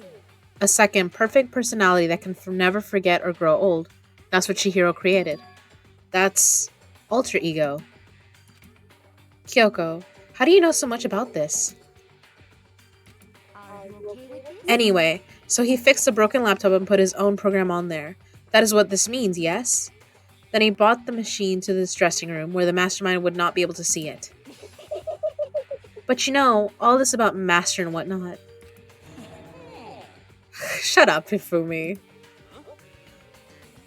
I thought you were only into 2D. This is the most excellent 2D possible. But he's a guy and also a computer program. I feel as if Oh, that aspect is no problem. Alright, Hifumi is a pervert on both sides. Got it. I mean, That aspect? Anyway, Anyway, let's talk to him a little bit more. Kyoko typed away rhythmically. How much do you know about what's going on? Only gave me a general idea. But I do know that things have become very grave. He found himself caught up in this without warning. Kyoko immediately shot out another question. Why are you here? Are you asking what Master had planned for me? Well, he wanted me to analyze the massive number of files stored on this laptop. I believe the files are related to the school, but the protection on them is surprisingly strong. So it's taking me a little longer than I thought. But here's what Master must have been thinking. The fact that the files are protected so tightly means they must contain some important secret. For example, perhaps the secret of this school. While I was busy struggling to make a sound, Kyoko pushed forward and asked her next question. How much longer until everything's unlocked? It's gonna be a while. But I'm definitely gonna do it, so you can just leave it to me. I see. So because of how long it would take, he designed Alter Ego to handle the workload. Smart! It also means that the work remains uninterrupted even after his death.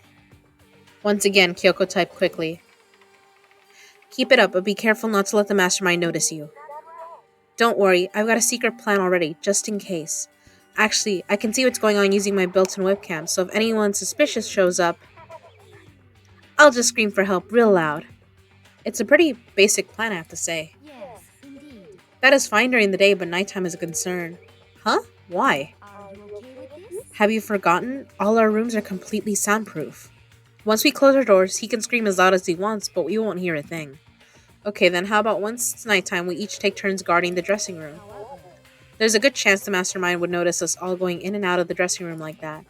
Then, what can we do? So then, Once nighttime comes, I'll leave the door to my room open. Then there's no way I can miss Alter Ego yelling. But if you leave your door open all night, then true. there's a chance I may become a victim myself, I know. However, But I'm not as weak as you may think. I wouldn't go down without a fight, I assure you. There was an undeniable strength in her voice when she said that. She was totally confident she would be okay. That confidence was somewhat similar to Byakuya's tone, but at the same time different. Yeah, it had an entirely different feel for sure. Like, someone who's been dropped onto a battlefield versus someone who's been born on a battlefield. I felt like that was the fundamental difference. I was pulled out of my thoughts by the voice suddenly emanating from the laptop. Would you mind if I asked a few questions?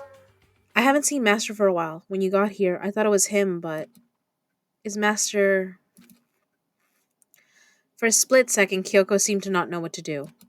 But she recovered just as fast and quickly began typing. Her answer was clear, concise, direct. Chihiro is dead. Mondo killed him.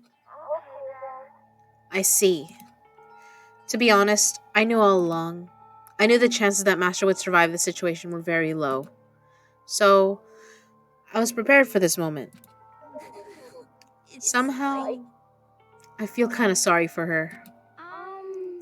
I can't even imagine how it must feel to lose your other self. It is a simple computer program. It does not have feelings. Come on, Celeste. It's rude. Are you sure about that? shall we go? Anyway, that's enough for today. If we linger here too long, the mastermind will start to suspect something. And then Kyoko typed one last sentence. I'll come back later. Yes, please do. It's a promise, okay? Bye-bye. The AI seemed totally different from when we first arrived. He seemed upbeat. Was it just because he was following his programming, or could he have actually been worried about us? Could it be? What's wrong, Hero? Oh, nothing. I was just wondering if we might be able to get this laptop online. Then we could call for help from the outside. But this is just a dressing room. I don't think you can get online from here. Well, if we take it out of here and find somewhere that does have online access. That's way too dangerous. The mastermind would find out in no time. Oh, yeah, true. Indeed. This is no time for taking needless risks. For now, I'll monitor the progress of the file analysis. I'm confident we'll uncover some kind of clue once it's finished. This feels like a detour more than anything else, but I suppose it can't be helped. Of course. Well, for now, all we can do is wait for Alter Ego to finish his work. You know? So, shall we get going? It's true. Indeed. Goodbye, we'll be back, I promise. Come on, Ifumi, let's go. I. Okay. And we all left the dressing room. As soon as we were out in the hall, Hina let out a joyful shout. Isn't it awesome? I ended up doing something totally awesome, right? And as if he'd been waiting for his cue. Hina has gained enough experience to level up. So, what was this awesome something? Monokuma, you guys all seem in remarkably good spirits. Did something happen? No, nothing in particular. Ooh, keeping secrets? No fair. I demand an exclusive interview. Denied, denied, super denied. Yeah, just because you demand something doesn't mean we have to do it. Do it? You mean like, do it? Do it? Wait, what? What do you mean, do it? Do it? Ew, gross. You said do it.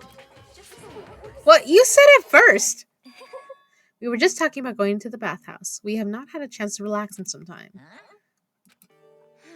But unfortunately, the bathhouse is not divided into men and women sections.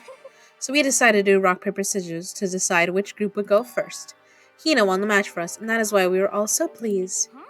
Yeah, that's right. Speaking of which, okay, boys, why don't you head on back to the dining hall or something? We're gonna take a nice long bath. Hey, come Aw, on. geez, what are you gonna do, right? We lost fair and square.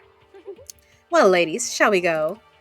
Celeste didn't hesitate coming up with the ruse, and her poker face didn't even flinch. So she and the other girls headed back into the dressing room. Nuts and damn it, we totally lost. Another day without getting to take my very first bath here. Yeah, but tomorrow for sure. You'll definitely get that bath tomorrow. Okay, so should we head back to the dining hall now? Hold on. Something strange here. Very strange. Strange? What do you mean? What's strange is this is the perfect chance for you to sneak a peek. Huh? That's... You're absolutely right. Shut up, Hifumi. Get out of here. I thought you were also about to... I thought you were all about the 2D. All of you need to shut up, sit down, and listen to what I have to say.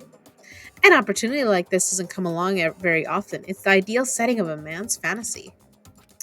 I was forced to ask myself, should I sneak into the bathhouse like Monokuma said, or should I just go quietly back to the dining hall? Bro, no, why am I roped into this? Okay, let's go. With the man's fantasy burning in my chest, I decided to head back to the bathhouse. Have fun in your man's fantasy. Have a smashing good time. I love the Monokuma, like, it was just like, yeah, let's do this. The bitch just bad as a super monkey ball. Yeah. We opened the door to the dressing room, silent as death, and peeked inside. It looked like the girls had already finished changing and gone into the bathhouse. This had all started as a lie, but apparently they decided to go in for real. Making sure it was empty, we quietly made our way into the dressing room. The Forbidden Land. Y'all are... Oh, these idiots. So they really are taking a bath. Is this what Celeste meant about lying convincingly? Mr. Hagakur, please refrain from pointless whispering. We're deep in enemy territory here. Just up ahead is the bathhouse, and there awaits a great dazzling passion. Can I ditch this? I don't think I can, but... I don't like that my guy is for this. Come on, Naegi, what the fuck? Be careful, don't get us caught. If Ogre finds us, we'll be meeting up with Hades in no time. Oh, Sakura, yeah. Oh yeah, she would kick our ass, are you kidding? Mr. Naegi, you're on point. I can't just ditch this? Fuck me, okay. It's gonna make me do it, isn't it? I think so. We're gonna get caught, dumbasses. I placed my hand on the door leading into the bathhouse. I opened it gently, inch by inch. I moved over my hand like a master craftsman to avoid making even the slightest sounds. Like, you could get caught. A little further. And then, on the other side of the thick rising steam, I saw... Yeah. Could you imagine if Kyoko saw that? She's gonna kick your ass. I'm not sure how to put it, but I always feel refreshed after a job well done. Gross. A 3D body isn't bad in its nude state, I suppose. But still, I just can't believe it, like, for serious. Ogre's a girl. Was this really okay? It was absolutely not okay. Well, I look too, so I guess I'm gonna have to say yes. Meanwhile, we heard the buzzing of busy voices growing louder. The girls had finished their bath and joined us in the dining hall. You got it. Oh man, what a nice bath. This is fine. Getting a chance to stretch out and relax after all this time was a true pleasure. Indeed. Of course. Normally, after a long bath, I like to make myself a nice protein coffee, but sorry, no time for that. So in the end, That's what I figured. Actually, We were just saying in the bath how it was about time for you to get up to something. because After saying how happy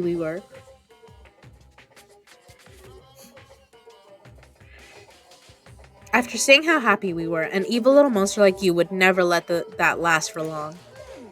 You're all so terrible to me. My entire existence. Everyone's so cold and mean, even after I got presents for you all. Presents? Oh, have I got your attention? Then let's head to the gym where your presents await. No questions, no dilly-dallying. Get a move on and everything will become clear. Uh-oh. What is it? What are you scheming this time? He's probably going to repeat the same thing again, providing us with a motive to get things moving. Again? I don't want to. I don't want to do this anymore. Me either. I'm like totally traumatized. It's okay, we have alter ego. I'm sure he'll find something that'll help us. So for now, we have to just endure it, come what may.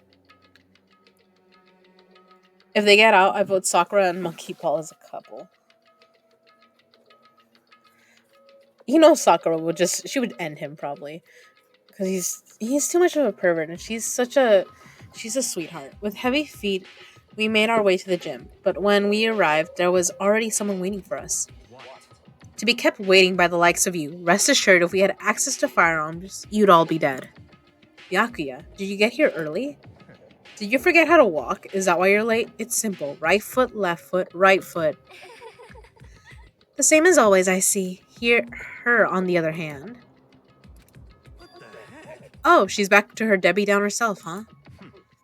I heard what sounded like a sneeze and she was back to her old self. So now she goes from manic to depressive whenever she sneezes? Seemed kind of late to add that into the mix. Why does everyone keep making fun of me? I hope you all win the lottery and get hit by a bus. So when you want to say something mean, then you can talk, huh? Anyway, it looks like everyone's here. so then. And he was by melon crushing. Which means... another animation. I love the music when it's doing this.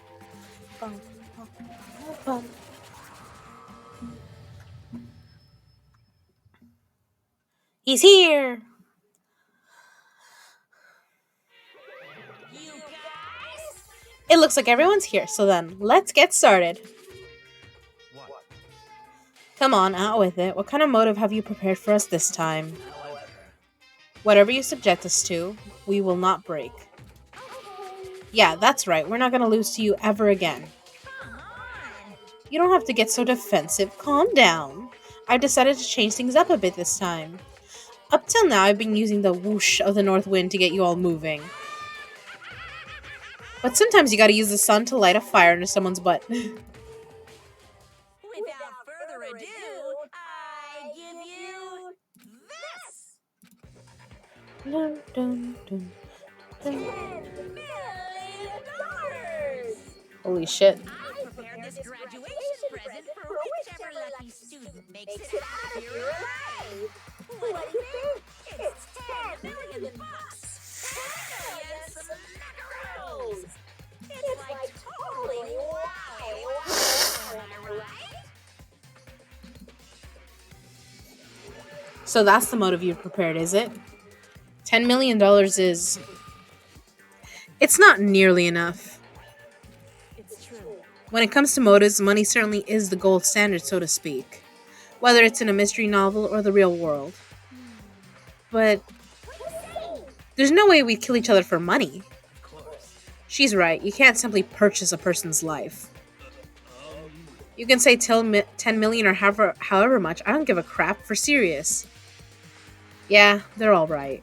Whether it's 10 million or any other amount of money. No, not even just money. From now on, no matter what you do, we won't kill our friends. Come on, stop trying to act tough. I can't wait! I can't wait! The most important thing is to live a pure and moral communal life.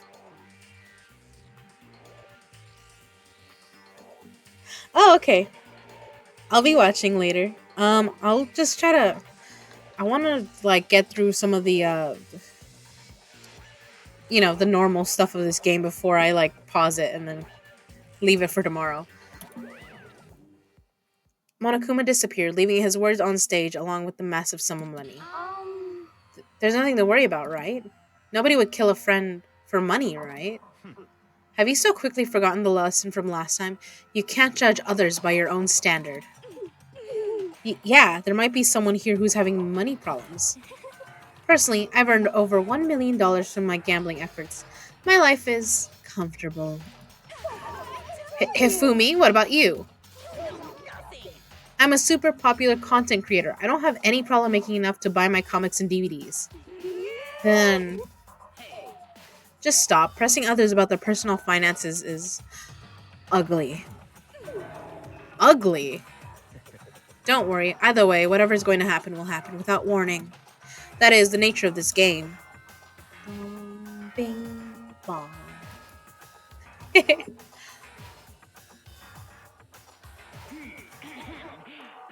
is a school announcement. It is now 10 p.m. At first, It is officially nighttime. soon the doors to the dining hall will be locked, and entry at that point is strictly prohibited. Okay then. Sweet dreams, everyone. Good night. Sleep tight. Don't let the bed bugs bite. It's that time already, huh? Before we separate, let me remind you. Starting tonight, I'll be leaving my room door open to make sure nothing happens to Alter Ego. But just because my door is open, don't assume that will make me an easy target. Or the predator may suddenly find itself the prey. Her voice was calm and composed, but it was clear she meant what she said. Okay, let's everyone just head back to our rooms. And don't think about the whole money thing, got it? Good, let's break. How was that? Pretty good, right, Taka? Aw. Pobre. Right. The pobrecito. As soon as I was back in my room, I crawled into bed. Money. There's no way that's gonna get anyone to kill anyone else. I told myself that, but deep in my heart, I was still troubled. After all, I thought the same thing last time about having our secrets revealed. Even if the reason for it seems completely nonsensical, a murder can still happen. That's the lesson we learned. But this time it's different. I'm sure of it. Because of the program Chihiro left behind, Alter Ego, we finally have some small hope to grasp onto. As long as we have that, then I'm sure.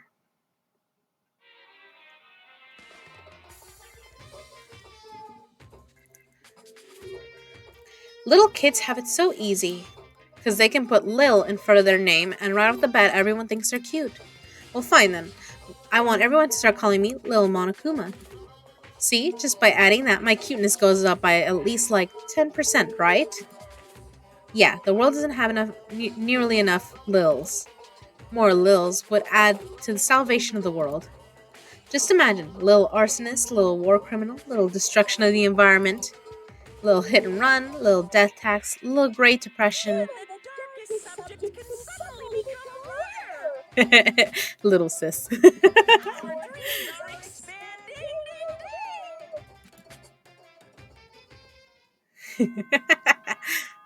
Bing bong.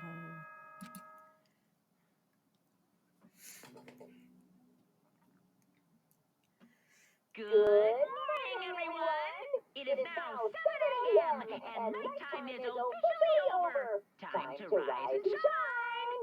Get ready to greet another beautiful day. He just sounds so happy. Well then, I guess I should head to the dining hall. Yep, they have every morning they meet. Yes. else around? Okay. Hey, Makoto. Good morning. You're kinda. Have you already been exercising? Yep, me and Sakura are doing our morning workout. Oh, but I didn't break our nighttime promise. I just ran around my room till it ended. Why don't you come with us next time? I don't think I could keep up with you and Sakura. Seriously? Okay, then we can do something in the rec room. I'm not good at much, but I do know how to play Othello. I'm not very good at that either, though. I don't like to think when I'm playing, so.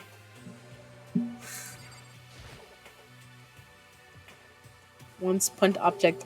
Oh my god. Good morning. Did you just wake up? Yeah. Waking up for our breakfast meeting is fine, of course, but getting up a little early is better. You can exercise in your room till nighttime ends. A big meal after working up a sweat is divine. Okay.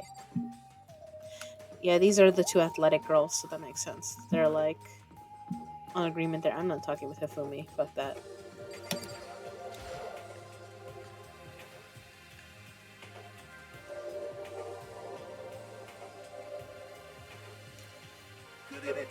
So, the people here today are the same as yesterday, just us seven.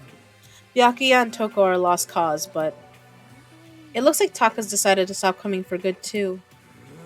It's like he just given up. For people wound as tight as he is, when you snap hard. I wish there was some way to make him feel better. On another topic, Kyoko, did everything go alright last night? Yeah, I didn't have any problems.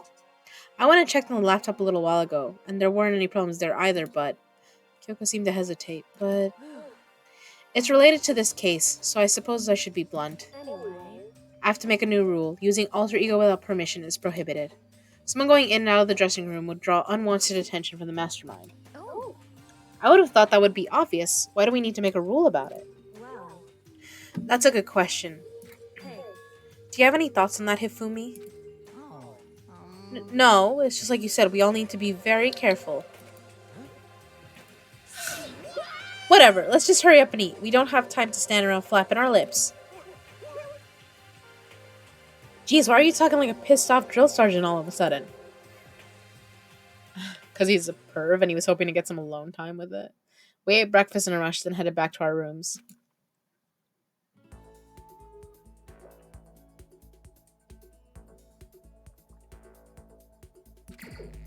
Okay.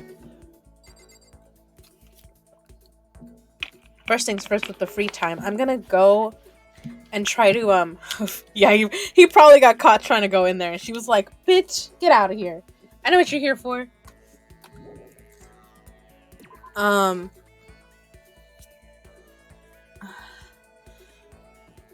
I want to go and mess with the it's shift. Shift is to run. I want to go to the student store and redeem some of the Monokuma tokens that I got. I got like 90. So I can get like presents, and then I'll go. I want to see if I can cheer up Taka. I want to make friends with Byakuya at some point, and I do want to make friends with Kyoko more.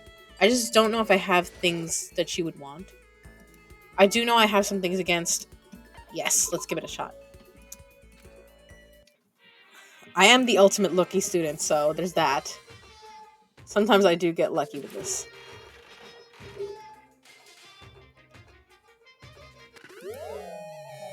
See, like I got a double toy right there.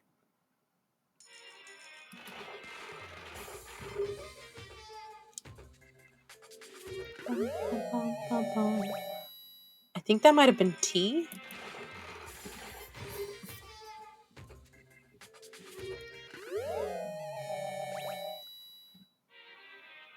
Did I just get like a pipe? Okay. I think that was a crossbow.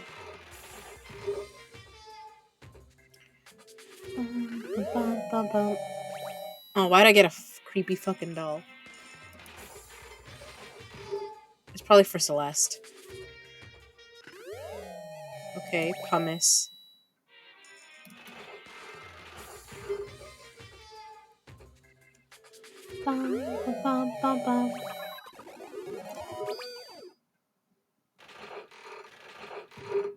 Ah, lucky.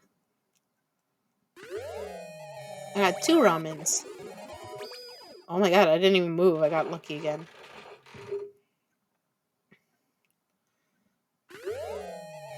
Okay, I got the Hope's Peak ring. I recognize that one from the other day.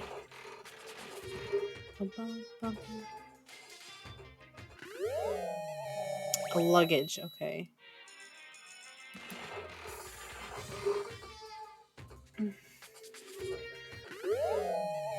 Another luggage.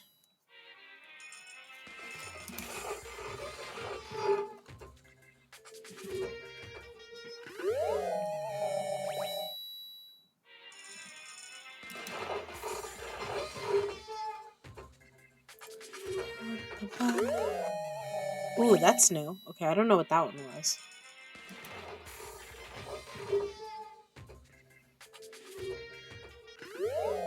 I got the Jimmy Kudo bow tie again. I love it. I love case closed. Got the wheelie slippers again. That seems so dangerous. Cassette tape. Okay.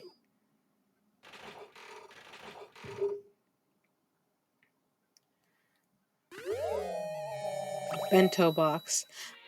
See, I don't know who what bento boxes these guys would like or why. Okay, the sunflower seeds.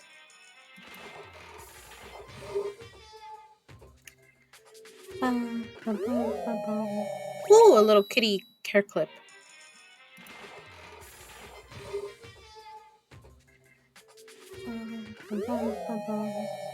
Okay, that was another weird, like, it looked like the Eastern Island heads, but a keychain. Oh, the airplane thing. Mom, why does the machine do that? Like, why did it shake? Like, it was gonna give me another thing. A radio.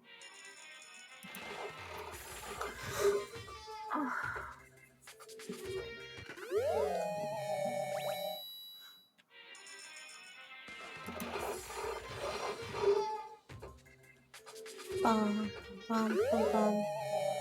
Oh, it's a pen.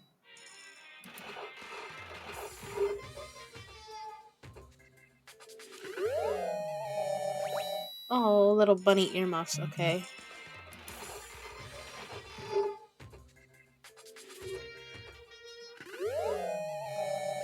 A suit. It looked like Spanx. What's this thing? Another bow tie. Okay.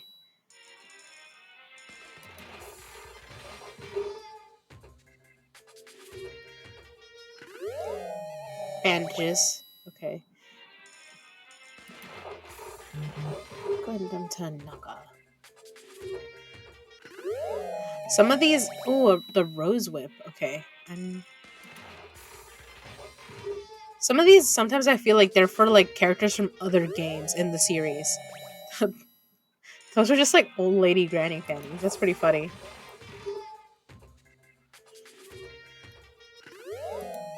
The dolly. Okay.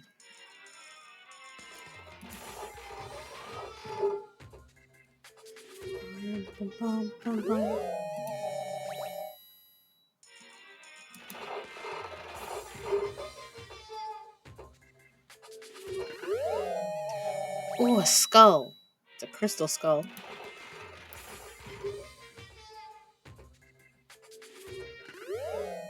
Scissors. But I think those are for like Mondo. Because I don't think Genocide Jack will like those. Ooh, okay, sis. I'm probably gonna like try to get through today in this game and then I'll go watching your thingy. A popped soda can.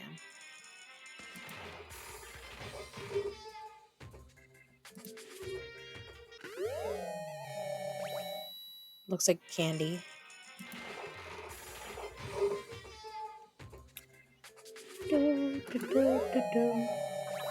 I think that's a video game. The Mono Mono machine. Got an item. I got a green onesie.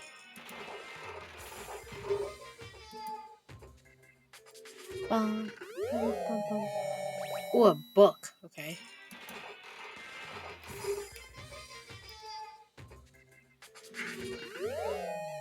Ooh, the golden gun. Okay.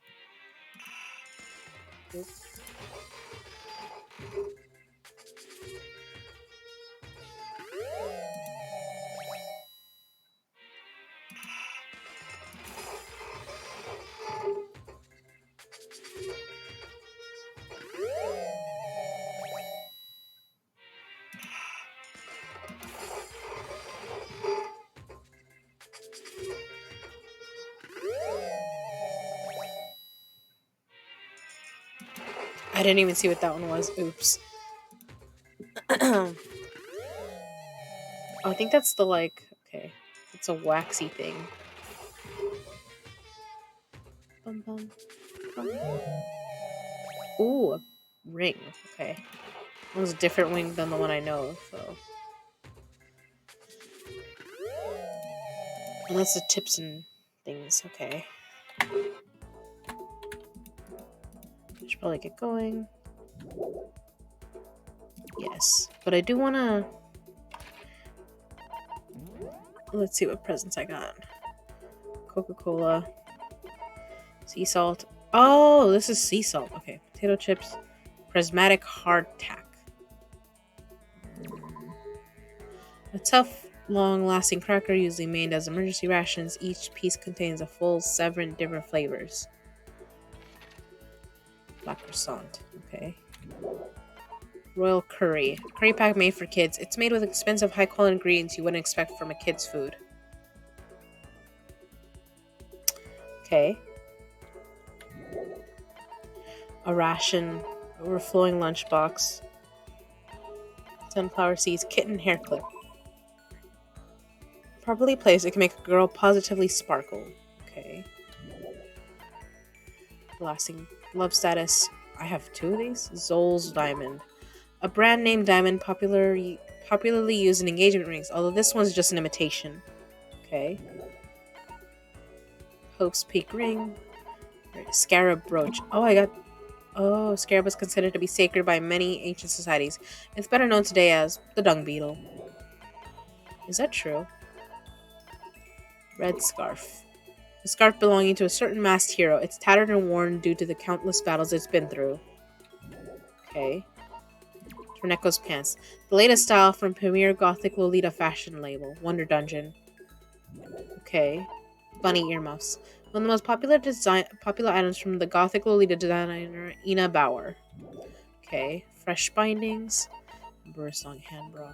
Water lover. A competition swimsuit for women. Its design concept is to become one with water, and it claims to increase swimming speed by 10%. That's for Hina. I think this is for Hifumi. That's for him. Layering shears, curly and camera. Rose in vitro. A small rose stored inside a test tube. It's good for both hellos and farewells. In the language of flowers, a red rose means passionate love.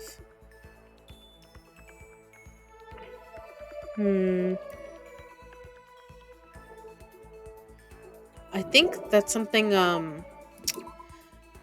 Oh, it made from real roses. Even the most beautiful rose has thorns.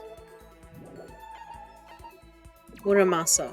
The strongest weapon ever made. It's great for dungeon diving and letting you warp through walls. Of course, it doesn't actually exist in this reality, so... Ray gun, Zurian, golden arm. Self-destructing cassette. Once you record a message onto this, it sets up a chemical reaction that will destroy the tape a few seconds after it's played. Okay. Old-timey radio, antique doll. A porcelain doll. Due to its exquisite craftsmanship of the doll and its clothing, many people still collect and prize them to this very day. Okay. Crystal skull. A skull carved from pure rock crystal. Some think skulls like this were created hundreds of years ago, perhaps with alien intervention and considering them OOP arts. Golden airplane, Prince Show. Spherical representation. Some believe it despite Asura's tears.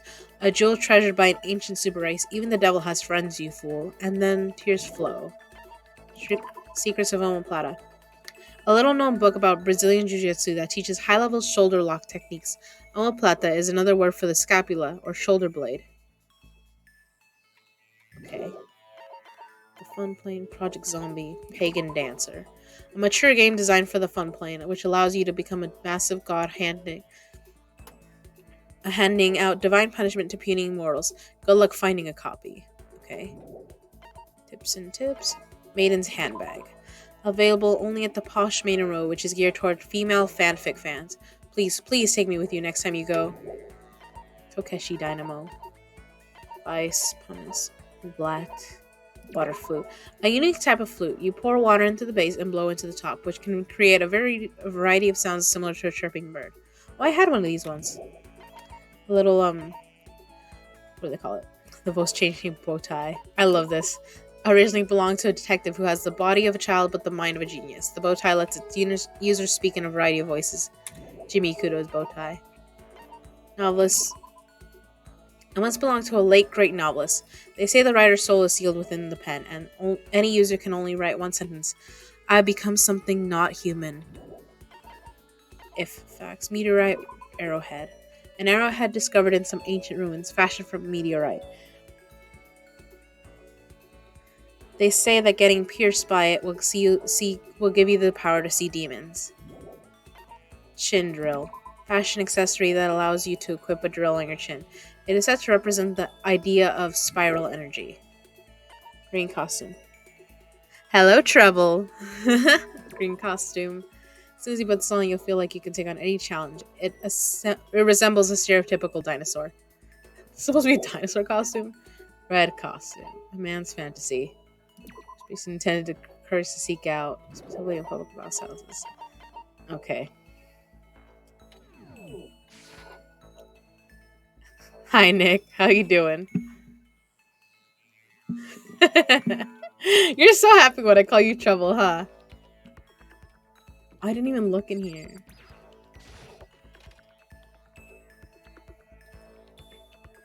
I want to find Kyoko, but I should also look for Taka.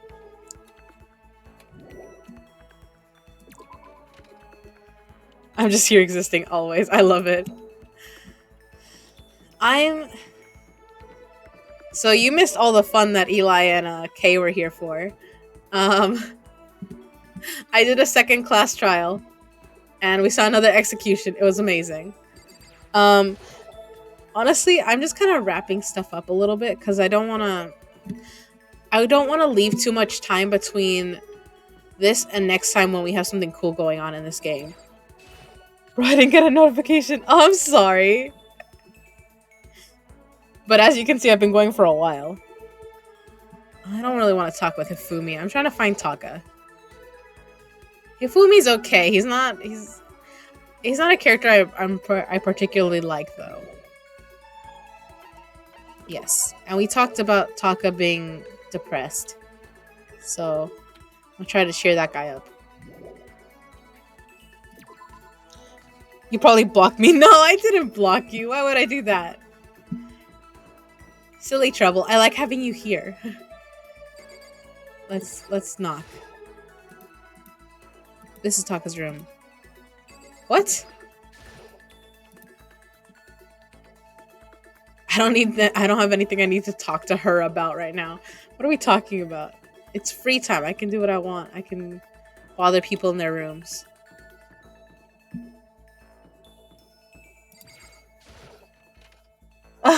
No, don't sulk. I didn't block you. You silly. I don't know. I've been streaming for a while now. I've been going since like 9 this morning. Cause I woke up way too early. I woke up at like 7. I should not have been awake. But I woke up early, and so I was like, I want to play this game. So I'm gonna show everyone that I'm playing it.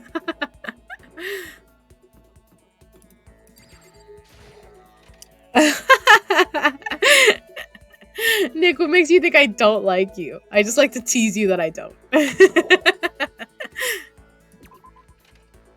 Obviously, I enjoy your company, silly.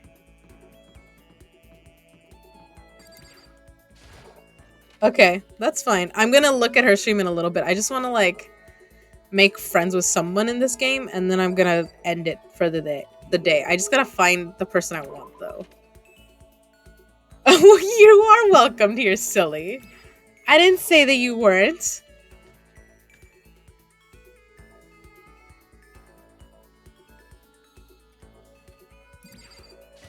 You silly.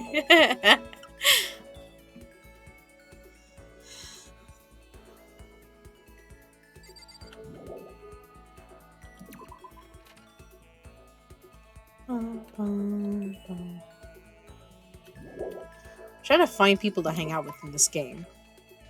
Thing is, they're not always easy to find. Okay, I already checked dining hall. So we're gonna go upstairs, hopefully. Or I guess I'll check the classrooms too, because I don't... Yeah.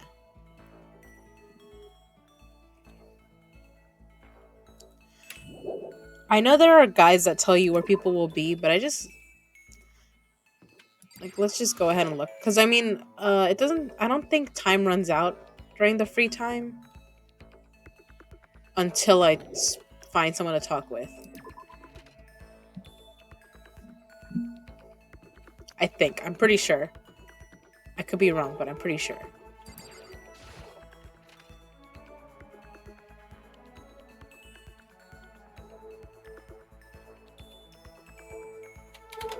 Oh, I thought that someone popped up, but it was the mono cam. Yes.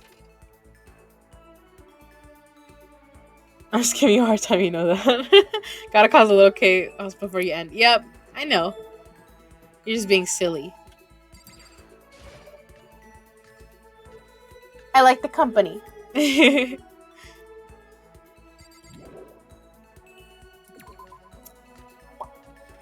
just watching me wander around this school. As I look for someone to be like, I'm gonna talk with you today. Till I find a target.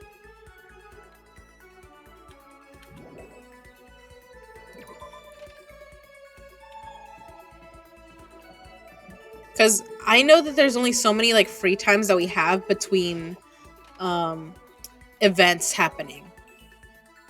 Like, we've already been given another motive.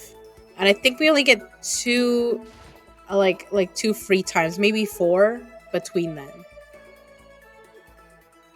Between stuff happening. So, I'm like, I gotta use them.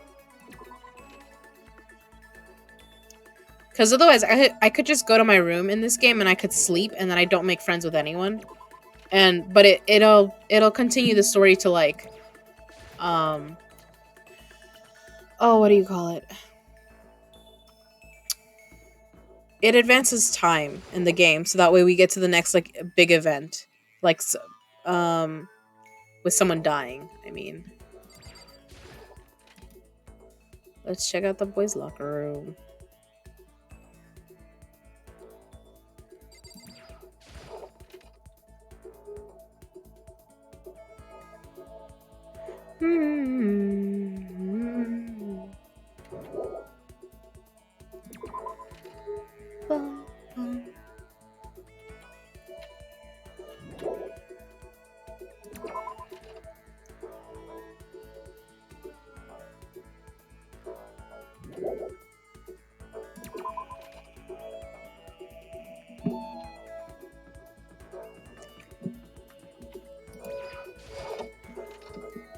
Okay.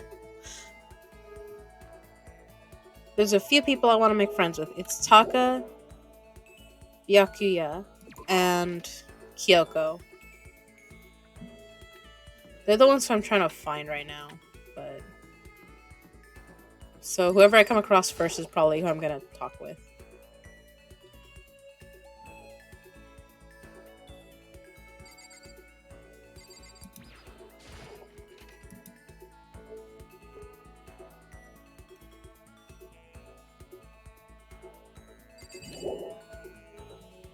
Yes.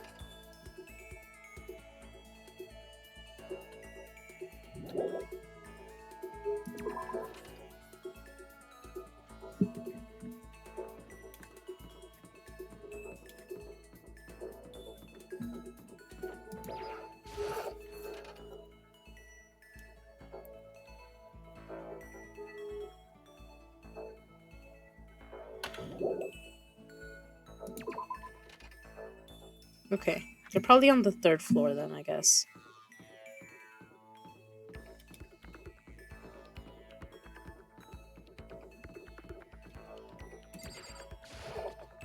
I don't really like running in this game. I feel like it makes me a little bit dizzy, but it is kind of necessary sometimes.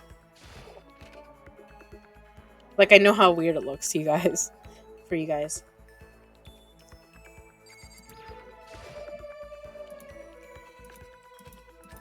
Should I hang out with Taka for a while? I don't know what Taka likes. I don't know if I have anything he would like. So, give me a second.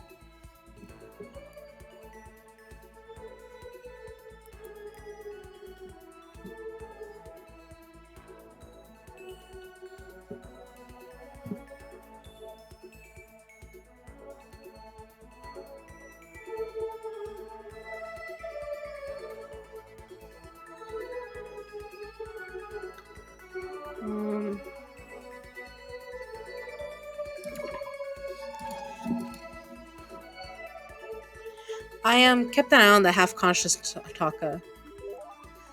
Taka and I grew a little closer today. Would you like to give Taka a present? Like, yes, definitely. What would you like to give him?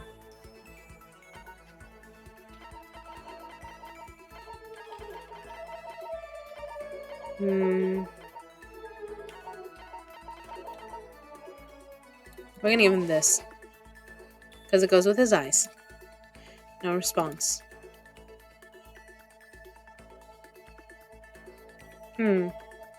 Weird.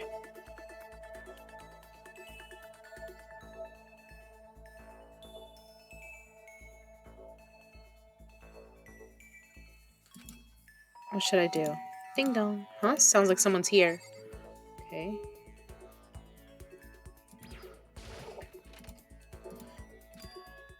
Taka! Is it true? Can I really see Chihiro? Huh? You mean alter ego? He's still alive? No, not quite. Let me see. I want to talk to him. Taka. The way he is now, there's no way I can explain what's going on to him. Kyoko said we're not allowed to use alter ego, but even so, I can't just leave him here like this. Okay, why don't we get going? Okay, come on, Taka. Yes, we're taking Taka to see alter ego. Kyoko, we have an issue. Just a second. Where are you going? Hey, It's probably best if you don't drag him around with you too much, given his current condition. Kyoko looked at Taka, but standing behind me. Yeah, I know that. But I was getting hungry. I thought we could head to the dining hall or warehouse or something.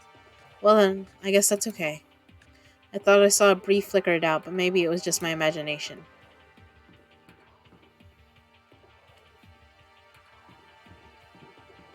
Let's talk with Toko for a moment, though. Is that Toko? What are you two up to? Don't tell me you're gonna. Having lost his new brother, Taka's ripe for the taking, so Makoto swoops in to steal him away. Oh my god. I severely regretted talking to Genocide Jack, even if by accident. But that doesn't matter right now. Have you seen Byakuya? No, I haven't. Good heavens, my love is being pushed to the limit. I almost feel bad for him. Oops. Can we take him to the warehouse? Or the dining hall? Because I don't want to betray... I wanted to show Taka alter ego. I should head to the dressing room as soon as possible. But... I know, but... I feel bad for lying to Kyoko. I like her a lot. Okay, so there's a laptop inside the locker. Understand? And on the laptop, there's a program called Alter Ego. How do I talk to him? Oh, well, you just tell me what you want to say and I'll type it in for you. Do you hate Mondo? And since I couldn't stop him, do you hate me? It was clear he was forcing himself to get the words out. From his mouth, from the bottom of his heart, he forced his weakened voice to make the sounds. Please. Okay. I typed the question exactly as Taka had asked them. And then Do you hold yourself responsible? If Master could talk now, I think this is what he would say. Please live your life for the both of us. It's impossible for me now, but you can still survive and escape. All of you. Hey, Taka? I was about to say more, but quickly closed my mouth. The one asking those questions is Taka, right? Analyzing all available data, that's the only conclusion I can come to. Master told me how close Taka and Mondo had become, so that must be why he feels responsible. The screen suddenly went dark, and what appeared next was You're not letting yourself get crushed under the weight of that responsibility, are you? A man's only worth as much as the load he can carry. You get it, right, bro? Hell, what am I saying? Of course you do. Aw, alter ego. That's. I'm sorry if I startled you. That was my attempt at a simulation, using the data about Mondo that Master had given me. I figured if Taka was depressed, that's the kind of thing Mondo would have said to him. So you're just gonna stand there, huh? Just wait for things to get better? Just take your time and get all depressed? Take the time to indulge your regrets. You might even start walking again without realizing it. Sure, that kind of mediocre thinking might work for some people. What if I said it with that kind of condescending tone? Aw, Taka. It's starting to sink in. The way a bucket full of water sinks into a bone dry sponge. Huh? Those words, deep within my heart, they're inside of me.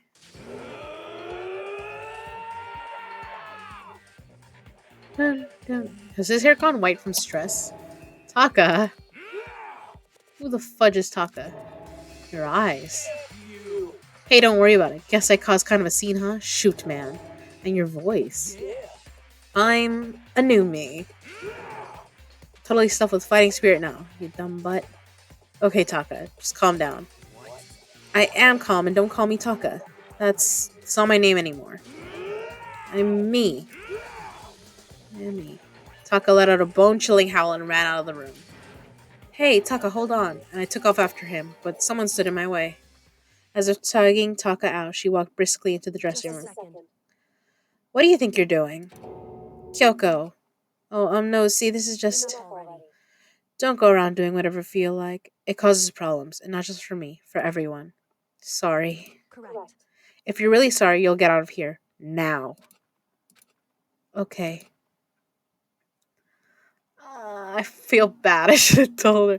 Finally, I headed back to my room, embarrassed and sullen. And there's still time. Or there should be. But still, what was with Taka's sudden freak out? I'm seriously worried about him. Bing bong.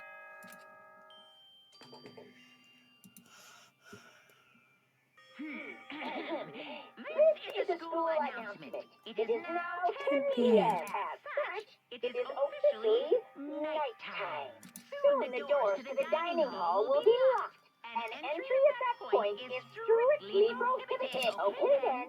Sweet dreams, everyone. Good night. Sleep Sleep tight. tight. Don't let the bed bugs bite. It's nighttime already. I guess I'll have to wait till tomorrow to figure out Taka's whole thing. For now, time for sleep. Okay. Monokuma Theater. You want to know why I hate video games? You might not believe this, but I had a best friend once. Actually, he was my only friend, but unlike me, he had all kinds of friends. So me and him were at his house one day when a big group of guys showed up to hang out. They just brought the latest big budget video game. They sat there lost in the game, passing the controller back and forth for hours. But not me. I just sat there watching. That's right, I just watched. What's wrong with that? I didn't care. Just by watching, I was able to nail down all the best strategies, even though I never actually played it. And I don't plan on ever playing it in the future either. Bing bong.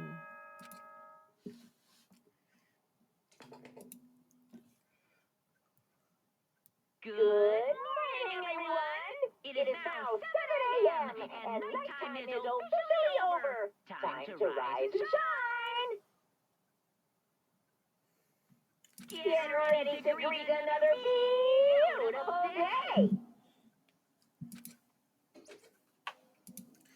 Alright, I need to hurry up and get to the dining hall. I need to tell everyone what happened with Taki yesterday.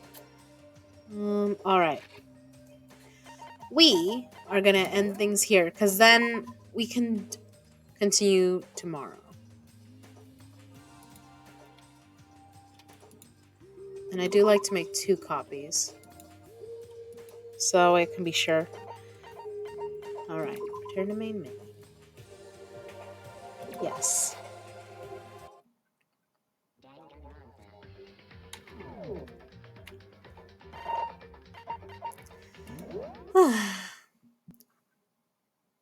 Thanks to everyone who joined me today. I loved having your company.